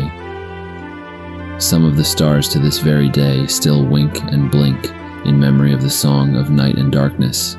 Due to his influence, most, if not all, elven bards pay homage to Geoffrey. The natural order of things is the basis for Geoffrey's temples in Valenwood and the Somerset Isle. The one thing Geoffrey will not tolerate is the harmful manipulation of the natural order of things. The Ebon Arm. The ground shakes. The great armies continue to wage their unrelenting battle. The battlefield is red, the rivers flow crimson, the sky reflects a deep pink. In the distance, lightning flashes and thunder sounds. Two huge ravens begin circling the field. Their blackness is vibrant against the various shades of red in this vista of death and suffering. The bright flashes of light and rumbling begin to increase. The redness surrounding the battlefield begins giving way to a golden glow from the east, almost like a summer's setting sun. From the false sunset, a massive golden stallion and single rider approach. All become suddenly still on the field of battle as both sides recognize Raymond Ebonarm, god of war, and the companion and protector of all warriors, also known as the Black Knight, and his mighty steed, War Master. He rides into the middle of the blood-soaked field and dismounts. He is a very imposing figure. His very tall and heavily muscled body is encased in ebony armor. His ebony helmet does not hide the flowing reddish-blonde hair and beard which appear almost as shimmering gold, nor does it shield the steel-blue eyes that seem to pierce all they fall upon. In his left hand he carries a massive ebony tower shield on which is emblazoned a fiery red rose. As he raises his right arm, all see an arm and a magnificent ebony blade, which are extensions of each other. The fused arm and sword are a result and symbol of the wounds suffered by this god during titanic battles in the youth of this world. The ravens come to rest on his shoulders, and as the point of the ebony blade seemingly touches the sky, lightning flashes, thunder roars. Then total quiet descends, and a shudder rolls through both armies. The leaders of both armies approach Raymond Ebonarm and kneel. In turn, they tell their reasons for this war. Each asks for the favor of the Black Knight for their cause. Raymond Ebonarm listens, but there is no acknowledgement that he has chosen to favor one side or the other in this fight. However, each of the leaders has heard the other state his position, and each now knows that this war is baseless. They embrace and turn to their armies. They instruct their forces to bury their dead, tend their wounded, and return to their homes. Raymond Ebonarm mounts his great golden stallion, War Master, and again raises the ebony blade skyward and extends the huge rose-emblazoned ebony shield to both armies. A massive chorus of cheers rises from the armies. The ravens again take to the air. Lightning and thunder follow him as he rides into the sunset, followed by the two birds. The armies do as they have been bidden. They care for their wounded and bury their dead. As they retreat towards their homes, each warrior is sure that the great god Raymond Ebenarm, the Black Knight, has responded to their individual prayers for intervention. Each side has won, neither has lost. As the armies depart the field, the rivers begin to run clear, and a single red rose begins to bloom near the grave of a fallen hero. The first scroll of Ba'an-Dar, the Arcan. What follows is a translation of the first fragment from a series of vellum scrolls found in 3 alabaster jars sealed in a cave. The discoverer was a nomad wanderer somewhere on the shores of Lake Vred in the province of Elsewire. I can neither vouch for nor deny its authenticity or veracity, only that the scrolls, as such, do exist. Read and judge for yourself. Ba'an-Dar, the legend, thief, warlock, shadow master, ruthless assassin, undying avenger, dark god, robber baron, mastermind of nefarious plots. All these things and more are the legendary Ba'an-Dar, he who is called the bandit god. But what is the truth? Ba'an-Dar, the man is a much more simple and complex being. I pen this tale as I slowly die of old age and a mortifying arrow wound. I cannot decide if the truth will add to or subtract from the legend that is Ba'an-Dar, nor if the original Ba'an-Dar would want the truth to be known. Therefore, I will leave this tale hidden when I am done and gone, and let fate, which was ever Ba'an-Dar's true master and motivator, decide. I was a child of 12 seasons when I first met Ba'an-Dar, orphan of a slaver raid during one of the many interprovincial border wars, living by my quick wits, nimble fingers, and the grace of Lady Luck in the back alleys and byways of my birth city.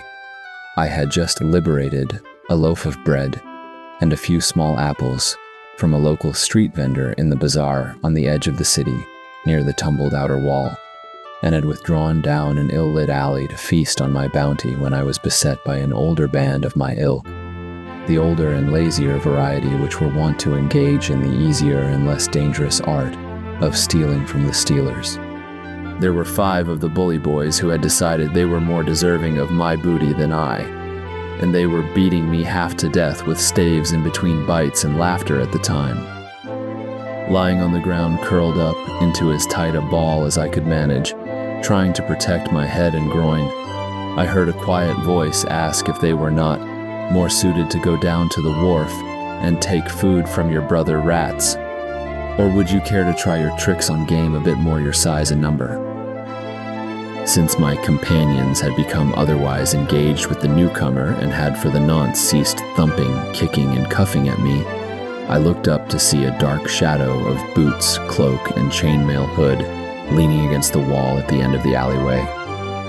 The others, being what they were, took this as a challenge to their manhood, an easy prey to their superior number, with a promise of coin of the realm as added reward. Else the first part would have been overlooked. The leader of my band of playmates suggested that the stranger take a leap off the mentioned wharf unless he wished to join me there when they were done with their evening meal. Having drawn chuckles and courage from his underlings, he then proceeded forward with staff at high port. I'm not quite sure exactly what followed, but within a short space of time, Lead Bully was lying in the dirt with a thrown dagger in his chest. Number 2 Bully had lost 3 teeth to a boot. I still carry them in a leather pouch as a keepsake. And Number 3 Bully was brought short by his own staff, applied forcefully up between his toes. The 2 big ones. Bullies 4 and 5 thought better of the entertainment and departed rapidly for parts unknown. Ba'an-Dar picked me up, dusted me off, and dragged me round to a near tavern where we shared a meal and a mug.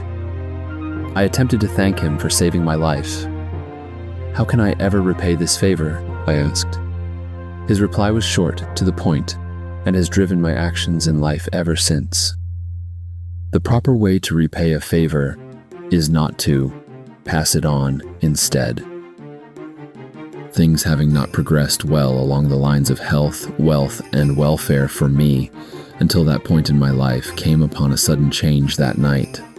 I later learned, along with many other things, that Bandar had decided to take a direct and immediate interest in me, because my situation reminded him very much of the bad start his own life had taken, and the odds he had faced to survive it. On that night, he took me under his wing as a kind of apprentice. He saw to it that I learned weaponcraft and stealth, that I learned to read and write. He took me along when he traveled for the next year. I served as messenger, valet, pack mule, lookout, cook, many things.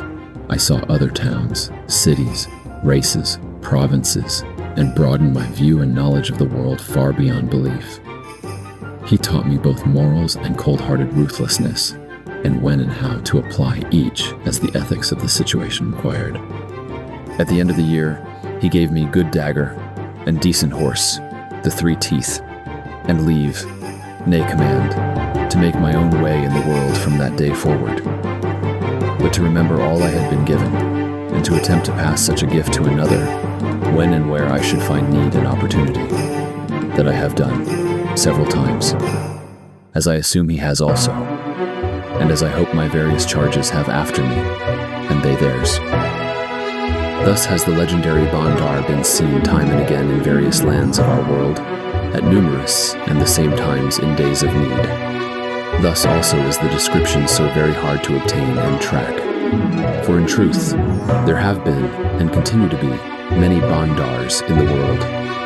The most valuable lesson he ever taught me was that, for evil to triumph, required not so much that many bad men to do wrong, as for one good man to fail to do what was right. We only hope that our combined and concatenated efforts have produced enough single men and women that will not fail to do the right thing, regardless of current local, morals, laws, religion, creed, or lure of coin of the realm. The legend grows still, of the dark avenging blade on the wings of night that make no sound, the patron saint of the lone wolf, the 1,000 eyes and ears, the 100 arms dire spectful of time or distance, undying, master of disguise, man of 1,000 faces, shapes and sizes, gentle, rough-edged, gay, stern, all the mystery of the man unknown and undying. Not a single man, nor God at all, but a string of seeds sown upon the land and left to grow into a forest. How to reconcile this truth with the tales of cruelty and the gangs of bandars or bandits? Some are jealous thieves who take the name only for the cloak of mystery and hope of hiding in its shadow. Others are tales twisted to reverse by those justly served by bandars unfettered by technicalities of law and custom. Some are backsliders drawn of the true path by temptation and returning to their old ways. Many are the things that any one bandar cannot answer for, as others did the deeds in the same name. Some are tales of fishwives, made up to scare the child into doing what is wanted. Some are left as part of the mystery that is both cloak and shield to the hidden purposes. A case where the fear of the tale serves to save the need of arms or action. But by and large, the true Bandar is a string of beings taught to act upon what they believe in, and stand to take the yoke of needed action upon their own shoulders.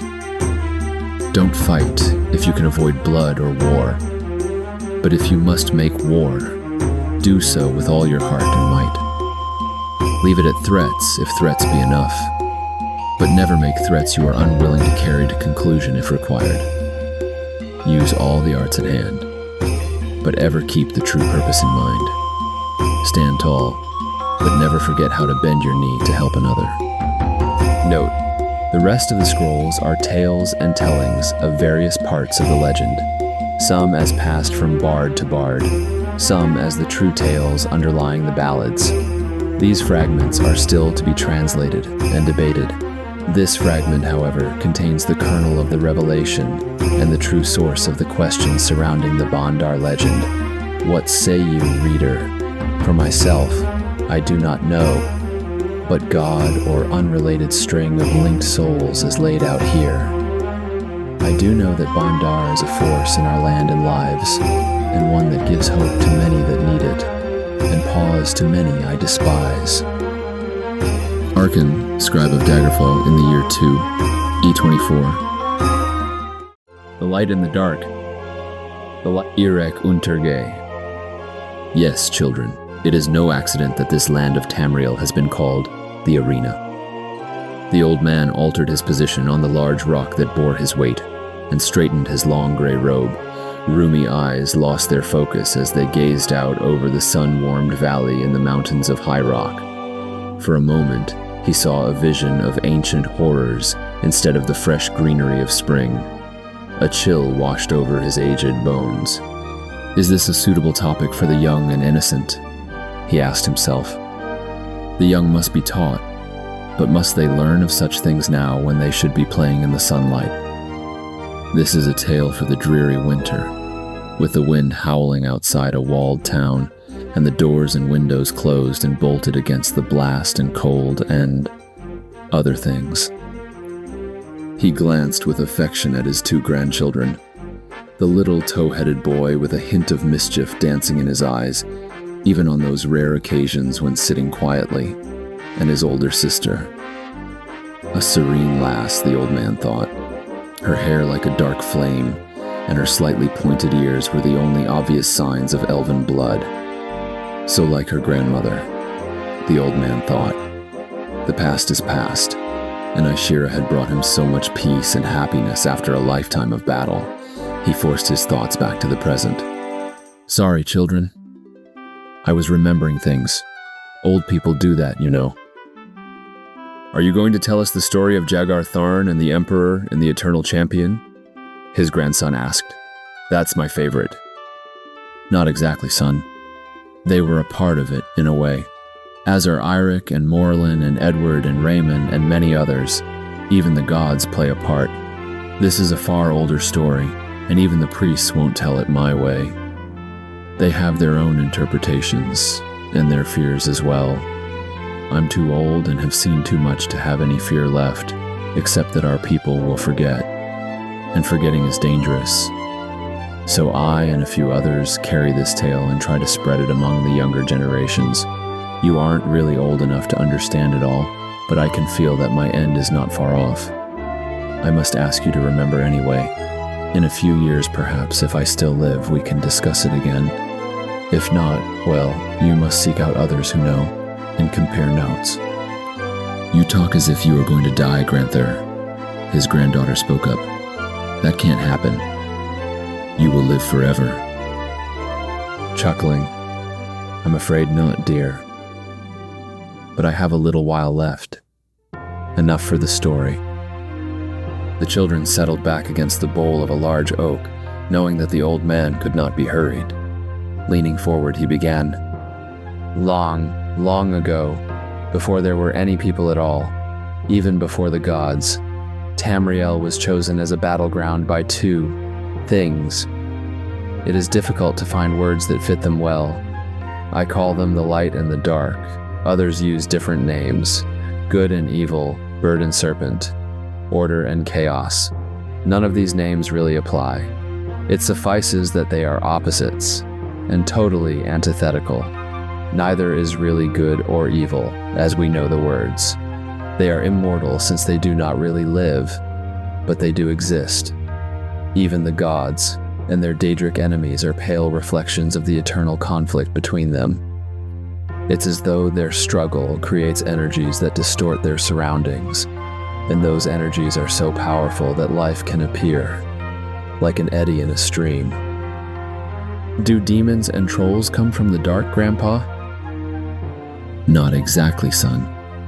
The undead evils we know, and the demons that live on Oblivion, tend to align with the dark. Their natures are more akin to it. Humans and the other peoples of Tamriel, even the misunderstood Dark Elves, are more aligned with the light. Our evils are not always of the dark, but some are, and these are the truly dangerous ones. Jagar Tharn was almost wholly aligned with the dark, and that is really why he was so monstrous. It was not because he was a black mage, as some would have it. Did his magic come from the dark, Granther? The girl's interest was piqued by mention of magic. Her heritage is beginning to show itself, thought the old man. No, magic power comes directly from the energies swirling about both entities. These energies are impersonal and all mixed up. Black magic is more a matter of intent than effect. The Mages Guild holds that a fireball, say, directed against a creature intent on causing harm, is not black magic. But the same spell directed at one seeking peace is. In this, they are right. Destruction of a fire daedra strengthens the light and weakens the dark just a little. In the same manner, destruction of a unicorn strengthens the dark. What about the gods? Do they come from the light? The boy's eyes were animated, but tinged with apprehension.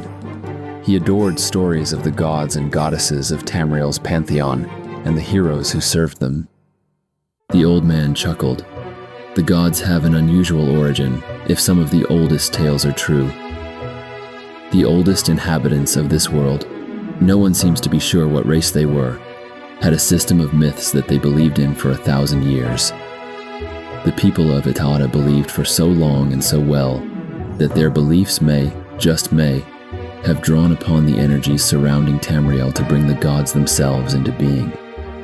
If that is so, the conflict between the light and the dark provided the energy, and the Etadons the structure, that created the gods of Tamriel. No one really knows, since it was so long ago, and so little survives from that time. It no longer matters. The gods have their own existence now, and mostly align with the light, except for a few who are, shall we say, a little ambiguous. Why do we have to remember, Granther? What is the danger you spoke of? If the light and dark are so big and powerful, can we influence them? Should we try? What should we fight for? I see that your critical faculties are developing, Solara. That is good. The answer is simple, but quite large enough for mere mortals like us. The light and dark are evenly matched, and perhaps will never resolve their conflict. Mortals and the beings of the Aetherius sometimes can perceive traces of them. Therein lies the danger. To most of us, the light is more congenial, even inspiring, and moves us to behavior that we would call good. To creatures like us, the dark is horrible. Those who have visions of it are often driven mad, and the ones who are not would be better dead.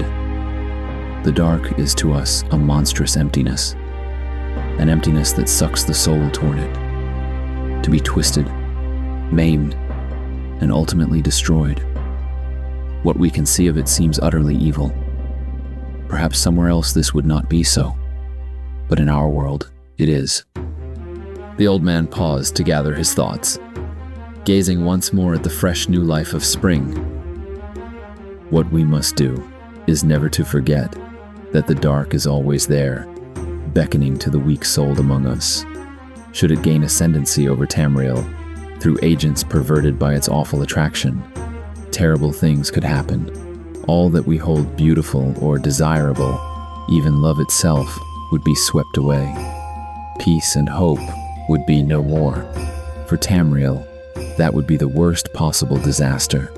What I saw during Jagar's reign nearly killed me, almost destroyed my mind. When he was destroyed, I thought the worst was over, but it was not.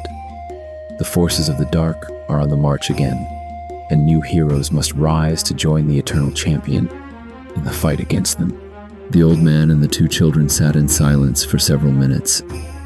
Finally, the children assisted their grandfather to his feet, and they walked slowly away, toward home and hearth and lunch.